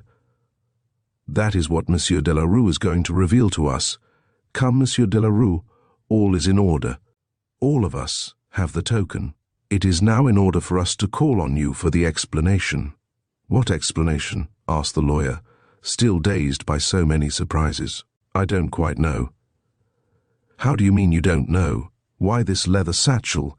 And why have you made the journey from Nantes to Roche-Periac? Come, open your satchel and read to us the documents it must contain." You truly believe? Of course I believe. We have, all 5 of us, these gentlemen and myself, performed our duty in coming here and informing you of our identity. It is your turn to carry out your mission. We are all ears. The gaiety of the young girl spread around her such an atmosphere of cordiality that even Maître de la Rue himself felt its beneficent effects. Besides, the business was already in train, and he entered smoothly on ground over which the young girl had traced, in the midst of apparently impenetrable brushwood, a path which he could follow with perfect ease. "But certainly," said he, "but certainly. There is nothing else to DDO, and I must communicate what I know to you. Excuse me. But this affair is so disconcerting." Getting the better of the confusion into which he had been thrown, he recovered all the dignity which befits a lawyer. They set him in the seat of honor on a kind of shelf formed by an inequality of the ground, and formed a circle round him. Following Dorothy's instructions, he opened his satchel with the air of importance of a man used to having every eye fixed on him and every ear stretched to catch his every word, and without waiting to be again pressed to speak, embarked on a discourse evidently prepared for the event of his finding himself, contrary to all reasonable expectation, in the presence of someone at the appointed rendezvous. "My preamble will be brief," he said, "for I am eager to come to the object of this reunion. On the day it is 14 years ago on which I installed myself at Nantes in the office of a notary whose practice I had bought, my predecessor, after having given me full information about the more complicated cases in hand, exclaimed, 'Ah, but I was forgetting. Not that it's of any importance, but all the same. Look, my dear confrère, this is the oldest set of papers in the office, and a measly set, too, since it only consists of a sealed letter with a note of instructions, which I will read to you. Missive entrusted to the strict care of the Sire Barbier, scrivener, and of his successors, to be opened on the July 12th, 1921, at noon, in front of the clock of the Chateau of Roche-Périac, and to be read in the presence of all possessors of a gold medal struck at my instance. There, no other explanations. My predecessor did not receive any from the man from whom he had bought the practice. The most he could learn, after researches among the old registers of the parish of Périac, was that the Sire Barbier Hippolyte Jean, scrivener, lived at the beginning of the 18th century. At what epoch was his office closed? For what reasons were his papers transported to Nantes? Perhaps we may suppose that owing to certain circumstances, one of the lords of Roche-Périac left the country and settled down at Nantes with his furniture, his horses, and his household down to the village scrivener. Anyhow, for nearly 200 years the letter entrusted to the strict care of the scrivener Barbier and his successors lay at the bottom of drawers and pigeonholes, without anyone's having tried to violate the secrecy enjoined by the writer of it, and so it came about that in all probability it would fall to my lot to break the seal. Maître de la Rue made a pause and looked at his auditors. They were, as they say, hanging on his lips. Pleased with the impression he had produced, he tapped the leather satchel, and continued, "Need I tell you that my thoughts have very often dwelt on this prospect, and that I have been curious to learn the contents of such a letter? A journey even which I made to this chateau gave me no information, in spite of my searches in the archives of the villages and towns of the district. Then the appointed time drew near. Before doing anything, I went to consult the president of the civil court. A question presented itself. If the letter was to be considered a testamentary disposition, perhaps I ought not to open it except in the presence of that magistrate. That was my opinion. It was not his. He was of the opinion that we were confronted by a display of fantasy. He went so far as to murmur the word humbug, which was outside the scope of the law, and that I should act quite simply. A trysting place beneath the elm, he said, joking, has been fixed for you at noon on the 12th of July. Go there, Monsieur de la Rue. Break the seal of the missive in accordance with the instructions and come back and tell me all about it. I promise you not to laugh if you come back looking like a fool." Accordingly, in a very sceptical state of mind, I took the train to Vannes, then the coach, and then hired a donkey to bring me to the ruins. You can imagine my surprise at finding that I was not alone under the clock at the rendezvous, but that all of you were waiting for me." The four young people laughed heartily. Marco Dario, of Genoa, said, "All the same, the business grows serious." George Errington, of London, added, "Perhaps the story of the treasure is not so absurd." "Monsieur Delarue's letter is going to inform us," said Dorothy, so the moment had come. They gathered more closely round the notary. A certain gravity mingled with the gaiety on the young faces, and it grew deeper when Maître Delarue displayed before the eyes of all one of those large square envelopes which formerly one made oneself out of a thick sheet of paper. It was discoloured with that peculiar shine which only the lapse of time can give to paper. It was sealed with 5 seals, once upon a time red perhaps, but now of a greyish violet seamed by 1,000 little cracks, like a network of wrinkles. In the left-hand corner at the top, the formula of transmission must have been renewed several times, traced afresh with ink by the successors of the scrivener Barbier. "The seals are quite intact," said Monsieur Delarue. "You can even manage to make out the 3 Latin words of the motto." "In robur fortuna," said Dorothy. "Ah, you know," said the notary, surprised. "Yes, Monsieur Delarue, yes, they are the same as those engraved on the gold medals, and those I discovered just now, half rubbed out, under the face of the clock. We have here an indisputable connection," said the notary, "which draws together the different parts of the affair and confers on it an authenticity." "Open the letter, open it, Monsieur Delarue," said Dorothy impatiently. 3 of the seals were broken. The envelope was unfolded. It contained a large sheet of parchment, broken into 4 pieces which separated and had to be put together again. From top to bottom and on both sides the sheet of parchment was covered with large handwriting with bold downstrokes, which had evidently been written in indelible ink. The lines almost touched and the letters were so close together that the whole had the appearance of an old printed page in a very large type. "I'm going to read it," murmured Monsieur Delarue. "Don't lose a second for the love of God," cried Dorothy. He took a second pair of glasses from his pocket and put them on over the first, and read, "Written this day, the 12th of July, 1721. "2 centuries!" gasped the notary and began again. "Written this day, the July 12th, 1721, the last day of my existence, to be read the July 12th, 1921, the first day of my resurrection." The notary stopped short. The young people looked at one another with an air of stupefaction. Archibald Webster of Philadelphia observed, "This gentleman was mad. The word resurrection is perhaps used in a symbolic sense," said Maître Delarue. "We shall learn from what follows," I will continue. "My children," he stopped again and said, "My children, he is addressing you." "For goodness' sake, Maître Delarue, do not stop again, I beg you," exclaimed Dorothy. "All this is thrilling. Nevertheless, no, Maître Delarue, comment is useless. We're eager to know, aren't we, comrades?" The 4 young men supported her vehemently. Thereupon the notary resumed his reading, with the hesitation and repetitions imposed by the difficulties of the text. "My children, on leaving a meeting of the Academy of the Sciences of Paris, to which Monsieur de Fontenelle had had the goodness to invite me, the illustrious author of The Discourses on the Plurality of Worlds, seized me by the arm and said, 'Marquis, would you mind enlightening me on a point about which, it seems, you maintain a shrinking reserve? How did you get that wound on your left hand, get your 4th finger cut off at the very root?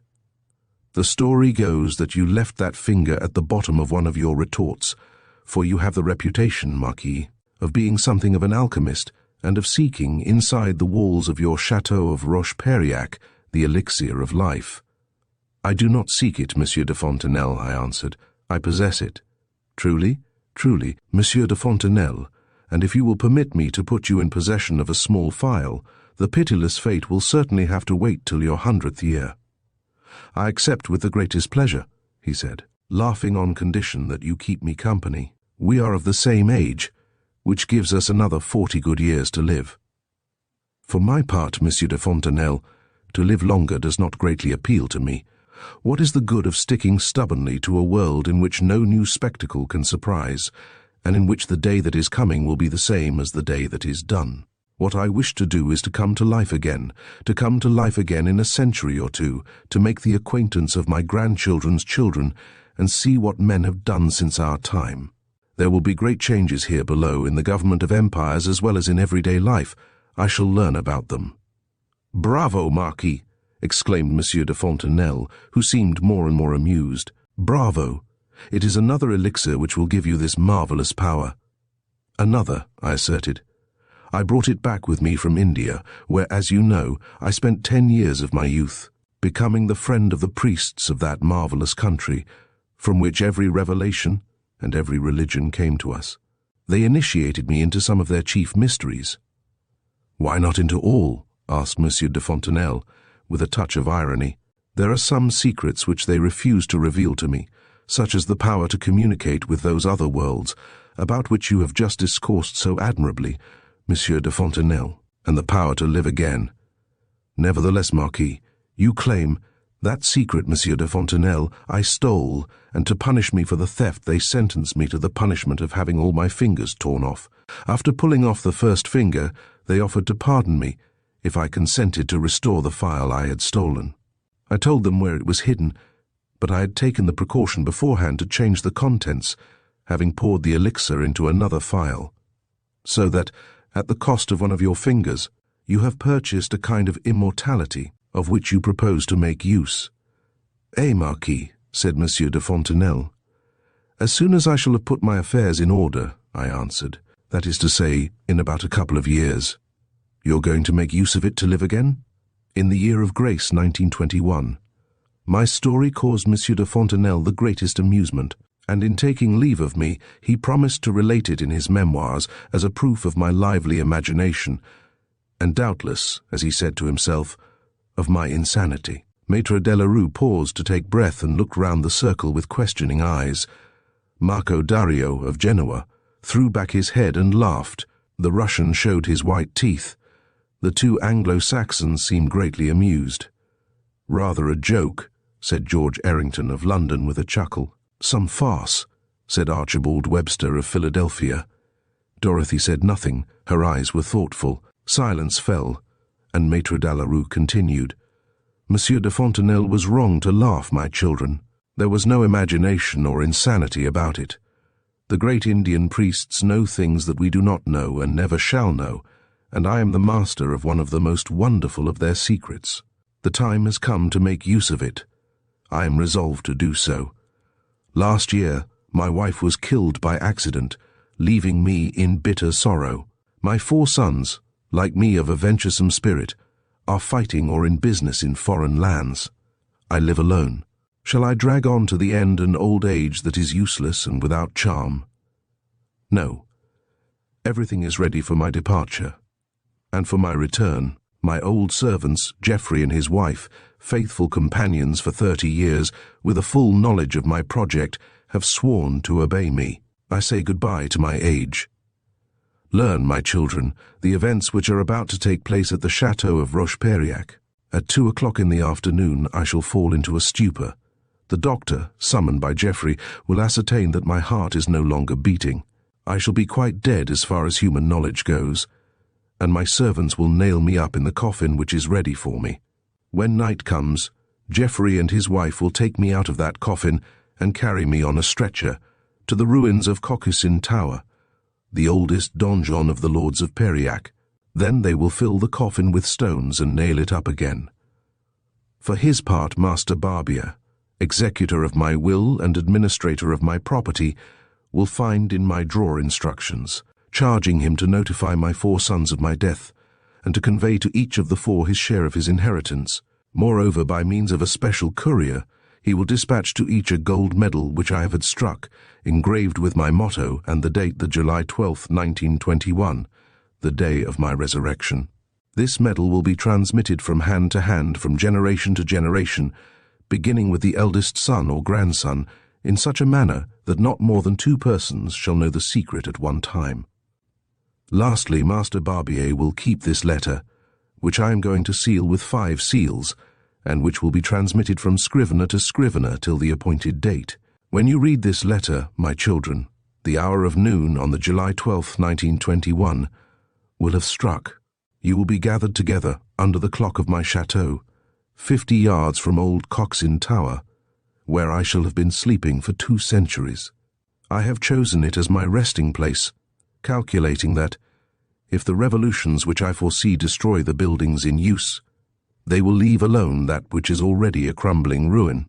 Then, going along the avenue of oaks which my father planted, you will come to this tower, which will doubtless be much the same as it is today. You will stop under the arch from which the drawbridge was formerly raised, and one of you counting to the left, from the groove of the portcullis, the 3rd stone above it, will push it straight before him, while another, counting on the right, always from the groove, the 3rd stone above it, will do as the first is doing.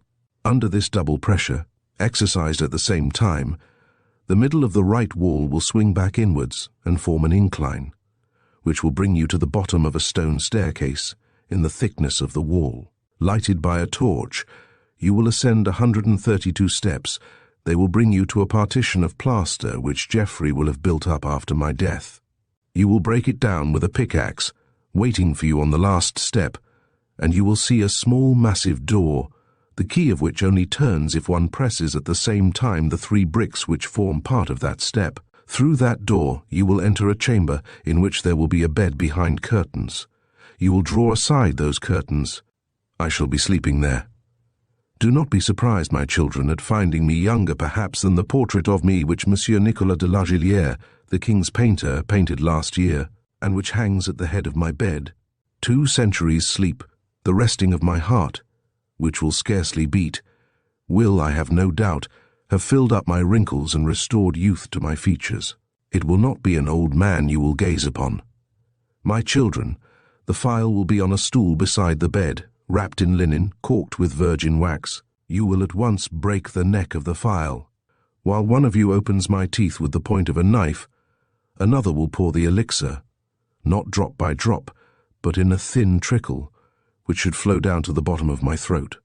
Some minutes will pass, then little by little life will return. The beating of my heart will grow quicker, my breast will rise and fall, and my eyes will open. Perhaps, my children, it will be necessary for you to speak in low voices and not light up the room with too bright a light, that my eyes and ears may not suffer any shock. Perhaps, on the other hand, I shall only see you and hear you indistinctly, with enfeebled organs. I do not know. I foresee a period of torpor and uneasiness, during which I shall have to collect my thoughts as one does on awaking from sleep. Moreover, I shall make no haste about it, and I beg you not to try to quicken my efforts. Quiet days and a nourishing diet will insensibly restore me to the sweetness of life. Have no fear at all that I shall need to live at your expense. Unknown to my relations, I brought back from the Indies 4 diamonds of extraordinary size, which I have hidden in a hiding place there is no finding. They will easily suffice to keep me in luxury befitting my station, since I have to take into consideration that I may have forgotten the secret hiding place of the diamonds. I have set forth the secret in some lines enclosed herein in a second envelope bearing the designation the codicil. Of this codicil I have not breathed a word, not even to my servant Geoffrey and his wife. If out of human weakness they bequeath to their children an account revealing my secret history, they will not be able to reveal the hiding place of those 4 marvelous diamonds, which they have often admired and which they will seek in vain after I am gone. The enclosed envelope then will be handed over to me as soon as I return to life, in the event, to my thinking impossible, but which none the less your interests compel me to take into account, of destiny having betrayed me and of your finding no trace of me.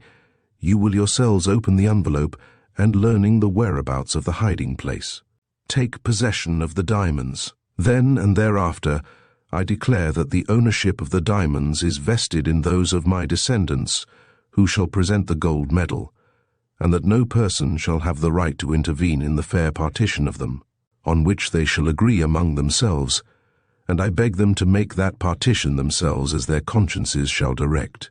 I have said what I have to say, my children. I am about to enter into the silence and await your coming. I do not doubt that you will come from all the corners of the earth at the imperious summons of the gold medal. Sprung from the same stock, be as brothers and sisters among yourselves. Approach with serious minds him who sleeps, and deliver him from the bonds which keep him in the kingdom of darkness. written by my own hand, in perfect health of mind and body, this day, the July 12th, 1721, delivered under my hand and seal. Jean-Pierre Augustin de la Roche, Marquis de... Maître de la Rue was silent, bent nearer to the paper, and murmured, "The signature is scarcely legible. The name begins with a B or an R. The flourish muddles up all the letters." Dorothy said slowly, "Jean-Pierre Augustin de la Roche, Marquis de Beaugreval." "Yes, yes, that's it," cried the notary at once. "Marquis de Beaugreval. How did you know?" Chapter 12. The Elixir of Resurrection. Dorothy did not answer. She was still quite absorbed in the strange will of the Marquise. Her companions, their eyes fixed on her, seemed to be waiting for her to express an opinion, and since she remained silent, George Errington of London said, "Not a bad joke." "What?" She shook her head. "Is it quite certain, cousin, that it is a joke?" "Oh, mademoiselle, this resurrection, the elixir, the hidden diamonds." "I don't say that it isn't," said Dorothy, smiling. "The old fellow does seem to me a trifle cracked. Nevertheless, the letter he has written to us is certainly authentic. At the end of 2 centuries we have come, as he foresaw that we should, to the rendezvous he appointed, and above all we are certainly members of the same family. I think that we might start embracing all over again, mademoiselle." "I'm sure if our ancestor permits it, I shall be charmed," said Dorothy, "but he does permit it." "We'll go and ask him." Maître de la Rue protested. "You'll go without me, mademoiselle. Understand once and for all that I am not going to see whether Jean-Pierre Augustin de la Roche, Marquis de Beaugreval, is still alive at the age of 262 years. But he isn't as old as all that. Maître de la Rue, we need not count the 200 years' sleep. Then it's only a matter of 62 years. That's quite normal. His friend, Monsieur de Fontenelle, as the Marquis predicted, and thanks to an elixir of life, lived to be 100. In fact, you do not believe in it, mademoiselle." "No, but all the same, there should be something in it. What else can there be in it?" "We shall know presently, but at the moment I confess to my shame that I should like before—" She paused, and with one accord they cried, "What?" She laughed. "Well, the truth is, I'm hungry, with a 200-year-old hunger, as hungry as the Marquis de Beaugreval must be. Has any of you by any chance—" The 3 young men darted away. One ran to his motorcycle, the other 2 to their horses. Each had a haversack full of provisions, which they brought and set out on the grass at Dorothy's feet. The Russian Korobelev, who had only a slice of bread, dragged a large flat stone in front of her by way of table. "This is really nice," she said, clapping her hands. "A real family lunch. We invite you to join us, Maître de la Rue, and you also, soldier of Wrangel." The meal, washed down by the good wine of Anjou, was a merry one. They drank the health of the worthy nobleman who had had the excellent idea of bringing them together at his chateau, and Webster made a speech in his honor. The diamonds, the codicil, the survival of their ancestor and his resurrection had become so many trifles to which they paid no further attention. For them the adventure came to an end with the reading of the letter and the improvised meal, and even so it was amazing enough. "And so amusing," said Dorothy, who kept laughing. "I assure you that I have never been so amused. Never." Her 4 cousins, as she called them, hung on her lips and never took their eyes off her, amused and astonished by everything she said. At first sight they had understood her, and she had understood them, without the 5 of them having to pass through the usual stages of becoming intimate, through which people who are thrown together for the first time generally have to pass. To them, she was grace, beauty, spirit, and freshness. She represented the charming country from which their ancestors had long ago departed. They found in her at once a sister of whom they were proud, and a woman they burned to win. Already rivals, each of them strove to appear at his best. Errington, Webster, and Dario organized contests, feats of strength, exhibitions of balancing. They ran races. The only prize they asked for was that Dorothy, Queen of the Tourney, should regard them with favor with those beautiful eyes, of which they felt the profound seduction, and which appeared to them the most beautiful eyes they had ever seen. But the winner of the tournament was Dorothy herself. Directly she took part in it, All that the others could do was to sit down, look on, and wonder. A fragment of wall, of which the top had crumbled so thin that it was nearly a sharp edge, served her as a tight rope. She climbed trees and let herself drop from branch to branch. Springing upon the big horse of Dario, she forced him through the paces of a circus horse. Then, seizing the bridle of the pony, she did a turn on the two of them, lying down, standing up, or astride. She performed all these feats with a modest grace, full of reserve, without a trace of coquetry. The young men were no less enthusiastic than amazed. The acrobat delighted them. But the young girl inspired them with a respect from which not one of them dreamt of departing. Who was she? They called her Princess, laughing, but their laughter was full of deference. Really, they did not understand it. It was not till 3 in the afternoon that they decided to carry the adventure to its end. They all started to do so in the spirit of picnickers. Maître de la Rue, to whose head the good wine of Anjou had mounted in some quantity, with his broad bow unknotted and his tall hat on the back of his head, led the way on his donkey, chanting couplets about the resurrection of Marquis Lazarus. Dario, of Genoa, imitated a mandolin accompaniment. Errington and Webster held over Dorothy's head, to keep the sun off it, an umbrella made of ferns and wild flowers.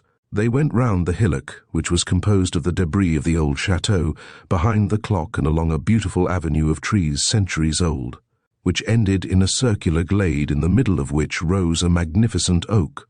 Maître de la Rue said in the tone of a guide, "These are the trees planted by the Marquis de Beaugreval's father. You will observe their vigour. Venerable trees, if ever there were any. Behold the Oak King. Whole generations have taken shelter under his boughs. Hats off, gentlemen." Then they came to the woody slopes of a small hill, on the summit of which, in the middle of a circular embankment, formed by the ruins of the wall that had encircled it, rose a tower oval in shape. "Caucasin Tower," said Maître de la Rue, more and more cheerful. "Venerable ruins, if ever there were any, remnants of the feudal keep.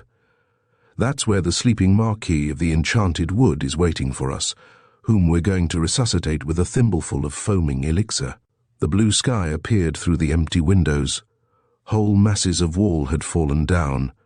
However, the whole of the right side seemed to be intact, and if there really was a staircase and some kind of habitation, as the Marquis had stated, it could only be in that part of the tower. And now the arch, against which the drawbridge had formerly been raised, opened before them. The approach to it was so blocked by interlaced briars and bushes that it took them a long time to reach the vault in which were the stones indicated by the Marquis de Beaugreval. Then, another barrier of fallen stones, and another effort to clear a double path to the two walls. "Here we are," said Dorothy at last. She had directed their labours, "and we can be quite sure that no one has been before us." Before beginning the operation which had been enjoined on them, they went to the end of the vault. It opened on to the immense nave formed by the interior of the keep, its stories fallen away, its only roof the sky. They saw, one above the other, the embrasures of 4 fireplaces, under chimney-pieces of sculptured stone, full now of wild plants. One might have described it as the oval of a Roman amphitheatre, with a series of small vaulted chambers above, of which one perceived the gaping openings, separated by passages into distinct groups. "The visitors who risk coming to Roche-Periac can enter from this side," said Dorothy. "Wedding parties from the neighbourhood must come here now and then. Look, there are greasy pieces of paper and sardine tins scattered about on the ground." "It's odd that the drawbridge vault hasn't been cleared out," said Webster. "By whom? Do you think that picnickers are going to waste their time doing what we have done, when on the opposite side there are easy entrances?" They did not seem in any hurry to get to work to verify the statements of the Marquis, and it was rather to have their consciences clear and to be able to say to themselves without any equivocation, "The adventure is finished," that they attacked the walls of the vault. Dorothy, skeptical as the others, again carelessly took command and said, "Come on, cousins. You didn't come from America and Russia to stand still with folded arms. We owe our ancestor this proof of our goodwill before we have the right to throw our medals into drawers. Dario of Genoa, Errington, be so good as to push, each on the side you are, the third stone at the top. Yes, those two, since this is the groove in which the old portcullis worked. The stones were a good height above the ground, so that the Englishman and the Italian had to raise their arms to reach them. Following Dorothy's advice, they climbed onto the shoulders of Webster and Kurobelev. "Are you ready?" "We're ready," replied Errington and Dario. "Then push gently with a continuous pressure. And above all, have faith. Maître de la Rue has no faith, so I am not asking him to do anything." The two young men set their hands against the two stones and pushed hard. "Come, a little vigor," said Dorothy in a tone of jest. "The statements of the Marquis are gospel truth. He has written that the stone on the right will slip back. Let the stone on the right slip back." "Mine is moving," said the Englishman on the left. "So is mine," said the Italian on the right. "It isn't possible," cried Dorothy incredulously. "But it is!" "But it is," declared the Englishman. "And the stone above it, too. They are slipping back from the top." The words were hardly out of his mouth when the two stones, forming one piece, slipped back into the interior of the wall and revealed in the semi-darkness the foot of a staircase and some steps. The Englishman uttered a cry of triumph. "The worthy gentleman did not lie. There's the staircase." For a moment they remained speechless. Not that there was anything extraordinary in the affair so far, but it was a confirmation of the first part of the Marquis de Bougival's statement. And they asked themselves if the rest of his predictions would not be fulfilled with the same exactness. "If it turns out that there are 132 steps, I shall declare myself convinced," said Errington. "What?" said Maître de la Rue, who also appeared deeply impressed. "Do you mean to assert that the Marquis is awaiting us like a man who is expecting our visit?" "You're raving," growled the notary. "Isn't he, mademoiselle?" The young men hauled themselves on to the landing formed by the stones which had slipped back. Dorothy joined them. 2 electric pocket lamps took the place of the torch suggested by the Marquis de Bougival, and they set about mounting the high steps which wound upwards in a very narrow space. 15, 16, 17, Dario counted. To hearten himself, Maître de la Rue sang the couplets of De Tour Prendigard, but at the 30th step he began to save his breath. "It's a steep climb, isn't it?" said Dorothy. "Yes, it is. But it's chiefly the idea of paying a visit to a dead man. It makes my legs a bit shaky." At the 50th step a hole in the wall let in some light. Dorothy looked out and saw the woods of La Roche-Periac, but a cornice, jutting out, prevented her from seeing the ground at the foot of the keep. They continued the ascent. Maître de la Rue kept singing in a more and more shaky voice, and towards the end it was rather a groaning than a singing. 100, 110, 120. At 132 he made the announcement, "It is indeed the last. A wall blocks the staircase." About this also our ancestor was telling the truth. "And are there 3 bricks let into the step?" "There are. And a pickaxe?" "It's here. Come, on getting to the top of the staircase and examining what we find there, every detail agrees with the will, so that we have only to carry out the good man's final instructions." She said, "Break down the wall, Webster. It's only a plaster partition." At the first blow, in fact, the wall crumbled away, disclosing a small, low door. "Goodness," muttered the lawyer, who was no longer trying to dissemble his uneasiness. "The program is indeed being carried out item by item." "Ah, you're becoming a trifle less skeptical, Maître de la Rue. You'll be declaring next that the door will open." "I do declare it." This old lunatic was a clever mechanician and a cynical producer of the first order.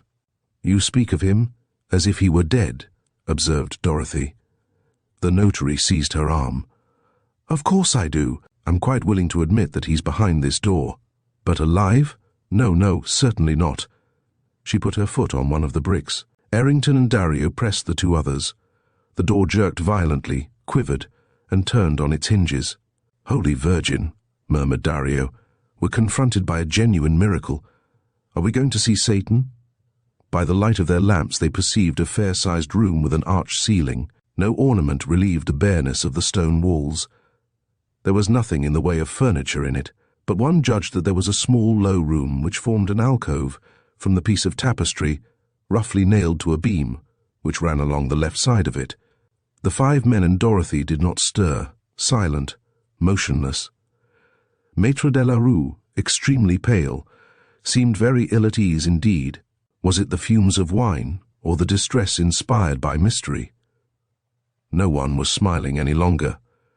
Dorothy could not withdraw her eyes from the piece of tapestry, so the adventure did not come to an end with the astonishing meeting of the Marquis's heirs, nor with the reading of his fantastic will. It went as far as the hollow stairway in the old tower, to which no one had ever penetrated, to the very threshold of the inviolable retreat in which the Marquis had drunk the draught which brings sleep, or which kills. What was there behind the tapestry? A bed, of course, some garments which kept perhaps the shape of the body they had covered, and besides a handful of ashes. She turned her head to her companions as if to say to them, "Shall I go first?" They stood motionless, undecided, ill at ease. Then she took a step forward, then 2. The tapestry was within reach. With a hesitating hand she took hold of the edge of it, while the young men drew nearer. They turned the light of their lamps into the alcove. At the back of it was a bed. On that bed lay a man. This vision was, in spite of everything, so unexpected that for a few seconds Dorothy's legs almost failed her, and she let the tapestry fall. It was Archibald Webster who, deeply perturbed, raised it quickly and walked briskly to this sleeping man, as if he were about to shake him and awake him forthwith. The others tumbled into the alcove after him. Archibald stopped short at the bed, with his arm raised, and dared not make another movement. One might have judged the man on the bed to be 60 years old, but in the strange paleness of that wholly colourless skin, beneath which flowed no single drop of blood, there was something that was of no age, a face absolutely hairless, not an eyelash, no eyebrows, the nose, cartilage and all, transparent like the noses of some consumptives, no flesh, a jaw, bones, cheekbones, large sunken eyelids. That was the face between 2 sticking-out ears, and above it was an enormous forehead running up into an entirely bald skull. "The finger! The finger!" murmured Dorothy. The 4th finger of the left hand was missing, cut exactly level with the palm as the will had stated. The man was dressed in a coat of chestnut-coloured cloth, a black silk waistcoat, embroidered in green, and breeches. His stockings were of fine wool. He wore no shoes. "He must be dead," said one of the young men in a low voice. To make sure, it would have been necessary to bend down and apply one's ear to the breast above the heart. But they had an odd feeling that at the slightest touch, this shape of a man would crumble to dust and so vanish like a phantom. Besides, to make such an experiment, would it not be to commit sacrilege? To suspect death and question a corpse, none of them dared. Dorothy shivered, her womanly nerves strained to excess. Maître de la Rue besought her, "Let's get away. It's got nothing to do with us. It's a devilish business." But George Errington had an idea. He took a small mirror from his pocket and held it close to the man's lips. After the lapse of some seconds, there was a film on it. "Oh, I believe he's alive," he stammered. "He's alive. He's alive," muttered the young people, keeping with difficulty their excitement within bounds. Maître de la Rue's legs were so shaky that he had to sit down on the foot of the bed. He murmured again and again, "A devilish business. We've no right." They kept looking at one another with troubled faces. The idea that this dead man was alive, for he was dead, undeniably dead, the idea that this dead man was alive shocked them as something monstrous.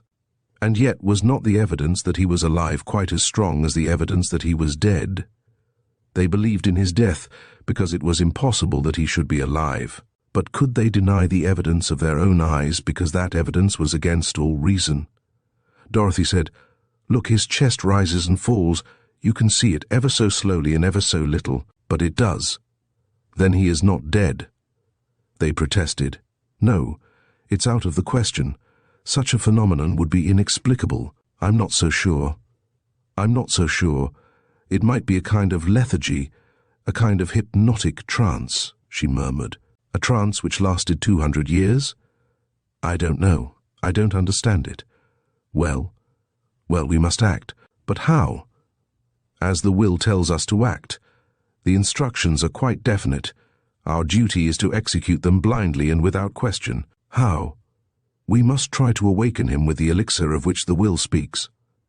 Here it is, said Marco Dario, picking up from the stool a small object wrapped in linen. He unfolded the wrapping and displayed a phial of antique shape, heavy of crystal, with a round bottom and long neck which terminated in a large wax cork. He handed it to Dorothy, who broke off the top of the neck with a sharp tap against the edge of the stool. "Has any of you a knife?" she asked. "Thank you, Archibald. Open the blade and introduce the point between the teeth as the will directs." They acted as might a doctor confronted by a patient whom he does not know exactly how to handle, but whom he nevertheless treats without the slightest hesitation. According to the formal prescription in use in similar cases, they would see what happened. The essential thing was to carry out the instructions. Archibald Webster did not find it easy to perform his task. The lips were tightly closed, the upper teeth, for the most part black and decayed, were so firmly wedged against the lower that the knife point could not force its way between them. He had to introduce it sideways and then raise the handle to force the jaws apart. "Don't move," said Dorothy. She bent down. Her right hand, holding the phial, tilted it gently. A few drops of a liquid of the color and odor of green chartreuse fell between the lips. Then an even trickle flowed from the phial, which was soon empty. "That's done," she said, straightening herself. Looking at her companions, she tried to smile. All of them were staring at the dead man. She murmured, "We've got to wait. It doesn't work straight away." And as she uttered the words, she thought, "And then what?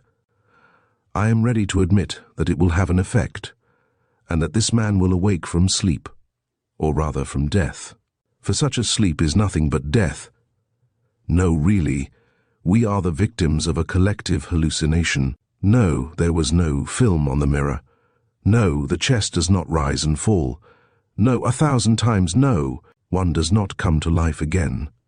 3 minutes gone," said Marco Dario, and watch in hand he counted, minute by minute, 5 more minutes, then 5 more. The waiting of these 6 persons would have been incomprehensible, had its explanation not been found in the fact that all the events foretold by the Marquis de Beaugreval had followed one another with mathematical precision. There had been a series of facts which was very like a series of miracles, which compelled the witnesses of those facts to be patient, at least till the moment fixed for the supreme miracle. 15 minutes, said the Italian. A few more seconds passed. Of a sudden they quivered. A hushed exclamation burst from the lips of each. The man's eyelids had moved. In a moment the phenomenon was repeated, and so clearly and distinctly that further doubt was impossible. It was the twitching of 2 eyes that tried to open. At the same time the arms stirred. The hands quivered. "Oh," stuttered the distracted notary. "He's alive! He's alive!" Chapter 13. Lazarus. Dorothy gazed, her eyes missed no slightest movement. Like her, the young men remained motionless, with drawn faces. The Italian, however, just sketched the sign of the cross. "He's alive," broke in Maître Delarue. "Look, he's looking at us." A strange gaze. It did not shift, it did not try to see. The gaze of the newly born, animated by no thought. Vague, unconscious, it shunned the light of the lamps, and seemed ready to be extinguished in a new sleep. On the other hand, the rest of the body became instinct with life, as if the blood resumed its normal course under the impulsion of a heart which again began to beat. The arms and the hands moved with purposed movements. Then suddenly the legs slipped off the bed. The bust was raised. After several attempts the man sat up. Then they saw him face to face, and since one of the young men raised his lamp that its light might not shine in his eyes, that lamp lit up on the wall of the alcove above the bed the portrait of which the Marquis had made mention. They could then perceive that it was indeed the portrait of the man. The same enormous brow, the same eyes deeply sunk in their orbits, the same high cheekbones, the same bony jaw, the same projecting ears. But the man, contrary to the prediction in the letter, had greatly aged and grown considerably thinner, for the portrait represented a nobleman of good appearance and sufficiently plump. Twice he tried to stand upright without succeeding. He was too weak. His legs refused to support him. He seemed also to be laboring under a heavy oppression, and to breathe with difficulty, either because he had lost the habit or because he needed more air. Dorothy observed 2 planks nailed to the wall, pointed them out to Dario and Webster, and signed to them to pull them down. It was easy to do so, for they were not nailed very firmly to the wall, and they uncovered a small round window. A bull's-eye, rather, not more than a foot or 15 inches across. A whiff of fresh air blew into the room all round the man sitting on the bed, and for all that he appeared to have no understanding of anything, he turned towards the window, and opening his mouth, drew in great breaths. All these trifling incidents were spread over a considerable time. The astonished witnesses of them had a feeling that they were taking part in the mysterious phases of a resurrection which they were wholly unable to consider final. Every minute gained by this living dead man appeared to them a new miracle which passed all imagining, and they hoped for the inevitable event which would restore things to their natural order, and which would be, as it were, the disarticulation and crumbling away of this incredible automaton. Dorothy stamped her foot impatiently, as if she was struggling against herself and trying to shake off a torpor. She turned away from this sight which fascinated her, and her face took on an expression of such profound thought that her companions withdrew their eyes from the man to watch her. Her eyes were seeking something. Their blue irises became of a deeper blue. They seemed to see beyond what ordinary eyes see, and to pursue the truth into more distant regions. At the end of a minute or 2, she said, "We must try." She went firmly to the bed. After all, here was a clear and definite phenomenon. It had to be taken into account. This man was alive. It was necessary, therefore, to treat him as a living being, who has ears to hear and a mouth to speak with, and who distinguishes the things about him by a personal existence. This man had a name. Every circumstance pointed directly to the fact that his presence in this sealed chamber was the result not of a miracle, a hypothesis, which they need only examine as a last resort, but of an experiment. That had succeeded, a hypothesis which one had no right to set aside for a priori reasons, however astonishing it might appear to be. Then why not question him? She sat down beside him, took his hands, which were cold and moist, in hers, and said gravely, "We have hastened hither at your summons. We are they to whom the gold medal—" She stopped. The words were not coming easily to her. They seemed to her absurd and childish, and she was quite certain that they must appear so to those who heard them. But she must make an effort to continue. "In our families the gold medal has passed from hand to hand right down to us.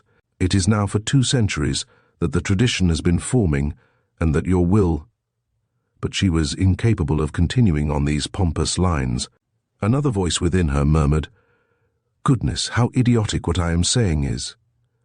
However, the hands of the man were growing warm from their contact with hers. He almost wore an air of hearing the noise of her words, and of understanding that they were addressed to him. And so, dropping the phrase-making, she brought herself to speak to him simply, as to a poor man whom his resurrection did not set apart from human necessities. "Are you hungry? Do you want to eat? To drink? Answer. What would you like? My friends and I will try." The old man, with the light full on his face, his mouth open, his lower lip hanging down, preserved a dull and stupid countenance, animated by no expression, no desire. Without turning away from him, Dorothy called out to the notary, "Don't you think we ought to offer him the second envelope, Maître de la Rue, the codicil? His understanding may perhaps awake at the sight of this paper which formerly belonged to him, and which, according to the instructions in the will, we're to hand over to him." Maître de la Rue agreed with her, and passed the envelope to her. She held it out to the old man, saying, "Here are the directions for finding the diamonds, written by yourself. No one knows these directions. Here they are." She stretched out her hand. It was clear that the old man tried to respond with a similar movement. She accentuated the gesture. He lowered his eyes towards the envelope, and his fingers opened to receive it. "You quite understand?" she asked. "You are going to open this envelope. It contains the secret of the diamonds of fortune." Once more she stopped abruptly, as if struck by a sudden thought, something she had unexpectedly observed. Webster said to her, "He certainly understands. When he opens the letter and reads it, the whole of the past will come back to his memory. We may give it to him." George Errington supported him. "Yes, mademoiselle, we may give it to him. It's a secret which belongs to him." Dorothy, however, did not perform the action she had suggested. She looked at the old man with the most earnest attention. Then she took the lamp, moved it away, then near, examined the mutilated hand, and then suddenly burst into a fit of wild laughter. It burst out with all the violence of laughter long restrained. Bent double, holding her ribs, she laughed till it hurt her. Her pretty head shook her wavy hair in a series of jerks, and it was a laugh so fresh and so young, of such irresistible gaiety that the young men burst out laughing in their turn. Maître de la Rue, on the other hand, irritated by a hilarity which seemed to him out of place in the circumstances, protested in a tone of annoyance, "Really, I'm amazed. There's nothing to laugh at in all this.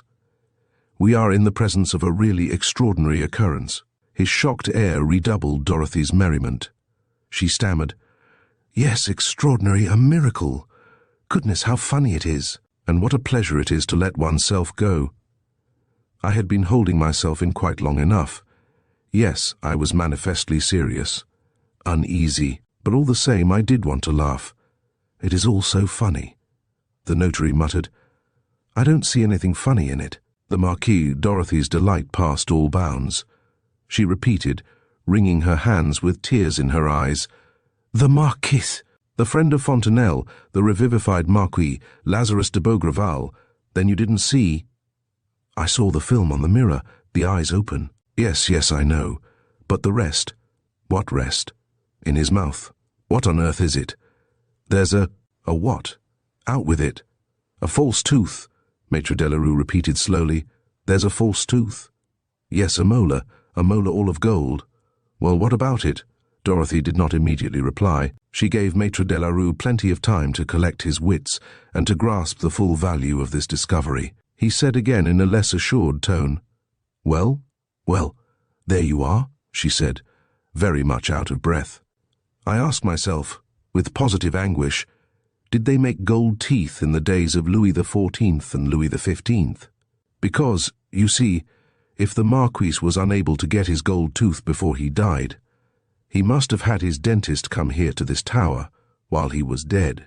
That is to say, he must have learnt from the newspapers, or from some other source, that he could have a false tooth put in the place of the one which used to ache in the days of Louis XIV.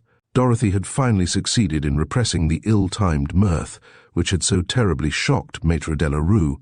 She was merely smiling, but smiling with an extremely mischievous and delighted air. Naturally, the four strangers, grouped closely round her, were also smiling with the air of people amused beyond words. On his bed, the man, always impassive and stupid, continued his breathing exercises.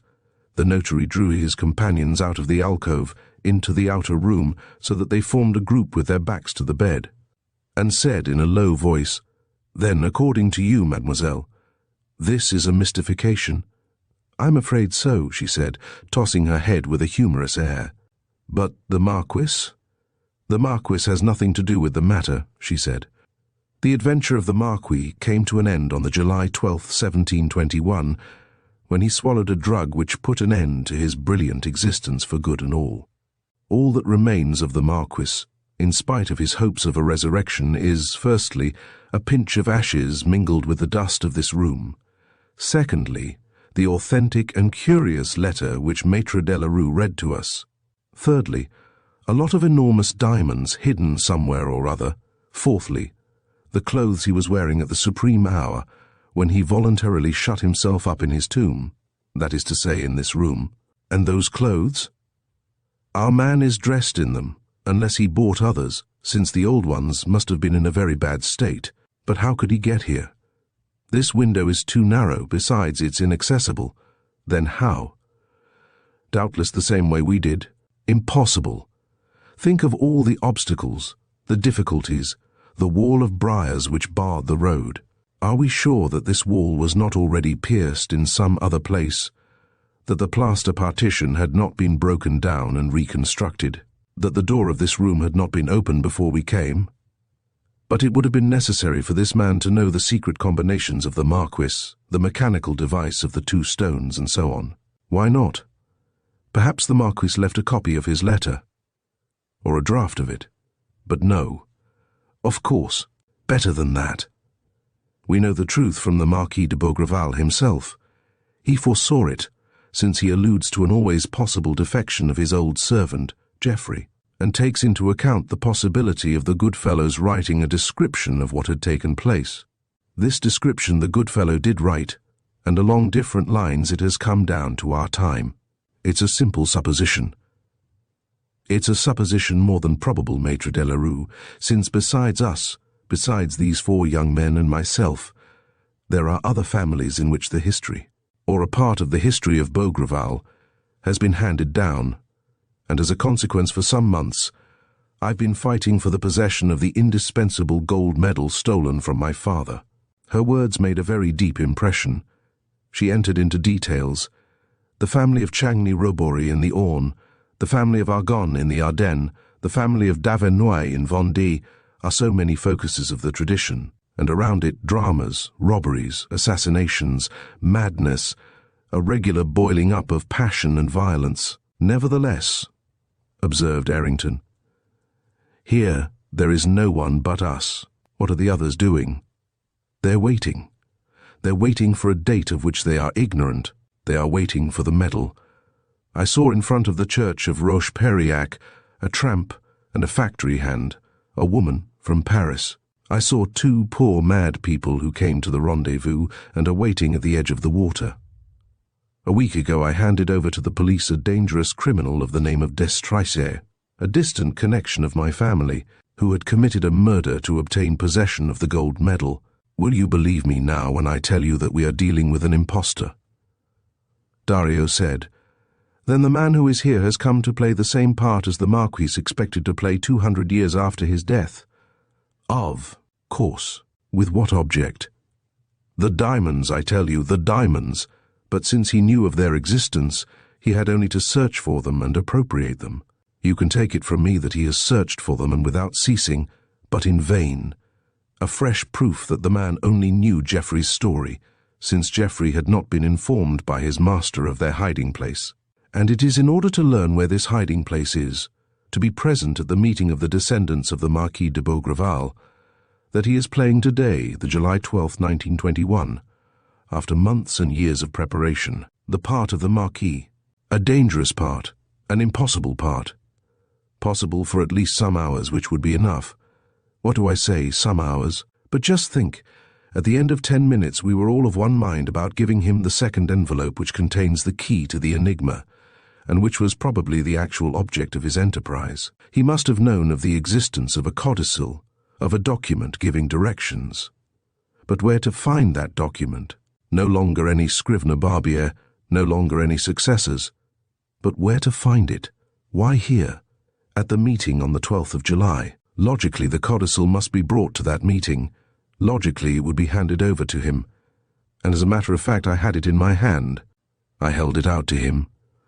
A second later, he would have obtained from it the information he wanted. After that, goodbye. The Marquis de Beaugreval, once possessor of the diamonds of the Marquis de Beaugreval, would retire into the void. That is to say, he would bolt at full speed. Webster asked, "Why didn't you give him the envelope? Did you guess?" Guess? No. But I distrusted him. In offering it to him, I was above all things making an experiment. What evidence it would be against him, if he accepted my offer by a gesture of acceptance, inexplicable at the end of such a short period. He did accept. I saw his hand tremble with impatience. I knew where I was, but at the same time fortune was kind to me. I saw that little bit of gold in his mouth. It was all linked together in a flawless chain of reasoning. Dorothy had set forth the coordination of events, causes, and effects. As one displays a piece of tapestry in which the complicated play of design and color produces the most harmonious unity. The 4 young men were astounded. Not one of them threw any doubt on her statement. Archibald Webster said, "One would think that you had been present throughout the whole adventure." "Yes," said Dario. "The revivified Marquis played a whole comedy before you." "What a power of observation and what terrible logic," said Errington of London. And Webster added, "And what intuition." Dorothy did not respond to the praise with her habitual smile. One would have said that events were happening in a manner far from pleasing to her, which seemed to promise others which she distrusted in advance. But what events? What was there to fear? In the silence, Maître de la Rue suddenly cried, "Well, for my part, I assert that you're making a mistake. I'm not at all of your opinion, mademoiselle." Maître de la Rue was one of those people who cling the more firmly to an opinion the longer they have been adopting it. The resurrection of the Marquis suddenly appeared to him a dogma he was bound to defend. He repeated, "Not at all of your opinion. You are piling up unfounded hypotheses. No, this man is not an impostor. There is evidence in his favor which you do not take into account." "What evidence?" she asked. "Well, his portrait, his indisputable resemblance to the portrait of the Marquis de Beaugreval executed by Largillière." "Who tells you that this is the portrait of the Marquis, and not the portrait of the man himself? It's a very easy way of resembling anyone." "But this old frame, this canvas which dates from earlier days, let us admit that the frame remained. Let us admit that the old canvas, instead of having been changed, has simply been painted over in such a way as to represent the false Marquis here present." "And the cut-off finger!" exclaimed Maître de la Rue triumphantly. "A finger can be cut off." The notary became vehement. "Oh, no, 1,000 times, no. Whatever be the attraction of the benefit to be derived, one does not mutilate oneself. No, no. Your contention falls to the ground. What? You represent this fellow as ready to cut off his finger. This fellow with his dull face, his air of stupidity, but he is incapable of it. He's weak and a coward." The argument struck Dorothy. It threw light on the most obscure part of the business, and she drew from it exactly the conclusions it warranted. "You're right," she said. "A man like him is incapable of mutilating himself. In that case, someone else has charged himself with this sinister task. Someone else has cut off the finger, an accomplice. More than an accomplice, his chief. The brain which has devised these combinations is not his. He is not the man who has staged the adventure. He is only an instrument, some common rogue chosen for his fleshless aspect. The man who holds the threads remains invisible, and he is formidable." The notary shivered. "One would say you knew him." After a pause, she answered slowly, "It is possible that I do know him. If my instinct does not deceive me, the master criminal is the man who I handed over to justice, this de Streicher of whom I spoke just now. While he is in prison, his accomplices, for there are several of them, have taken up the work he began, and are trying to carry it through. Yes, yes," she added. "One can well believe that it is de Streicher who has arranged the whole business. He has been engaged in the affair for years, and such a machination is entirely in accord with his cunning and wily spirit. We must be on our guard against him. Even in prison he is a dangerous adversary." "Dangerous, dangerous," said the notary, trying to reassure himself. "I don't see what threatens us. Besides, the affair draws to its end. As regards the precious stones, open the codicil, and as far as I am concerned, my task is performed." "It isn't a matter of knowing whether your task is performed, Maître de la Rue," Dorothy answered in the same thoughtful tone. "It's a matter of escaping a danger which is not quite clear to me, but which permits me to expect anything, which I foresee more and more clearly. Where will it come from? I don't know, but it exists." "It's terrible," groaned Maître de la Rue. "How are we to defend ourselves? What are we to do?" "What are we to do?" She turned towards the little room which served as alcove. The man no longer stirred, his head and face buried in the shadow. "Question him. You quite understand that this super did not come here alone. They have entrusted him with this post, but the others are on the watch, the agents of de Streicher. They are waiting in the wings for the result of the comedy. They are spying on us. Perhaps they hear us. Question him. He is going to tell us the measures to be taken against us in case of a check." "He will not speak." "But he will. He is in our hands, and it is entirely to his interest to win our forgiveness for the part he has played. He is one of those people who are always on the side of the stronger. Look at him." The man remained motionless, not a gesture. However, his attitude did not look natural. Sitting as he was, half bent over, he should have lost his balance. "Errington, Webster." "Light him up," Dorothy ordered. Simultaneously, the rays from the 2 electric lamps fell on him. Some seconds passed. "Ah," sighed Dorothy, who was the first to grasp the terrible fact, and she started back. All 6 of them were shocked by the same sight, at first inexplicable. The bust and the head, which they believed to be motionless, were bending a little forward with a movement which was hardly perceptible, but which did not cease.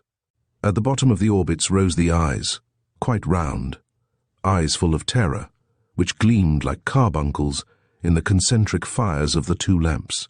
His mouth moved convulsively, as if to utter a cry which did not issue from it.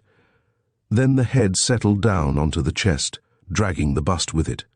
They saw for some seconds the ebony hilt of a dagger, the blade of which, half buried in the right shoulder at the junction with the neck, was streaming with blood.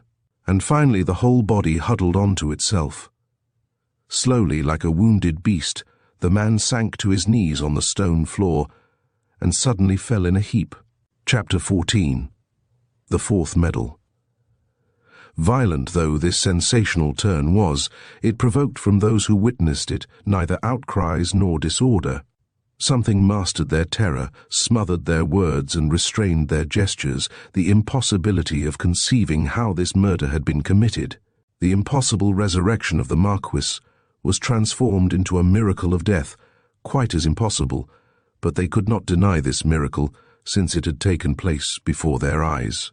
In truth, they had the impression, since no living being had entered, that death itself had stepped over the threshold, crossed the room to the man, struck him in their presence with its invisible hand, and then gone away, leaving the murderous weapon in the corpse. None but a phantom could have passed. None but a phantom could have killed. "Errington," said Dorothy, who had recovered her coolness more quickly than her companions, "there's no one on the staircase, is there? Dario, surely the window is too small for anyone to slip through."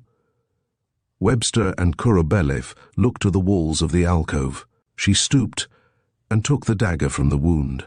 No convulsion stirred the victim's body. It was indeed a corpse. An examination of the dagger and the clothes gave no clue. Errington and Dario rendered an account of their mission. The staircase? Empty. The window? Too narrow. They joined the Russian and the American, as did Dorothy also, and all 5 of them examined and sounded the walls of the alcove with such minuteness that Dorothy expressed the absolute conviction of all of them when she declared in a tone of finality, "No entrance. It is impossible to admit that anyone passed that way." "Then," stuttered the notary, who was sitting on the stool and had not moved for the excellent reason that his legs refused to be of the slightest use to him. "Then," he asked the question with a kind of humility, as if he regretted not having admitted without opposition all Dorothy's explanations, and promised to accept all she should consent to give him. Dorothy, who had so clearly announced the peril which threatened them, and so clearly elucidated all the problems of this obscure affair, suddenly appeared to him to be a woman who makes no mistake, who cannot make any mistake, and owing to that fact, he saw in her a powerful protection against the attacks which were about to ensue. Dorothy, for her part, felt confusedly that the truth was prowling round her, that she was on the point of perceiving with perfect clearness that which had no form, and that it was a thing which must moreover astonish her infinitely. Why could she not guess what was hidden in the shadow? It appeared almost as if she was afraid to guess it, and that she was deliberately turning away from a danger which her intelligence would have pointed out to her at once, if her womanly instincts had not suffered her to blind herself for several minutes. Indeed, those several minutes, she lost them. Like one whom dangers surround and who does not know against which he must first defend himself, she shuffled about on one spot. She wasted time on futile phrases, keeping herself simply to the actual facts of the situation, in the hope, perhaps, that one of her words might strike the enlightening spark out of its flint. "Maître Delarue, there's a death and a crime. We must therefore inform the police. However, I think we could put it off for a day or two."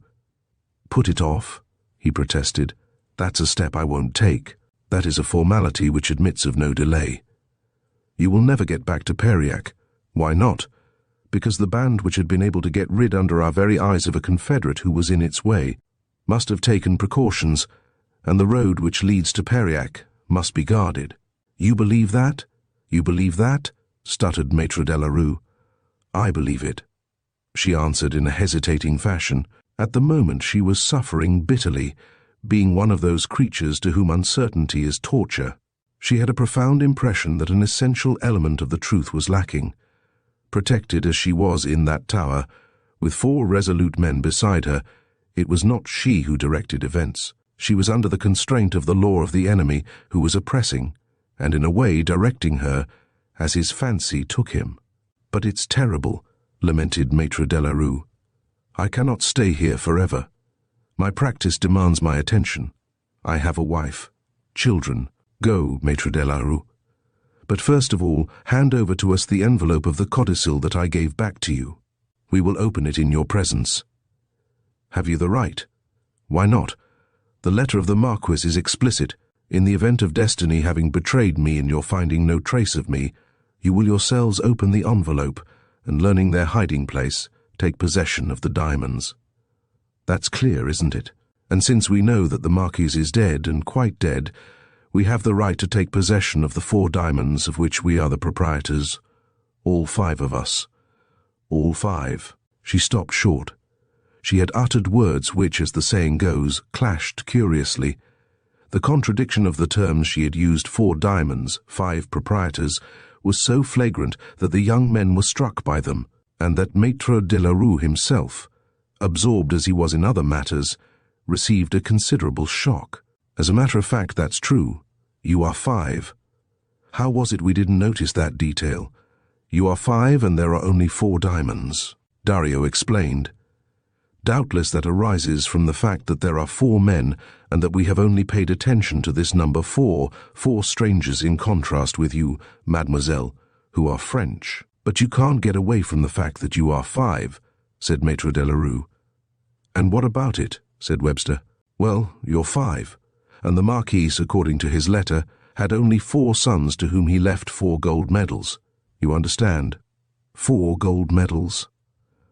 Webster made the objection. He could have bequeathed 4 and left 5. He looked at Dorothy.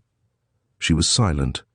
Was she going to find in this unexpected incident the solution of the enigma which escaped him? She said thoughtfully, always supposing that a 5th medal has not been fabricated since on the model of the others and then transmitted to us by a process of fraud. How are we to know it? Let us compare our medals, she said. An examination of them will enlighten us, perhaps. Webster was the first to present his medal. It showed no peculiarity which gave them to believe that it was not one of the 4 original pieces struck by the instructions of the Marquis and controlled by him. An examination of the medals of Dario, Kourabelev, and Errington showed the same. Maître de la Rue, who had taken all 4 of them and was examining them minutely, held out his hand for Dorothy's medal. She had taken out the little leather purse which she had slipped into her bodice. She untied the strings and stood amazed. The purse was empty. She shook it, turned it inside out. Nothing. It's gone. It's gone, she said in a hushed voice. An astonished silence followed her declaration. Then the notary asked, You haven't lost it by any chance? No, she said. I can't have lost it. If I had, I should have lost the little bag at the same time. But how do you explain it? Said the notary. Dario intervened a trifle dryly. Mademoiselle has no need to explain, for you don't pretend. Of course, none of us supposes that Mademoiselle has come here without having the right, said the notary. In the place of 4 medals there are 5, that's all I meant to say. Dorothy said again in the most positive tones, I have not lost it.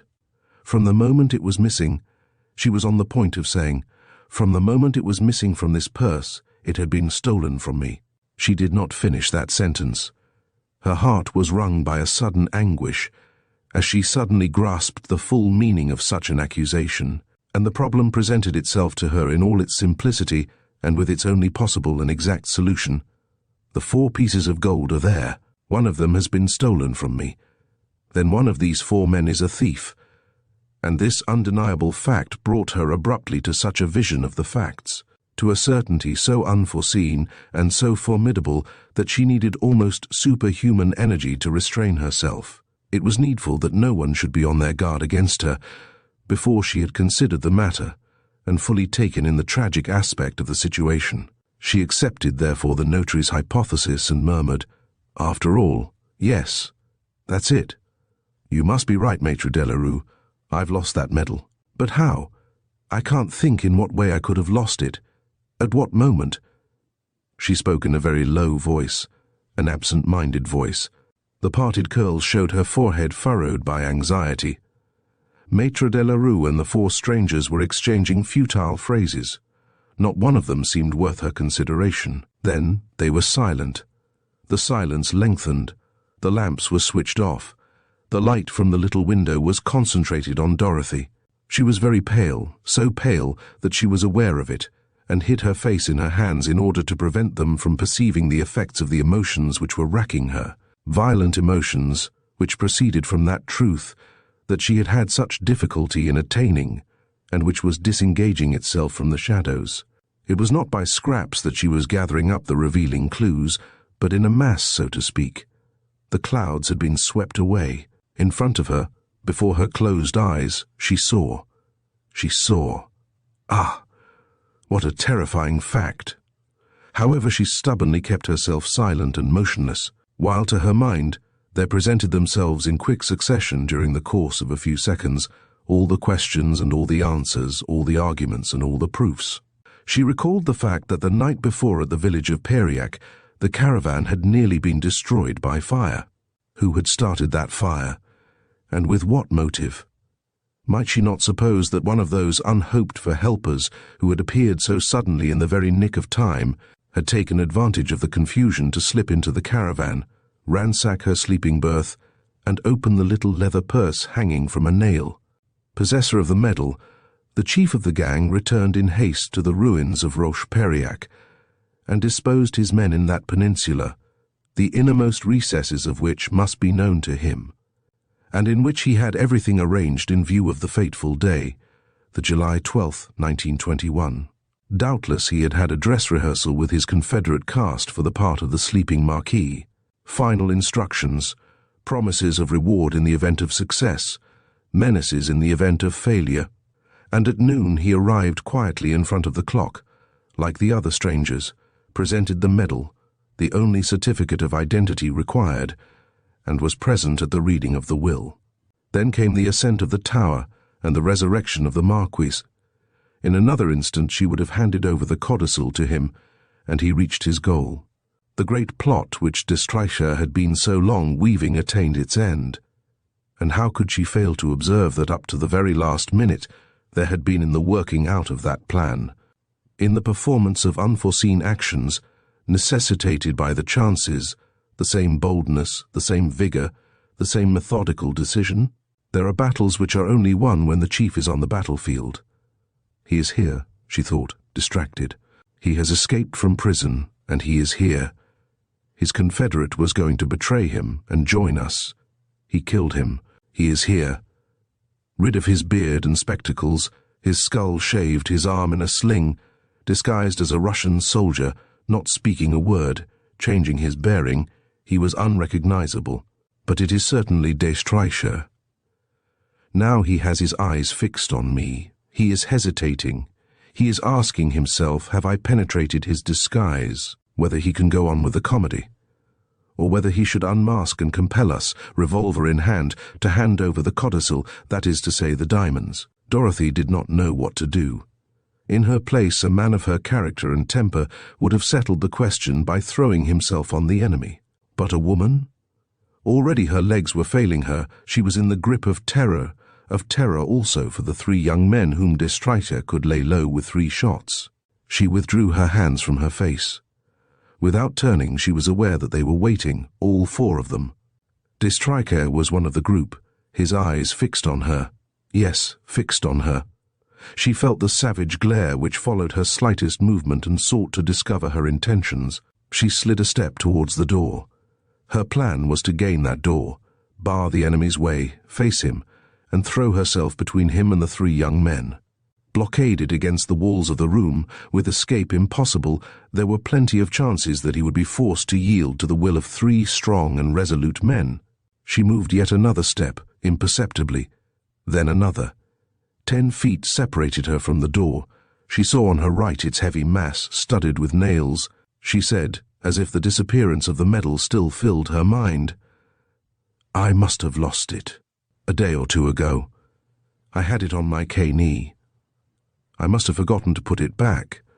Suddenly she made her spring. Too late. At the very moment that she drew herself together, de Stryker, foreseeing it, leapt in front of the door, a revolver in either outstretched hand. This sudden act was masked by no single word. There was no need of words indeed for the three young men to grasp the fact that the murderer of the false marquis stood before them. Instinctively they recoiled from the menace, then on the instant pulled themselves together, and ready for the counterstroke, they advanced. Dorothy stopped them at the moment that de Stryker was on the point of shooting. Drawn to her full height in front of them, she protected them, certain that the scoundrel would not pull the trigger. But he was aiming straight at her bosom, and the young men could not stir, while his right arm outstretched, with his left hand still holding the other revolver, he felt for the lock. "Leave it to us, mademoiselle," cried Webster beside himself. "A single movement and he kills me," she said.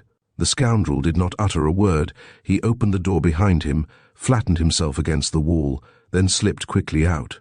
The three young men sprang forward like unleashed hounds, only to dash themselves against the obstacle of the heavy door. Chapter 15. The Kidnapping of Montfaucon. For a minute or two extreme confusion reigned in the room. Errington and Webster struggled furiously with the old lock. Almost past use, it worked badly from the inside. Exasperated and maddened at having let the enemy escape, they got in one another's way, and their efforts only ended in their jamming it. Marco Dario raged at them. Get on, get on. What are you messing about like that for? It's de Stryker, isn't it, mademoiselle? The man you spoke of? He murdered his confederate. He stole the medal from you. Holy Virgin, hurry up, you two."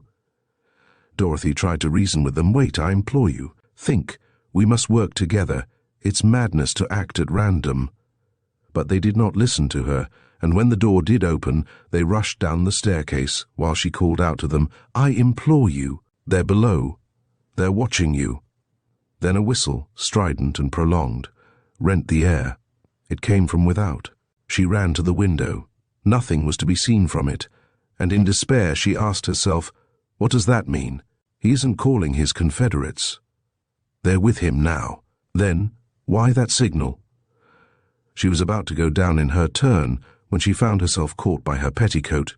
From the beginning of the scene, in front of de Stryker and his levelled revolvers, Maitre Delarue had sunk down in the darkest corner, and now he was imploring her, almost on his knees.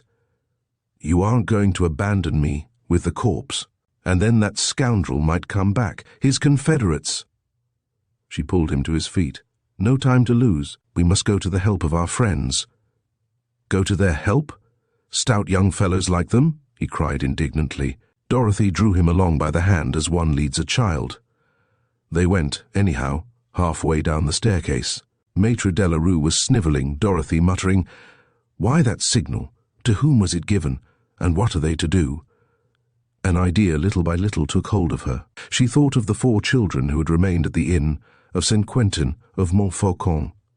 And this idea so tormented her that 3 parts of the way down the staircase she stopped at the hole which pierced the wall, which she had noticed as they came up. After all, what could an old man and a young girl do to help 3 young men? "What is it?" stammered the notary. "Can one hear the FF fight?" "One can't hear anything," she said, bending down. She squeezed herself into the narrow passage and crawled to the opening. Then, having looked more carefully than she had done in the afternoon, she perceived on her right, on the cornice, a good-sized bundle, thrust down into a crack, screened in front by wild plants. It was a rope ladder. One of its ends was fastened to a hook driven into the wall. "Excellent," she said. "It's evident that on occasions de Stryker uses this exit." In the event of danger, it's an easy way to safety, since this side of the tower is opposite the entrance in the interior. The way to safety was less easy for Maître de la Rue, who began by groaning. "Never in my life. Get down that way." "Nonsense," she said. "It isn't 35 feet, only 2 stories. As well commit suicide. Do you prefer a knife stuck in you? Remember that de Stryker has only one aim, the codicil, and you have it."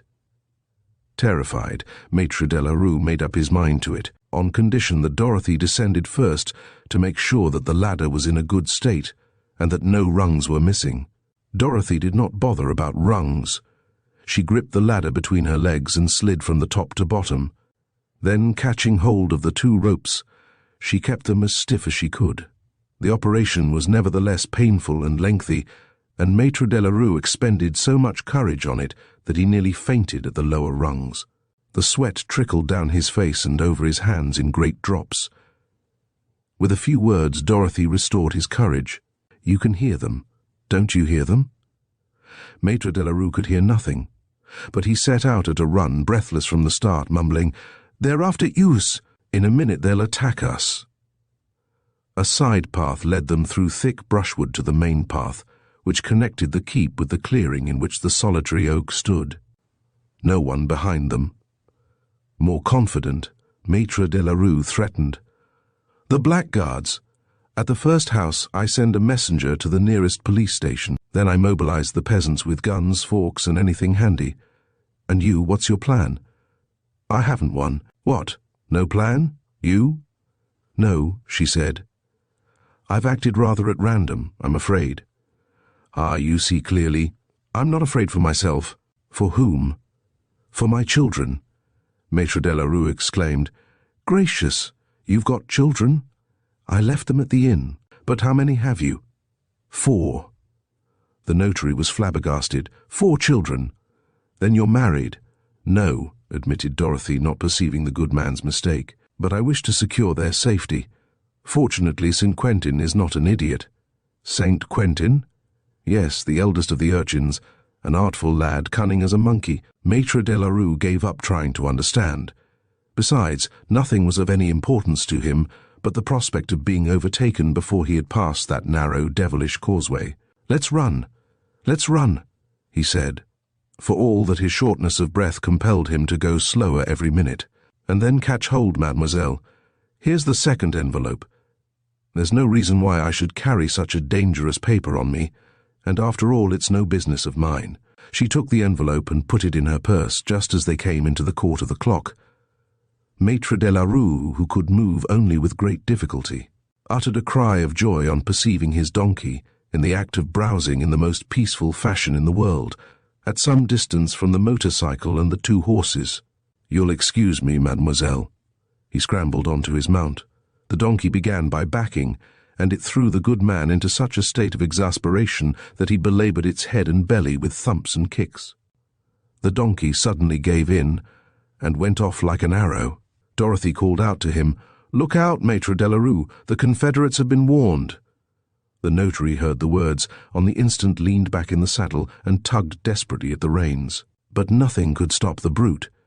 When Dorothy got clear of the ruins of the outer wall, she saw him a long way off, still going hard. Then she began to run again. In a growing disquiet, de Stryker's whistle had been meant for Confederates posted on the mainland at the entrance to the peninsula, the access to which they were guarding. She said to herself, "In any case, if I don't get through, Maître de la Rue will, and it is clear that St. Quentin will be warned and be on his guard." The sea, very blue and very calm, had ebbed to right and left, forming 2 bays on the other side of which rose the cliff of the coast. The path down the gorge was distinguishable by the dark cutting she saw in the mass of trees which covered the plateau. Here and there it rose to some height.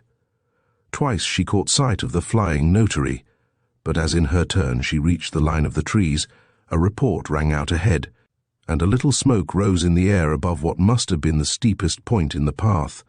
There came cries and shouts for help, then silence. Dorothy doubled her speed in order to help Maître de la Rue. Undoubtedly he had been attacked. But after running for some minutes at such a pace that no sound could have reached her ears, She had barely time to spring out of the path to get out of the way of the furiously galloping donkey whose rider was crouching, forward on its back, with his arms knotted round its neck. Maître de la Rue, since his head was glued to the further side of its neck, did not even see her, more anxious than ever. Since it was clear that St. Quentin and his comrades would not be warned if she did not succeed in getting through the path down the gorge and over the causeway, she started to run again. Then she caught sight of the figures of two men on one of the high points of the path in front, coming towards her. They were the Confederates. They had barred the road to Maître de la Rue, and were now acting after the manner of beaters. She flung herself into the bushes, dropped into a hollow full of dead leaves, and covered herself with them. The Confederates passed her in silence. She heard the dull noise of their hobnailed boots, which went further and further off in the direction of the ruins, and when she raised herself, they had disappeared. Forthwith, having no further obstacle before her, Dorothy made her way down the path, so correctly described by the board as bad going, and came to the causeway which joined the peninsula to the mainland. Observed that the Baron d'Avernois and his old flame were no longer on the edge of the water, mounted the slope, and hurried towards the inn. A little way from it she called out, "St. Quentin! St. Quentin!" Getting no answer, her forebodings redoubled. She passed in front of the house and saw no one.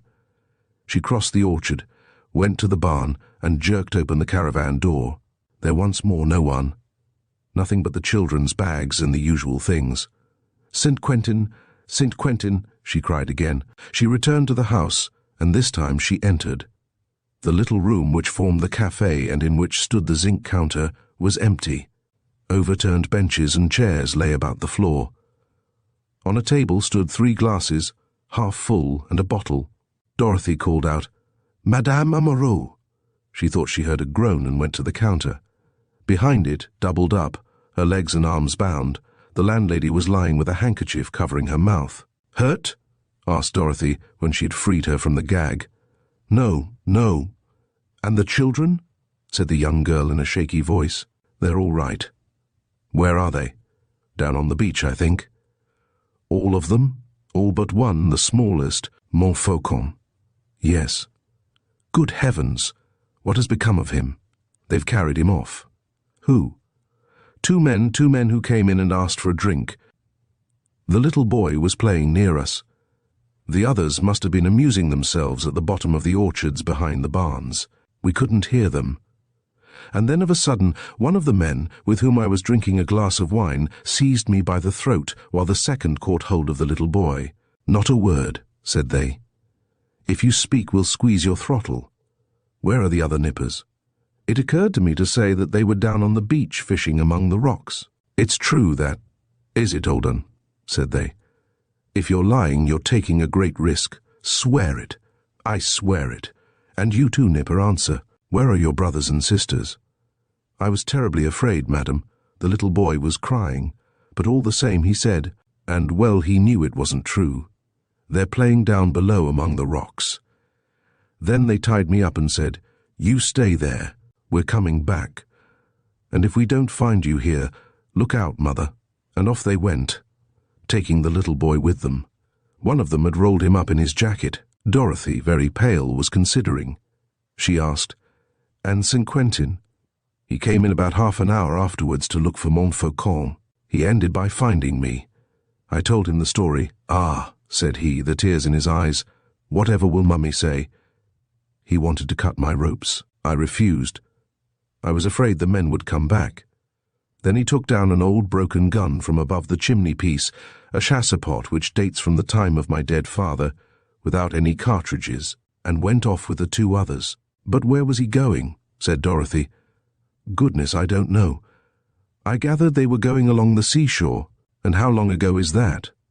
"A good hour, at least." "A good hour," murmured Dorothy. This time the landlady did not refuse to have her bonds untied. As soon as she was free, she said to Dorothy, who wished to dispatch her to Periac in search of help. "To Periac? 6 miles. But, my poor lady, I haven't the strength. The best thing you can do is to get there yourself as fast as your legs will carry you." Dorothy did not even consider this counsel. She was in a hurry to return to the ruins and there join battle with the enemy. She set off again at a run. So the attack she had foreseen had indeed developed, but an hour earlier, that is to say before the signal was given, and the two men were forthwith posted on the path to the causeway with the mission to establish a barrage, then at the whistle to fall back on the scene of operations. Only too well did Dorothy understand the motive of this kidnapping. In the battle they were fighting, it was not only a matter of stealing the diamonds. There was another victory for which de Stryker was striving with quite as much intensity and ruthlessness. Now Montfaucon in his hands was the pledge of victory. Cost what it might, whatever happened, admitting even that the luck turned against him, Dorothy must surrender at discretion and bend the knee. To save Montfaucon from certain death, it was beyond doubt that she would not recoil from any act, from any trial. "Oh, the monster," she murmured. "He is not mistaken. He holds me by what I hold dearest." Several times she noticed across the path groups of small pebbles arranged in circles or cut-off twigs, which were to her so much information furnished by St. Quentin. From them she learnt that the children, instead of keeping straight along the path to the gorge, had turned off to the left and gone round the marsh to the seashore, so betaking themselves to the shelter of the rocks. But she paid no attention to this manoeuvre, for she could only think of the danger which threatened Montfaucon and had no other aim than to get to his kidnappers. She took her way to the peninsula, mounted the gorge, where she met no one, and reached the plateau. As she did so, she heard the sound of a second report. Someone had fired in the ruins. At whom? At Maître Delarue? At one of the three young men? "Ah," she said to herself anxiously, "perhaps I ought never to have left them, those three friends of mine. All four of us together we could have defended ourselves. Instead of that, we are far from one another, helpless." What astonished her when she had crossed the outer wall was the infinite silence into which she seemed to herself to enter. The field of battle was not large, a couple of miles long, at the most, and a few hundred yards across, and yet in this restricted space, in which perhaps 9 or 10 men were pitted against her, not a sound, not a mutter of human speech, nothing but the twittering of birds or the rustling of leaves, which fell gently, cautiously, as if things themselves were conspiring not to break the silence. "It's terrible," murmured Dorothy. "What is the meaning of it? Am I to believe that all is over, or rather that nothing has begun, that the adversaries are watching one another before coming to blows, on the one side Errington, Webster and Dario, on the other de Stryker and his confederates?" She advanced quickly into the court of the clock. There she saw still, near the two tied-up horses, the donkey, eating the leaves of a shrub, his bridle dragging on the ground, his saddle quite straight on his back, his coat shining with sweat. What has become of Maître Delarue? Had he been able to rejoin the group of the foreigners? Had his mount thrown him and delivered him into the power of the enemy? Thus at every moment questions presented themselves which it was impossible to answer. The shadow was thickening. Dorothy was not timid. During the war, in the ambulances in the first line, she had grown used more quickly than many men to the bursting of shells, and the hour of bombardment did not shake her nerves. But mistress of her nerves as she was, on the other hand, she was more susceptible than a man of less courage to the influence of everything unknown, of everything that is unseen and unheard. Her extreme sensitiveness gave her a keen sense of danger, and at that moment she had the deepest impression of danger. She went on, however. An invincible force drove her on till she should find her friends, and Montfaucon should be freed. She hurried to the avenue of great trees, crossed the clearing of the old solitary oak, and mounted the rising ground on which rose Coxine Tower. More and more the solitude and the silence troubled her, the profound silence, a solitude so abnormal that Dorothy reached the point of believing herself to be no longer alone. Someone was watching. Men were following her as she went. It seemed to her that she was exposed to all menaces, that the barrels of guns were levelled at her, that she was about to fall into the trap which her enemy had laid. The impression was so strong that Dorothy, who knew her nature and the correctness of her presentiments, reckoned it a certainty resting on irrefutable proofs. She even knew where the ambush was awaiting her. They had guessed that her instinct, her calculations, that all the circumstances of the drama would bring her back to the tower, and there they were awaiting her. She stopped at the entrance of the vault. On the opposite side, above the steps which descended into the immense nave of the donjon, her enemies must be posted. Let her make a few more steps and they would capture her. She stood quite still.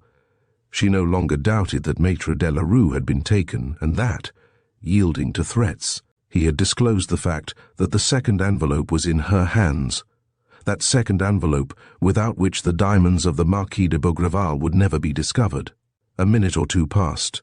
No single indication allowed her to believe in the actual presence of the enemies she imagined, but the mere logic of the events demanded that they should be there.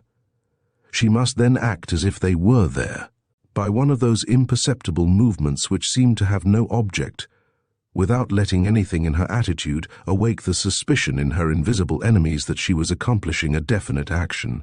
She managed to open her purse and extract the envelope. She crumpled it up and reduced it to a tiny ball. Then, letting her arm hang down, she went some steps into the vault. Behind her, violently, with a loud crash, something fell down. It was the old feudal portcullis, which fell from above, came grating down its grooves, and blocked the entrance with its heavy trellis work of massive wood. Chapter 16. The last quarter of a minute. Dorothy did not turn round. She was a prisoner. I made no mistake, she thought. They are the masters of the field of battle. But what has become of the others? On her right opened the entrance to the staircase which ascended the tower. Perhaps she might have fled up it and availed herself once more of the rope ladder. But what use would it be? Did not the kidnapping of Montfaucon oblige her to fight to the end, in spite of the hopelessness of the conflict? She must throw herself into the arena among the ferocious beasts. She went on. Though alone and without friends, she found herself quite cool. As she went, she let the little ball of paper roll down her skirt. It rolled along the floor and was lost among the pebbles and dust which covered it. As she came to the end of the vault, 2 arms shot out, and 2 men covered her with their revolvers. "Don't move." She shrugged her shoulders. One of them repeated harshly, "Don't move, or I shoot." She looked at them. They were 2 subordinates, poisonous-looking rogues, dressed as sailors. She thought she recognized in them the 2 individuals who had accompanied des Stryker to the manor. She said to them, "The child? What have you done with the child? It was you who carried him off, wasn't it?" With a sudden movement they seized her arms, and while one kept her covered with his revolver, the other set about the task of searching her.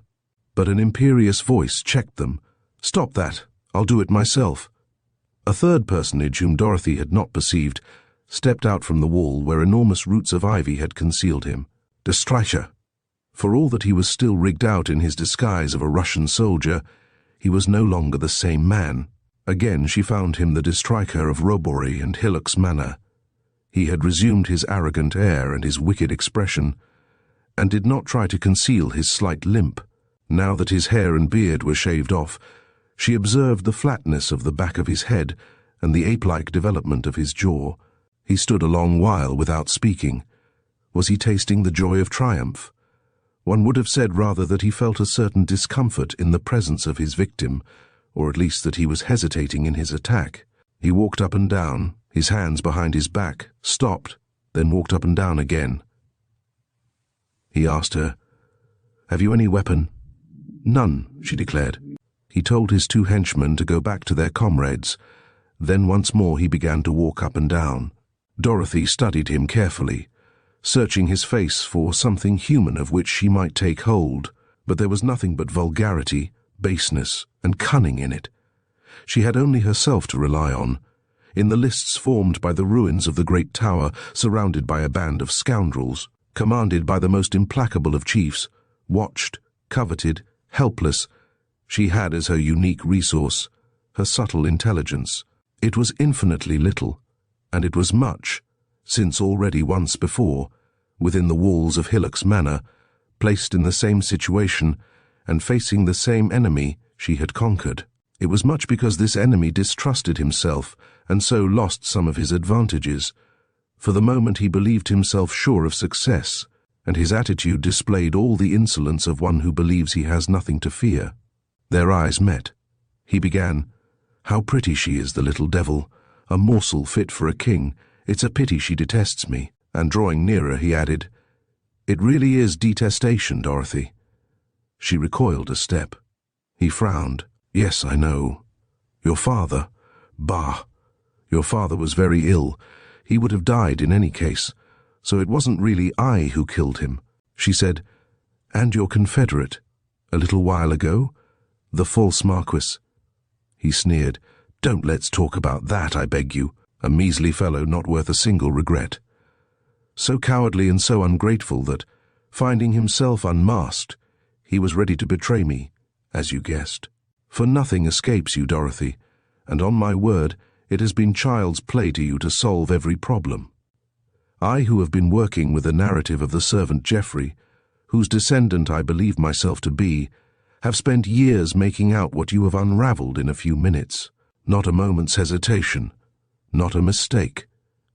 You have spotted my game, just as if you held my cards in your hand. And what astonishes me most, Dorothy, is your coolness at this moment. For at last, my dear, you know where we stand. I know. And you're not on your knees," he exclaimed. "Truly, I was looking to hear your supplications. I saw you at my feet, dragging yourself along the ground. Instead of that, eyes which meet mine squarely, an attitude of provocation. I am not provoking you. I am listening. Then let us regulate our accounts. There are two. The account Dorothy." He smiled. "We won't talk about that yet. That comes last. And the account diamonds. At the present moment, I should have been the possessor of them if you had not intercepted the indispensable document. Enough of obstacles. Maître de la Rue has confessed, with a revolver at his temple, that he gave you back the second envelope. Give it to me. If I don't, all the worse for Montfaucon." Dorothy did not even tremble. Assuredly, she saw clearly the situation in which she found herself and understood that the duel she was fighting was much more serious than the... First, at the manor. There she expected help. Here nothing. No matter. With such a personage, there must be no weakening. The victor would be the one who should preserve an unshakable coolness, and should end, at some moment or other, by dominating the adversary. To hold out to the end, she thought stubbornly. To the end. And not till the last quarter of an hour, but till the last quarter of the last minute. She stared at her enemy and said in a tone of command, "There's a child here who is suffering. First of all, I order you to hand him over to me." "Oh, indeed," he said ironically. "Mademoiselle orders, and by what right?" "By the right given me by the certainty that before long you will be forced to obey me." "By whom, my liege lady?" "By my three friends, Errington, Webster, and Dario." Of course," he said. "Those gentlemen are stout young fellows accustomed to field sports, and you have every right to count on those intrepid champions." He beckoned to Dorothy to follow him and crossed the arena, covered with stones, which formed the interior of the donjon. To the right of a breach, which formed the opposite entrance, and behind a curtain of ivy stretched over the bushes, were small vaulted chambers, which must have been ancient prisons. One still saw rings affixed to the stones at their base. In three of these cells, Errington, Webster, and Dario were stretched out, firmly gagged, bound with ropes, which reduced them to the condition of mummies, and fastened them to the rings. 3 men, armed with rifles, guarded them. In a fourth cell was the corpse of the false Marquis. The fifth contained Maître de la Rue and Montfaucon. The child was rolled up in a rug. Above a strip of stuff which hid the lower part of his face, his poor eyes, full of tears, smiled at Dorothy. She crushed down the sob which rose to her throat. She uttered no word of protest or reproach. One would have said, indeed, that all these were secondary incidents which could not affect the issue of the conflict. "Well," chuckled de Streiche, "what do you think of your defenders? And what do you think of the forces at my disposal? 3 comrades to guard the prisoners, 2 others posted as sentinels to watch the approaches. I can be easy in mind, what? But why, my beauty, did you leave them? You were the bond of union. Left to themselves, they let themselves be gathered in stupidly, one by one, at the exit from the donjon. It was no use any one of them struggling. It didn't work. Not one of my men got a shadow of a scratch. I had more trouble with M. Delarue. I had to oblige him with a bullet through his hat before he'd come down from a tree in which he had perched himself. As for Montfaucon, an angel of sweetness. Consequently, you see, your champions being out of it, you can only count on yourself, and that isn't much. It's enough, she said. The secret of the diamonds depends on me and on me only. So you're going to untie the bonds of my friends and set the child free. In return for what? In return for that, I will give you the envelope of the Marquis de Bougival. He looked at her. Hang it. It's an attractive offer. Then you'd give up the diamonds? Yes. Yourself and in the name of your friends? Yes. Give me the envelope. Cut the ropes. An access of rage seized him. Give me the envelope. After all, I'm master. Give it me. No, she said. I will have it. I will have that envelope. No, she said, yet more forcibly. He snatched the purse pinned to her bodice, for the top of it showed above its edge. Ah, he said in a tone of victory. The notary told me that you had put it in this, as you did the gold medal. At last I am going to learn. But there was nothing in the purse. Disappointed, mad with rage, he shook his fist in Dorothy's face, shouting, That was the game, was it? Your friend set free, I was done. The envelope at once. I have torn it up, she declared. You lie. One doesn't tear up a thing like that. One doesn't destroy a secret like that. She repeated, I tore it up, but I read it first. Cut the bonds of my friends, and I reveal the secret to you. He howled. You lie, the envelope at once. Ah, if you think that you can go on laughing at me for very long.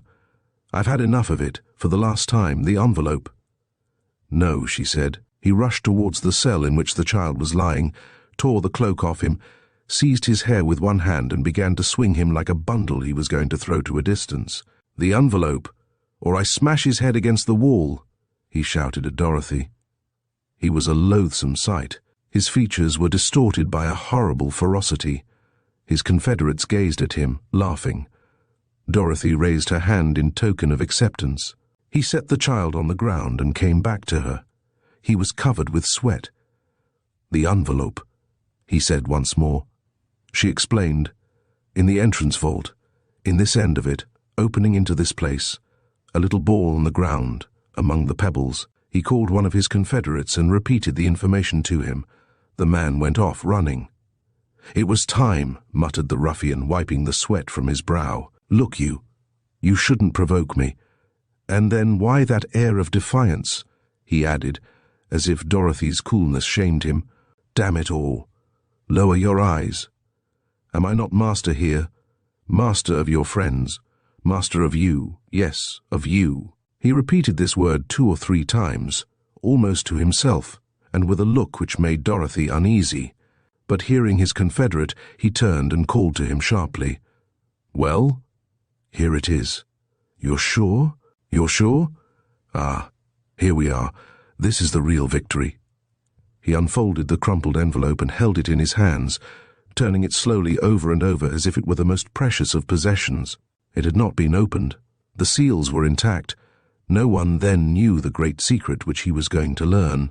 He could not prevent himself from saying aloud, no one but me. He unsealed the envelope. It contained a sheet of paper folded in 2, on which only 3 or 4 lines were written. He read those lines and seemed greatly astonished. Oh, it's devilish clever. And I understand why I found nothing, nor any of those who have searched. The old chap was right. The hiding place is undiscoverable. He began to walk up and down in silence, like a man who is weighing alternative actions. Then, returning to the cells, he said to the 3 guards, his finger pointing to the prisoners, No means of their escaping, is there? The ropes are strong. Then march along to the boat and get ready to start. His confederates hesitated. Well, what's the matter with you? Said their leader. One of them risked saying, But the treasure? Dorothy observed their hostile attitude. Doubtless they distrusted one another, and the idea of leaving before the division of the spoil appeared to endanger their interests. The treasure? He cried. What about it? Do you suppose I'm going to swallow it? You'll get the share you've been promised. I've sworn it. And a big share, too. He bullied all three of them, impatient to be alone. Hurry up! Ah, I was forgetting. Call your 2 comrades on duty, and all 5 of you carry away the false Marquis. We'll throw him into the sea. In that way he'll neither be seen nor known. Get on. His confederates discussed the matter for a moment, but their leader maintained his ascendancy over them, and grumbling, with lowering faces, they obeyed his orders. 6 o'clock, he said. At 7 I'll be with you so that we can get off soon after dark. And have everything ready, mind you. Set the cabin in order. Perhaps there'll be an additional passenger. Once more he looked at Dorothy and studied her face while his confederates moved off. A passenger, or rather a lady passenger? What, Dorothy? Always impassive, she did not answer, but her suffering became keener and keener. The terrible moment drew near. He still held the envelope and the letter of the Marquis in his hand. From his pocket he drew a lighter and lit it to read the instructions once more. Admirable, he murmured, almost purring with satisfaction. A first-class idea. As well search at the bottom of hell. Ah, that Marquis! What a man! He twisted the paper into a long spill and put its end in the flame. The paper caught fire. At its flame he lit a cigarette with an affectation of nonchalance, and turning toward the prisoners he waited, with hand outstretched, till there remained of the document only a little ash which was scattered by the breath of the breeze. Look, Webster. Look, Errington and Dario. This is all you'll ever see of the secret of your ancestor. A little ash. It's gone. Confess that you haven't been very smart. You are 3 stout fellows, and you haven't been able either to keep the treasure which was waiting for you, nor to defend the pretty cousin whom you admired, open-mouthed. Hang it! There were 6 of us in the little room in the tower, and it would have been enough for one of you to grip hold of my collar. I was damned uncomfortable. Instead of that, what a cropper you came, all the worse for you, and all the worse for her. He showed them his revolver. I shan't need to use this. What? He said. You must have noticed that at the slightest movement the cords grow tighter round your throats. If you insist. It's strangulation pure and simple. A word to the wise. Now, Cousin Dorothy, I'm at your service. Follow me. We're going to perform the impossible in our attempt to come to an understanding. All resistance was futile. She went with him to the other side of the tower, across an accumulation of ruins, to a chamber of which there only remained the walls, pierced with loopholes, which he said was the ancient guardroom. We shall be able to talk comfortably here. Your suitors will be able neither to see nor hear us. The solitude is absolute. Look, here's a grassy bank. Please sit down. She crossed her arms and remained standing, her head straight. He waited, murmured, "As you like." Then, taking the seat he had offered her, he said, "This is our 3rd interview, Dorothy. The first time, on the terrace of Robory, you refused my offers, which was to be expected. You were ignorant of the exact value of my information, and all I could seem to you was a rather odd and disreputable person against who you were burning to make war. A very noble sentiment which imposed on the Changi cousins, but which did not deceive me, since I knew all about the theft of the earrings. In reality, you had only one object, to get rid, in view of the great windfall you hoped for, of the most dangerous competitor. And the chief proof of that is that immediately after having denounced me, you hurried off to Hillock's Manor, where you would probably find the solution of the riddle, and where I was again brought up short by your intrigues. To turn young Devernoy's head and sneak the medal, such was the task you undertook, and I admiringly confess, carried it out from beginning to end. Only. De Streicher is not the kind of man to be disposed of so easily. Escape, that sham fire, the recovery of the medal, the capture of the codicil, in short, complete redress. At the present moment, the 4 diamonds belong to me. Whether I take possession of them tomorrow, or in a week, or in a year, is of no consequence. They are mine. Dozens of people, hundreds perhaps, have been vainly searching for them for 2 centuries. There is no reason why others should find them now. Behold me then exceedingly rich. millions and millions. Wealth like that permits one to become honest. Which is my intention. If always Dorothy consents to be the passenger of whom I told my men. One word in answer. Is it yes? Is it no? She shrugged her shoulders.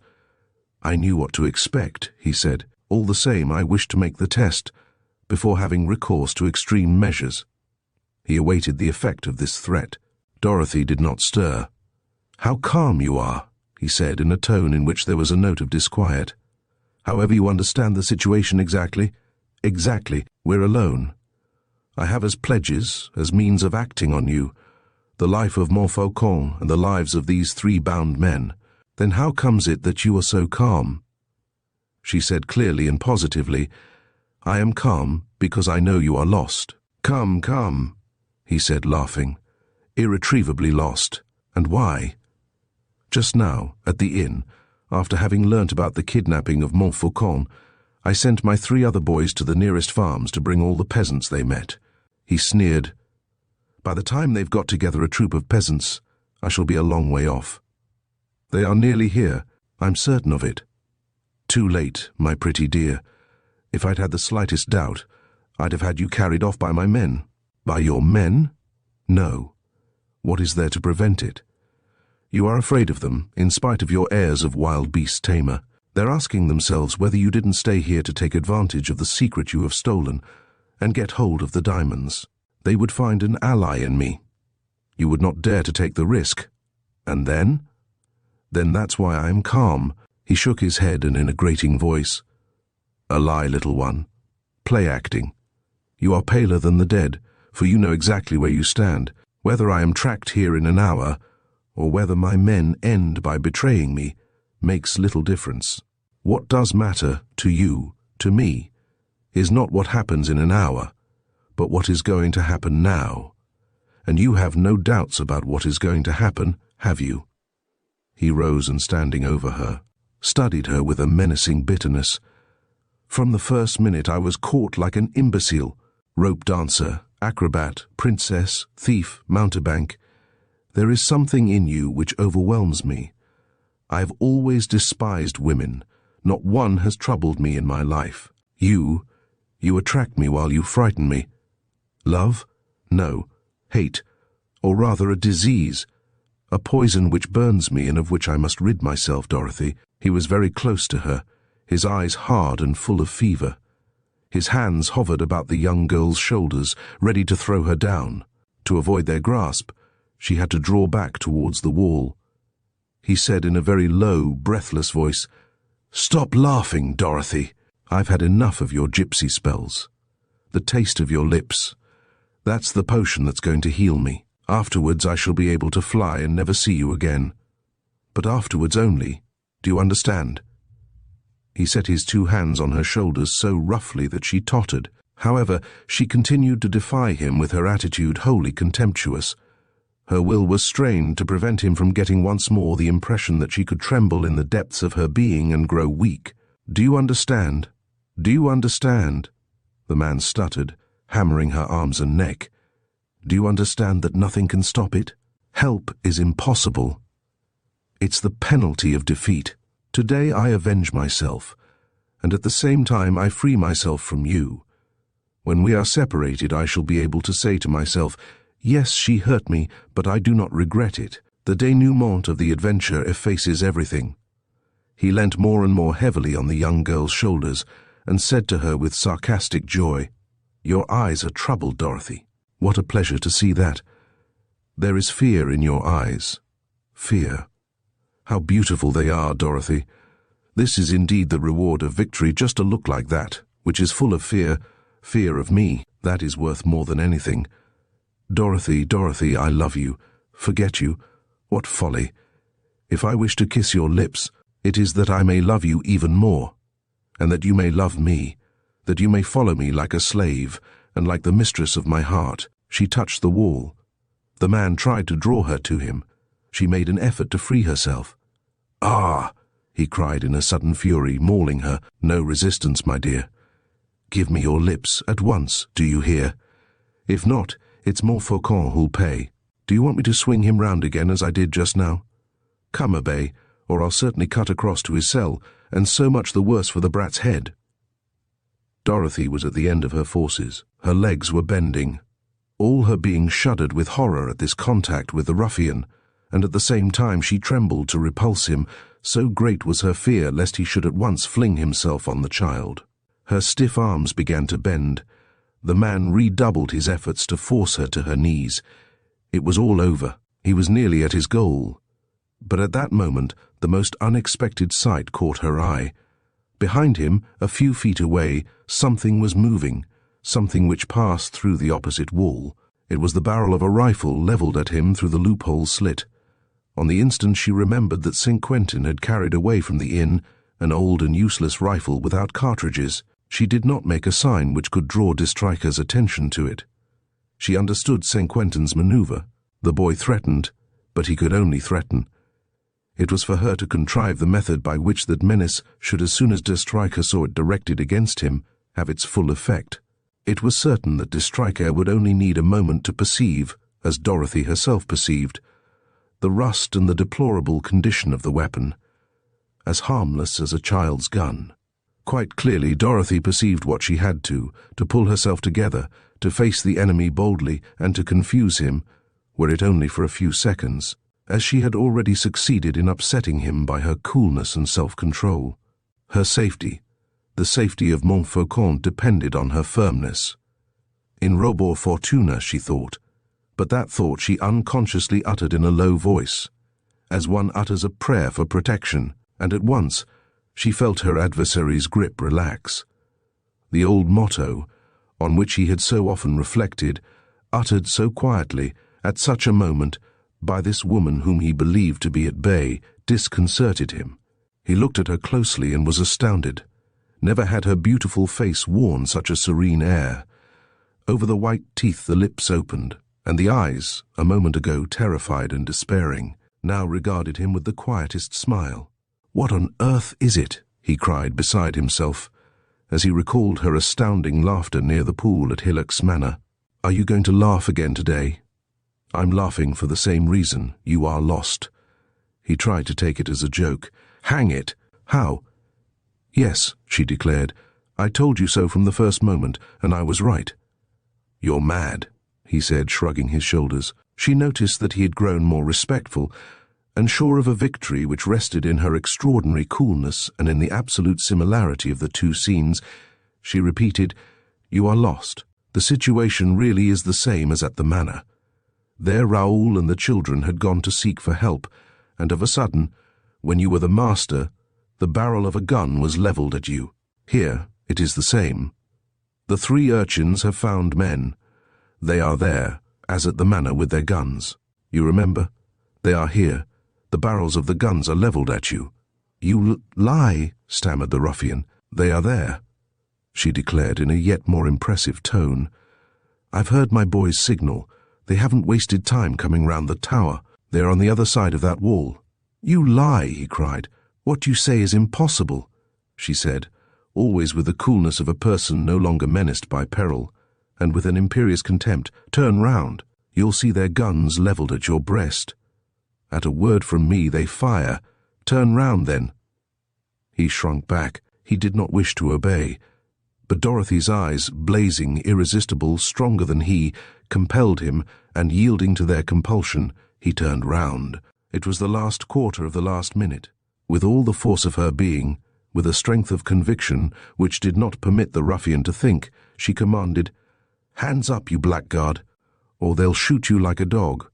Hands up. Shoot there, show no mercy. Shoot, hands up." De Stryker saw the rifle. He raised his hands.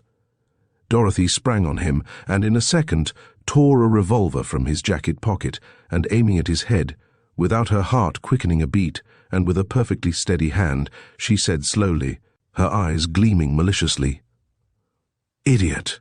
I told you plainly you were lost." Chapter 17. The Secret Perishes. The scene had not lasted a minute, and in less than a minute the readjustment had taken place. Defeat was changed to victory. A precarious victory. Dorothy knew that a man like de Stryker would not long remain the dupe of the illusion with which, By a stroke of really incredible daring, she had filled his mind. Nevertheless, she essayed the impossible to bring about the ruffian's capture, a capture which she could not effect alone, and which would only become definite if she kept him awed till the freeing of Webster, Errington, and Marco Dario. As authoritative as if she were disposing of an army corps, she gave her orders to her rescuers. One of you stay there with a rifle leveled, ready to fire at the slightest movement, and let the remainder of the troop go to set the prisoners free. Hurry up now, go round the tower. They're to the left of the entrance, a little further on. The remainder of the troop was Castor and Pollux, unless St. Quentin went with them, thinking it best simply to leave his rifle, model 1870, resting in the loophole and aimed directly at the ruffian. They are going. They are entering. They are searching, she said to herself, trying to follow the movements of the children. But she saw de Stryker's tense face little by little relax. He had looked at the barrel of the rifle. He had heard the quiet steps of the children, so different from the row which a band of peasants would have made. Soon she no longer doubted that the ruffian would escape before the others came. The last of his hesitation vanished. He let his arms fall, grinding his teeth. "Sold," he said. "It's those brats, and the rifle is nothing but old iron. My God, you have a nerve. Am I to shoot? Come off it. A girl like you kills to defend herself, not for killing's sake. To hand me over to justice. Will that give you back the diamonds? I would rather have my tongue torn out and be roasted over a slow fire than divulge the secret. They're mine. I'll take them when I please. One step forward and I shoot. Right. You've won the party. I'm off." He listened. "The brats are gabbling over yonder. By the time they've untied them, I shall be a long way off. Au revoir. We shall meet again." "No," she said. "Yes. I shall have the last word. The diamonds first. The love affair afterwards. I did wrong to mix the two." She shook her head. "You will not have the diamonds. Would I let you go if I weren't sure? But and I've told you so, you are lost." "Lost? And why?" He sneered. "I feel it." He was about to reply, but the sound of voices nearer came to their ears. He leapt out of the guardroom and ran for it, bending low through the bushes. Dorothy, who had darted after him, aimed at him, with a sudden determination to bring him down. But after a moment's hesitation, she lowered her weapon, murmuring, "No, no, I cannot. And then what good would it be? Anyhow, my father will be avenged." She went towards her friends. The boys had had great difficulty in freeing them, so tangled was the network of cords that bound them. Webster was the first to get to his feet and run to meet her. "Where is he?" "Gone," she said. "What? You had a revolver and you let him get away." Errington came up, then Dario, both furious. "He has got away. Is it possible?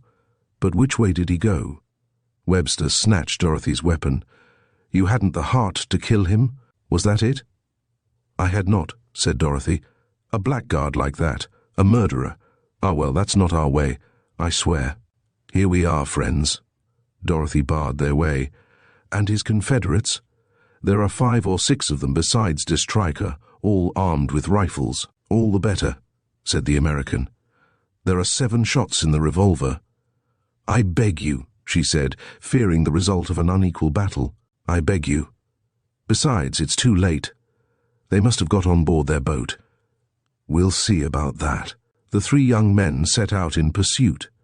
She would have liked to go with them, but Montfaucon clung to her skirt, sobbing, his legs still hampered by his bonds. Mummy, don't go away. I was so frightened." She no longer thought of anything but him, took him on her knees and consoled him. "You mustn't cry, Captain dear. It's all over. That nasty man won't come back any more. Have you thanked St. Quentin? And your comrades Castor and Pollux? Where would we have been without them, my darling?" She kissed the 3 boys tenderly. "Yes. Where would we have been? Ah, St. Quentin, the idea of the rifle. What a find. You are a splendid fellow, old chap. Come and be kissed again. And tell me how you managed to get to us. I didn't miss the little heaps of pebbles that you sowed along the path from the inn. But why did you go round the marsh? Did you hope to get to the ruins of the chateau by going along the beach at the foot of the cliffs? Yes, Mummy, replied St. Quentin, very proud at being so complimented by her, and deeply moved by her kisses. And wasn't it impossible? Yes, but I found a better way. On the sand, a little boat, which we pushed into the sea, and you had the courage, the three of you, and the strength to row. It must have taken you an hour. An hour and a half, Mummy. There were heaps of sandbanks which blocked our way. At last we landed not far from here in sight of the tower, and when we got here I recognized the voice of de Streicher. Ah, my poor dear darlings. Again there was a deluge of kisses, which she rained right and left on the cheeks of St. Quentin, Castor's forehead, and the captain's head, and she laughed, and she sang. It was so good to be alive. So good to be no longer face to face with a brute who gripped your wrists and sullied you with his abominable leer. But she suddenly broke off in the middle of these transports. And Maître Delarue? I was forgetting him. He was lying at the back of his cell behind a rampart of tall grasses. Attend to him. Quick, St. Quentin, cut his ropes. Goodness, he has fainted. Look here, Maître Delarue, you come to your senses. If not, I leave you. Leave me, cried the notary, suddenly waking up. But you've no right. The enemy has run away, Maître Delarue. He may come back. These are terrible people. Look at the hole their chief made in my hat. The donkey finished by throwing me off, just at the entrance to the ruins. I took refuge in a tree, and refused to come down. I didn't stay there long. The ruffian knocked my hat off with a bullet. Are you dead? No, but I'm suffering from internal pains and bruises. That will soon pass off, Maître Delarue. Tomorrow there won't be anything left, I assure you. St. Quentin, I put Maître Delarue in your charge. And yours too, Montfaucon. Rub him. She hurried off with the intention of joining her three friends, whose badly conducted expedition worried her. Starting out at random, without any plan of attack, they ran the risk once more of letting themselves be taken one by one. Happily for them, the young men did not know the place where de Streicher's boat was moored, and though the portion of the peninsula situated beyond the ruins was of no great extent, since they were at once hampered by masses of rock which formed veritable barriers, she found all three of them. Each of them had lost his way in the labyrinth of little paths, and each of them, without knowing it, was returning to the tower. Dorothy, who had a finer sense of orientation, did not lose her way. She had a flair for the little paths which led nowhere, and instinctively chose those which led to her goal. Moreover, she soon discovered footprints. It was the path followed regularly by the band in going to and fro between the ruins and the sea. It was no longer possible to go astray. But at this point they heard cries which came from a point straight ahead of them. Then the path turned sharply and ran to the right. A pile of rocks had necessitated this change of direction, abrupt and rugged rocks. Nevertheless, they scaled them to avoid making the apparently long detour. Dario, who was the most agile and leading, suddenly exclaimed, "I see them. They're all on the boat. But what the devil are they doing?" Webster joined him, revolver in hand. "Yes, I see them too. Let's run down. We shall be nearer to them." Before them was the extremity of the plateau, on which the rocks stood, on a promontory 120 feet high, which commanded the beach. Two very high granite needles formed, as it were, the pillars of an open door, through which they saw the blue expanse of the ocean. "Look out! Down with you!" commanded Dorothy, dropping full length on the ground. The others flattened themselves against the rocky walls. 150 yards in front of them, on the deck of a large motor fishing boat, there was a group of 5 men, and among them a woman was gesticulating. On seeing Dorothy and her friends, one of the men turned sharply, brought his rifle to his shoulder, and fired. A splinter of granite flew from the wall near Errington. "Halt there, or I'll shoot again," cried the man who had fired. Dorothy checked her companions. "What are you going to do? The cliff is perpendicular. You don't mean to jump into the empty air?" "No, but we can get back to the road and go round," Dario proposed. "I forbid you to stir. It would be madness." Webster lost his temper. "I've a revolver." "They have rifles, they have. Besides, you would get there too late. The drama would be over." What drama? Look, dominated by her. They remained quiet, sheltered from the bullets.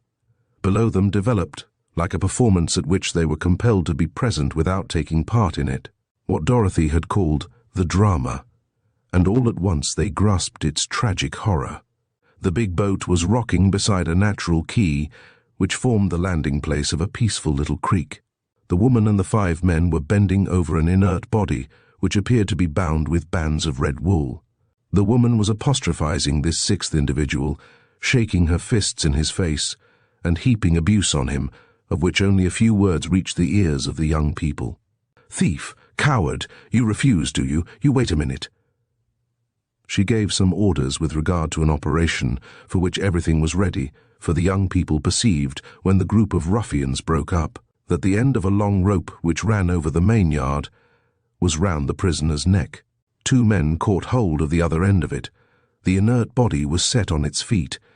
It stood upright for a few seconds like a doll one is about to make dance. Then, gently, without a jerk, they drew it up a yard from the deck. "Der Streicher," murmured one of the young men, recognizing the Russian soldier's cap. Dorothy recalled with a shudder the prediction she had made to her enemy directly after their meeting at the Chateau de Roboré. She said in a low voice, "Yes, der Streicher. What do they want from him? They want to get the diamonds from him, but he hasn't got them." "No, but they may believe he has them." I suspected that that was what they had in mind. I noticed the savage expression of their faces and the glances they exchanged as they left the ruins by der Streicher's orders. They obeyed him in order to prepare the trap into which he has fallen. Below, the figure only remained suspended from the yard for an instant. They lowered the doll. Then they drew it up again twice, and the woman yelled, "Will you speak? The treasure you promised us? What have you done with it?" Beside Dorothy, Webster muttered, "It isn't possible. We can't allow them to." "What?" said Dorothy. "You wanted to kill him a little while ago. Do you want to save him now?" Webster and his friends did not quite know what they wanted, but they refused to remain inactive any longer in presence of this heartrending spectacle. The cliff was perpendicular, but there were fissures and runlets of sand in it. Webster, seeing that the man with the rifle was no longer paying any attention to them, risked the descent. Dario and Errington followed him. The attempt was vain. The gang had no intention of fighting. The woman started the motor. When the 3 young men set foot on the sand of the beach, the boat was moving out to sea, with the engine going full speed. The American vainly fired the 7 shots in his revolver. He was furious, and he said to Dorothy, who got down to him, all the same, we should have acted differently. There goes a band of rogues clearing off under our very eyes." "What can we do?" said Dorothy. "Isn't the chief culprit punished? When they're out to sea, they'll search him again, and once certain that his pockets are really empty, that he knows the secret and will not reveal it, they'll throw their chief into the sea, along with the false marquis, whose corpse is actually at the bottom of the hold. And that's enough for you? The punishment of der Streicher?" "Yes. You hate him intensely, then?" "He murdered my father," she said. The young men bowed gravely. Then Dario resumed, "But the others, let them go and get hanged somewhere else. It's much better for us." The band arrested and handed over to justice would have meant an inquiry, a trial, the whole adventure spread broadcast. Was that to our interest? The Marquis de Beaugraval advised us to settle our affairs among ourselves. Errington sighed. "Our affairs are all settled. The secret of the diamonds is lost." Far away northwards towards Brittany, the boat was moving away. That same evening, towards 9 o'clock, after having entrusted Maître de la Rue to the care of the widow Amouroux, all he thought of was getting a good night's rest and returning to his office as quickly as possible, and after, having enjoined on the widow absolute silence about the assault of which she had been the victim, Errington and Dario harnessed their horses to the caravan. St. Quentin led one-eyed Magpie behind it. They returned by the stony path up the gorge to the ruins of Roche-Périac. Dorothy and the children resumed possession of their lodging. The 3 young men installed themselves in the cells of the tower. Next morning, early, Archibald Webster mounted his motorcycle. He did not return till noon. "I've come from Sarzeau," he said. "I have seen the monks of the abbey. I have bought from them the ruins of Roche-Periac." "Heavens!" cried Dorothy. "Do you mean to end your days here?" "No, but Errington, Dario, and I wish to search in peace, and for peace there is no place like home. Archibald Webster, you seem to be very rich. Are you as firmly bent on finding the diamonds as all that?" "I'm bent on this business of our ancestor Beaugreville ending as it ought to end, and that chance shouldn't. Some day or other, give those diamonds to someone, without any right to them, who happens to come along. Will you help us, Dorothy?" "Goodness, no. Hang it, why not? Because as far as I am concerned, the adventure came to an end with the punishment of the culprit." They looked downcast. "Nevertheless, you're staying on?" "Yes, I need rest, and my 4 boys need it too. 12 days here, leading the family life with you, will do us a world of good. On the 24th of July, in the morning, I'm off. The date is fixed?" "Yes." "For us too?" "Yes, I'm taking you with me. And to where do we travel?"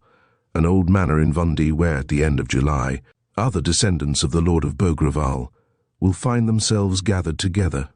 I'm eager to introduce you to our cousins, Davanois and Chagny Robery. After that you will be at liberty to return here, to bury yourselves with the diamonds of Golconda, along with you, Dorothy." "Without me." "In that case," said Webster, "I sell my ruins." For the 3 young men those few days were a continuous enchantment. During the morning they searched, without any kind of method, be it said, and with an ardor that lessened all the more quickly because Dorothy did not take part in their investigations. Really, they were only waiting for the moment when they would be with her again. They lunched together near the caravan, which Dorothy had established under the shade of the big oak which commanded the avenue of trees. A delightful meal, followed by an afternoon no less delightful, and by an evening which they would have willingly prolonged till the coming of dawn. Not a cloud in the sky spoilt the beautiful weather. Not a traveller tried to make his way into their domain or pass beyond the notice they had nailed to a branch. Private property. Man-traps. They lived by themselves, with the 4 boys with whom they had become the warmest friends, and in whose games they took part, all 7 of them in an ecstasy before her, whom they called the wonderful Dorothy. She charmed and dazzled them. Her presence of mind during the painful day of the 12th of July, her coolness in the chamber in the tower, her journey to the inn, her unyielding struggle against de Streicher, her courage, her gaiety were so many things that awoke in them an astounded admiration. She seemed to them the most natural and the most mysterious of creatures. For all that she lavished explanations on them and told them all about her childhood, her life as nurse, her life as showman, the events at the Chateau de Robery and Hillocks Manor, they could not bring themselves to grasp the fact that she was at once the Princess of Argonne and circus manager, that she was just that, manifestly as reserved as she was fanciful, manifestly the daughter of a grand senior every whit as much as mountebank and rope dancer. But her delicate tenderness towards the 4 children touched them profoundly.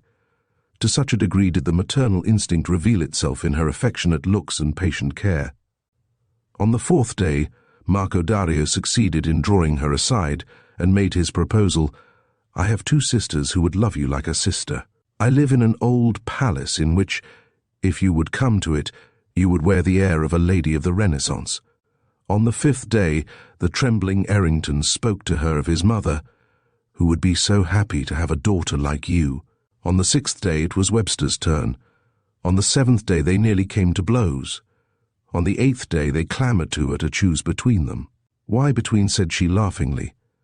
"You are not the only people in my life besides my 4 boys. I have relations, cousins, other suitors perhaps. Choose." On the 9th day, under severe pressure, she promised to choose. "Well there," she said, "I'll set you all in a row and kiss the one who shall be my husband." "When?" "On the 1st day of the month of August." "Swear it." "I swear it." After that they stopped searching for the diamonds. As Errington observed, and Montfaucon had said it before him, the diamonds they desired were she, Dorothy. Their ancestor Beaugreville could not have foreseen for them a more magnificent treasure. On the morning of the 24th, Dorothy gave the signal for their departure. They quitted the ruins of Roche-Periac and said goodbye to the riches of the Marquis de Beaugreville. "All the same," said Dario, You ought to have searched, Cousin Dorothy. You only are capable of discovering what no one has discovered for 2 centuries. With a careless gesture, she replied, Our excellent ancestor took care to tell us himself where the fortune was to be found in Robor. Let us accept his decision. They travelled again the stages which she had travelled already, crossed the Vilaine, and took the road to Nantes.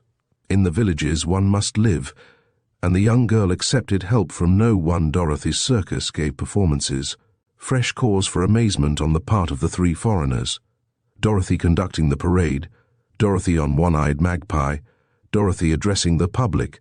What sparkling and picturesque scenes! They slept 2 nights at Nantes, where Dorothy desired to see Maître de la Rue. Quite recovered from his emotions, the notary welcomed her warmly, introduced her to his family, and kept her to lunch. Finally, on the last day of the month, starting early in the morning, they reached Hillock's Manor in the middle of the afternoon. Dorothy left the caravan in front of the gateway with the boys and entered, accompanied by the 3 young men. The courtyard was empty. The farm servants must be at work in the fields, but through the open windows of the manor they heard the noise of a violent discussion. A man's voice, harsh and common. Dorothy recognized it as the voice of Voisin. The moneylender was scolding furiously, reinforced by thumps on the table. You've got to pay, Monsieur Raoul. Here's the bill of sale, signed by your grandfather. At 5 o'clock on the July 31st, 1921, 300,000 francs in banknotes or government securities. If not, the manor is mine. It's 450. Where's the money? Dorothy heard next the voice of Raoul, then the voice of Count Octave de Chagny offering to arrange to pay the sum. No arrangements, said the moneylender. Banknotes, it's 456. Archibald Webster caught Dorothy by the sleeve and murmured, Raoul? It's one of our cousins. Yes. And the other man? A moneylender. Offer him a cheque. He won't take it. Why not? He wants the manor. What of it? We're not going to let a thing like that happen. Dorothy said to him, You're a good fellow, Archibald, and I thank you. But do you think that it's by chance that we're here on the 31st of July at 4 minutes to 5? She went towards the steps, mounted them, crossed the hall, and entered the room. 2 cries greeted her appearance on the scene. Raoul started up, very pale. The Countess de Chagny ran to her. She stopped them with a gesture. In front of the table, Voisin, supported by 2 friends whom he had brought as witnesses, his papers and deeds spread out before him, held his watch in his hand. 5 o'clock, he cried in a tone of victory. She corrected him. 5 o'clock by your watch, perhaps. But look at the clock. We have still 3 minutes. And what of it? Said the moneylender. Well, 3 minutes are more than we need to pay this little bill and clear you out of the house. She opened the travelling cape she was wearing, and from one of its inner pockets drew a huge yellow envelope, which she tore. Open, out of it came a bundle of 1,000-franc notes and a packet of securities. Count, monsieur? No, not here. It would take rather a time, and we're eager to be by ourselves. Gently, but with a continuous pressure, she pushed him towards the door, and his 2 witnesses with him. Excuse me, monsieur, but it's a family party. Cousins who haven't seen one another for 200 years. And we're eager to be by ourselves. You're not angry with me, are you? And, by the way, you will send the receipt to Monsieur Davenois. Au revoir, gentlemen. There's 5 o'clock striking. Au revoir. Chapter 18, in Robor Fortuna. When Dorothy had shut the door on the 3 men, she turned to find Raoul flushed and frowning, and he said, No, I can't allow it. You should have consulted me first. Don't get angry, she said gently. I wished first of all to rid you of this fellow Voisin. That gives us time to think things out. I've thought them out, he snapped. I consider that settlement null and void. I beg you, Raoul, a little patience. Postpone your decision till tomorrow. By tomorrow, perhaps, I shall have persuaded you. She kissed the Countess de Chagny, then beckoning to the 3 strangers, she introduced them. I bring you guests, madame. Our cousin George Errington, of London. Our cousin Marco Dario, of Genoa. Our cousin Archibald Webster, of Philadelphia. Knowing that you were to come here, I was determined that the family should be complete. Thereupon she introduced Raoul d'Avenois, Count Octave and his wife. They exchanged vigorous handshakes. "Excellent," she said. "We are united as I desired, and we have thousands and thousands of things to talk about. I've seen de Streicher again, Raoul, and as I predicted, he has been hanged. Also, I met your grandfather and Juliet Assayas a long way from here. But perhaps we are getting along a bit too quickly. First of all, there is a most urgent duty to fulfill with regard to our 3 cousins who are bitter enemies of the dry regime." She opened the cupboard and found a bottle of port and some biscuits, and as she poured out the wine, she set about relating her expedition to Roche-Périac. She told the story quickly and a trifle incoherently, omitting details and getting them in the wrong order, but for the most part giving them a comic turn which greatly amused the Count and Countess de Chagny. "Then," said the Countess when she came to the end of her story, "the diamonds are lost?" "That," she replied, "is the business of my 3 cousins. Ask them." During the young girl's explanations, they had all 3 stood rather apart, listening to Dorothy, pleasant to their hosts, but wearing an absent-minded air, as if they were absorbed in their own thoughts, and those thoughts the Countess must be thinking too, as well as the Count, for there was one matter which filled the minds of all of them, and made them ill at ease, till it should be cleared up. It was Errington who took the matter up, before the Countess had asked the question, and he said to the young girl, "Cousin Dorothy, we don't understand. No, we're quite in the dark, and I think you won't think us indiscreet if we speak quite openly." "Speak away, Errington." "Ah, well, it's that 300,000 francs. "Where did they come from?" said Dorothy, ending his sentence for him. "That's what you want to know, isn't it?" "Well, yes." She bent towards the Englishman's ear and whispered, "All my savings, earned by the sweat of my brow, I beg you." "Doesn't that explanation satisfy you? Then I'll be frank." She bent towards his other ear, and in a lower whisper still, "I stole them." "Oh, don't joke about it, cousin." "But goodness, George Errington, if I did not steal them, what do you suppose I did do?" He said slowly, "My friends and I are asking ourselves if you didn't find them." "Where?" "In the ruins of Périac." She clapped her hands. "Bravo, they've guessed it." "You're right, George Errington of London. I found them at the foot of a tree under a heap of dead leaves and stones. That's where the Marquis de Beaugreval hid his banknotes and 6%.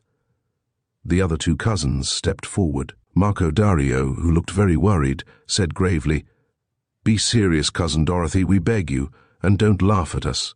Are we to consider the diamonds lost or found? It's a matter of great importance to some of us.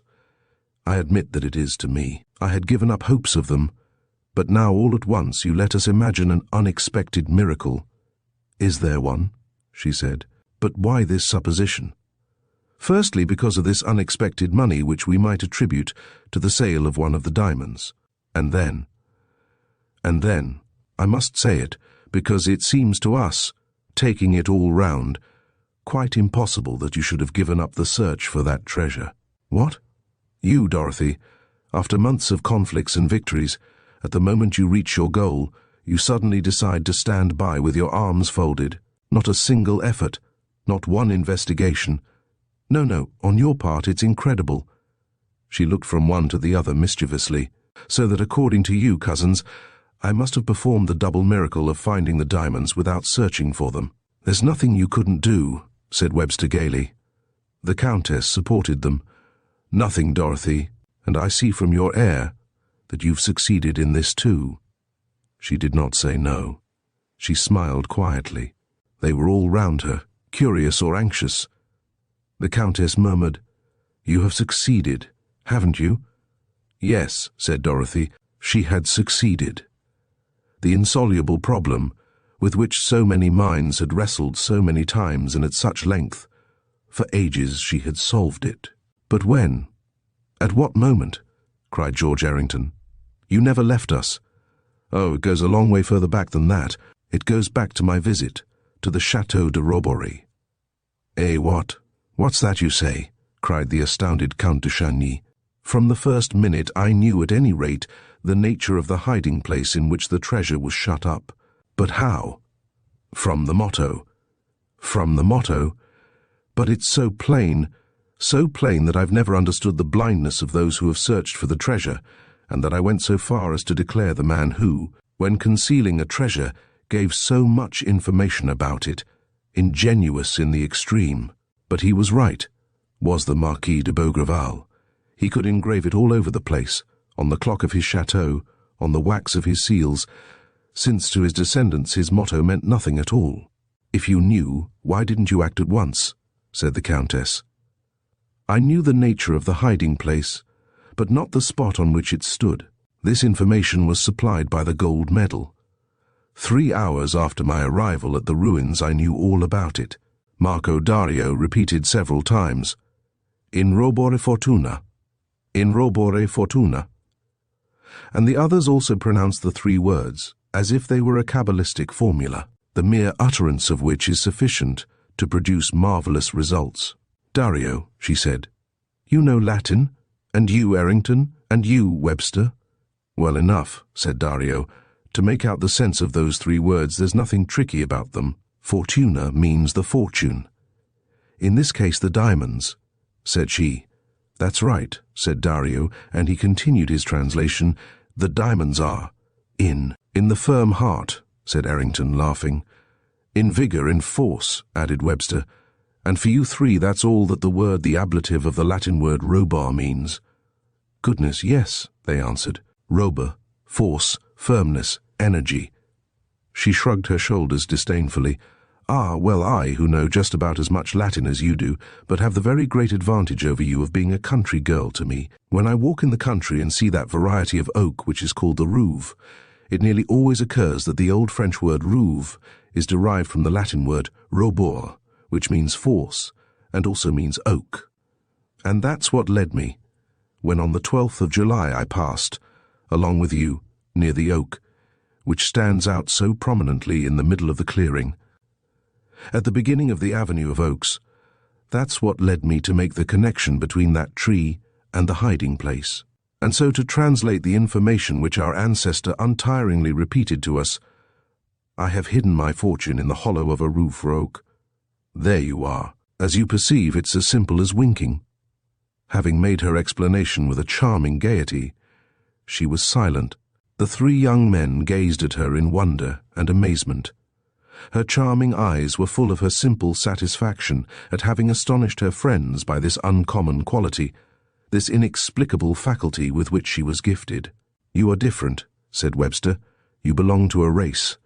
A race of sound Frenchmen who have plenty of good sense like all the French." No," said he, incapable of formulating the thoughts which oppressed all 3 of them. No, it's something else." He bent down before her and brushed her hand with his lips. Errington and Dario also bent down in the same respectful act, while to hide her emotion she mechanically translated fortuna, fortune, in robur, in the oak.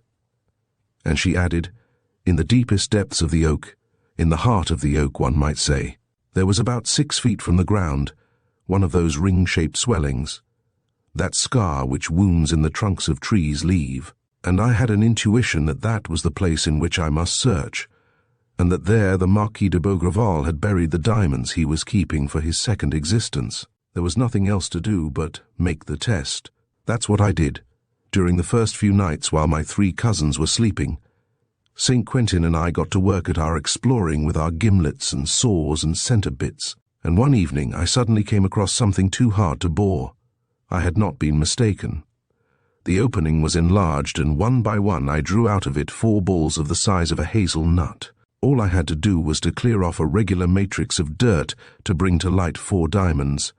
Here are 3 of them. The 4th is in pawn with Maître de la Rue, who very kindly agreed, after a good deal of hesitation, and a minute expert examination by his jeweller, to lend me the necessary money till tomorrow. She gave the 3 diamonds to her 3 friends, magnificent stones, of the same size, quite extraordinary size, and cut in the old-fashioned way with opposing facets. Errington, Webster, and Dario found it disturbing merely to look at them and handle them. 2 centuries before, the Marquis de Beaugreval, that strange visionary, dead of his splendid dream of a resurrection, had entrusted them to the very tree under which doubtless he used to go and lie and read. For 200 years nature had continued her slow and uninterrupted work of building walls, ever and ever thicker walls, round the little prison chosen with such a subtle intelligence. For 200 years, generation after generation had passed near this fabulous treasure, searching for it, perhaps by reason of a confused legend, and now the great-great-great-great-granddaughter of the good man, having discovered the undiscoverable secret, and penetrated to the most mysterious and obscure of caskets, offered them the precious stones which their ancestor had brought back from the Indies. "Keep them," she said. "3 families sprung from the 3 sons of the Marquis have lived outside France. The French descendants of the 4th son will share the 4th diamond." "What do you mean?" asked Count Octave in a tone of surprise. "I say that we are 3 French heirs, you, Raoul, and I, that each diamond, according to the jeweller's valuation, is worth several millions, and that our rights, the rights of all 3 of us, are equal." "My right is null," said Count Octave. "Why?" she said. "We are partners. A compact, a promise to share the treasure, made you a partner with my father and Raoul's father." "A lapsed compact," cried Raoul d'Avernoy in his turn. "For my part, I accept nothing. The will leaves no room for discussion. 4 medals, 4 diamonds. Your 3 cousins and you, Dorothy, you only have the right to inherit the riches of the Marquis," she protested warmly. "And you too, Raoul. You too. We fought together. Your grandfather was a direct descendant of the Marquis. He possessed the token of the medal. That medal was of no value. How do you know? You've never had it in your hands." "I have." "Impossible. There was nothing in the disc I fished up under your eyes. It was simply a bait to catch de Streicher." "Then?" "When my grandfather came back from his journey to Roche-Periac, where you met him with Julieta Sire, one day I found him weeping in the orchard. He was looking at a gold medal, which he let me take from him and look at. On it were all the indications you have described, but the 2 faces were cancelled by a cross, which manifestly, as I told you, deprived it of all value." Dorothy appeared greatly surprised by this revelation, and she replied in an absent-minded tone, "Oh, really? You saw?" She went to one of the windows and stood there for some minutes, her forehead resting against a pane. The last veils which obscured the adventure were withdrawn. Really, there had been 2 gold medals. One, which was invalid and belonged to Jean d'Argonne, had been stolen by de Streicher, recovered by Raoul's father, and sent to the old baron.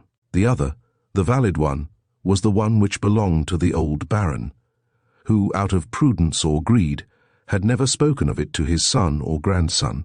In his madness, and dispossessed in his turn of the token, which he had hidden in his dog's collar, he had gone to win the treasure with the other medal, which he had entrusted to Julieta Sire, and which de Streicher had been unable to find.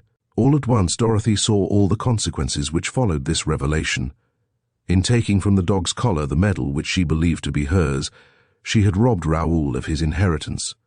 In returning to the manor and offering alms to the son of the man who had been an accomplice in her father's murder, she had imagined that she was performing an act of generosity and forgiveness, whereas she was merely restoring a small portion of that of which she had robbed him. She restrained herself and said nothing. She must act cautiously in order that Raoul might never suspect his father's crime. When she came from the window to the middle of the room, you would have said that her eyes were full of tears. Nevertheless, she was smiling, and she said in a careless tone, "Serious business tomorrow. Today let us rejoice at being reunited and celebrate that reunion. Will you invite me to dinner, Raoul? And my children too?" She had recovered all her gaiety. She ran to the big gateway of the orchard and called the boys, who came joyfully. The captain threw himself into the arms of the Countess de Chagny. St. Quentin kissed her hand. They observed that Castor and Pollux had swollen noses, signs of a recent conflict. The dinner was washed down with sparkling cider and champagne. All the evening Dorothy was light-hearted and affectionate to them all. They felt that she was happy to be alive. Archibald Webster recalled her promise to her. It was the next day, the 1st of August, that she was to choose among her suitors. "I stick to my promise," she said. You will choose among those who are here. For I suppose that Cousin Raoul is not the last to come forward as a candidate among those who are here. And as there can be only one chosen, I insist on kissing you all tonight." She kissed the 4 young men, then the Count and Countess, then the 4 boys. The party did not break up till midnight. Next morning, Raoul, Octave de Chagny, his wife, and the 3 strangers were at breakfast in the dining room when a farm servant brought a letter. Raoul looked at the handwriting and murmured gloomily, "Ah, a letter from her, like the last time. She has gone." He remembered, as did the Count and Countess, her departure from Roboray. He tore open the letter and read aloud, "Raoul, my friend, I earnestly beg you to believe blindly what I am going to tell you. It was revealed to me by certain facts which I learnt only yesterday. What I am writing is not a supposition, but an absolute certainty. I know it as surely as I know that light exists, and though I have very sound reasons for not divulging the proofs of it, I nevertheless wish you to act and think with the same conviction and serenity as I do myself. By my eternal salvation, this is the truth. Errington, Webster, Dario, and you, Raoul, are the veritable heirs of the Marquis de Bougival specified in his will. Therefore, the 4th diamond is yours. Webster will be delighted to go to Nantes tomorrow to give Maître de la Rue a cheque for 300,000 francs and bring you back the diamond. I am sending to Maître de la Rue at the same time as the receipt which he signed, the necessary instructions. I will confess, Raoul, that I felt a little disappointed yesterday when I discerned the truth, not much, just a few tears. Today, I am quite contented. I had no great liking for that fortune. Too many crimes and too many horrors went with it. Some things I should never have been able to forget. And then money is a prison, and I could not bear to live locked up. Raoul, and you, my 3 new friends, you asked me, rather by way of a joke, wasn't it, to choose a sweetheart among those who found themselves at the manor yesterday. May I answer you in rather the same manner, that my choice is made, that it is only possible for me to devote myself to the youngest of my 4 boys first, then to the others. Don't be angry with me, my friends. My heart, up to now, is only the heart of a mother, and it only thrills with tenderness, anxiety, and love for them. What would they do if I were to leave them? What would become of my poor Montfaucon? They need me and the really healthy life we lead together. Like them, I am a nomad, a vagabond. There is no dwelling place as good as our caravan. Let me go back to the high road, and then, after a time, we will meet again, shall we? Our cousins, the de Chagny, will welcome us at Roboray. Come, let us fix a date. Christmas and New Year's Day there. Does that please you? Goodbye, my friend. My best love to you all, and a few tears. In Robo Fortuna. Fortune is in the firm heart. I kiss you all, Dorothy. A long silence followed the reading of this letter. At the end of it, Count Octave said, "Strange creature, when one considers that she had the 4 diamonds in her pocket, that is to say 10 or 12 million francs, and that it would have been so easy for her to say nothing and keep them." But the young men did not take up this train of thought. For them, Dorothy was the very spirit of happiness, and happiness was going away. Raoul looked at his watch and beckoned to them to come with him. He led them to the highest point of the hillocks. On the horizon, on a white road which ran upwards among the meadows, the caravan was moving. 3 boys walked beside one-eyed Magpie. St. Quentin was leading him. Behind, all alone, Dorothy, Princess of Argonne and Rope Dancer. As our journey through the secret tomb comes to an end, we reflect on the thrilling escapades of Arsène Lupin and the mysteries he unraveled. Leblanc masterfully weaves a tale that keeps us guessing until the very last moment, showcasing the brilliance and audacity of his iconic protagonist. We hope you enjoyed this adventure filled with clever plots and engaging characters. Stay tuned for more captivating stories that spark the imagination and transport you to worlds filled with wonder and suspense.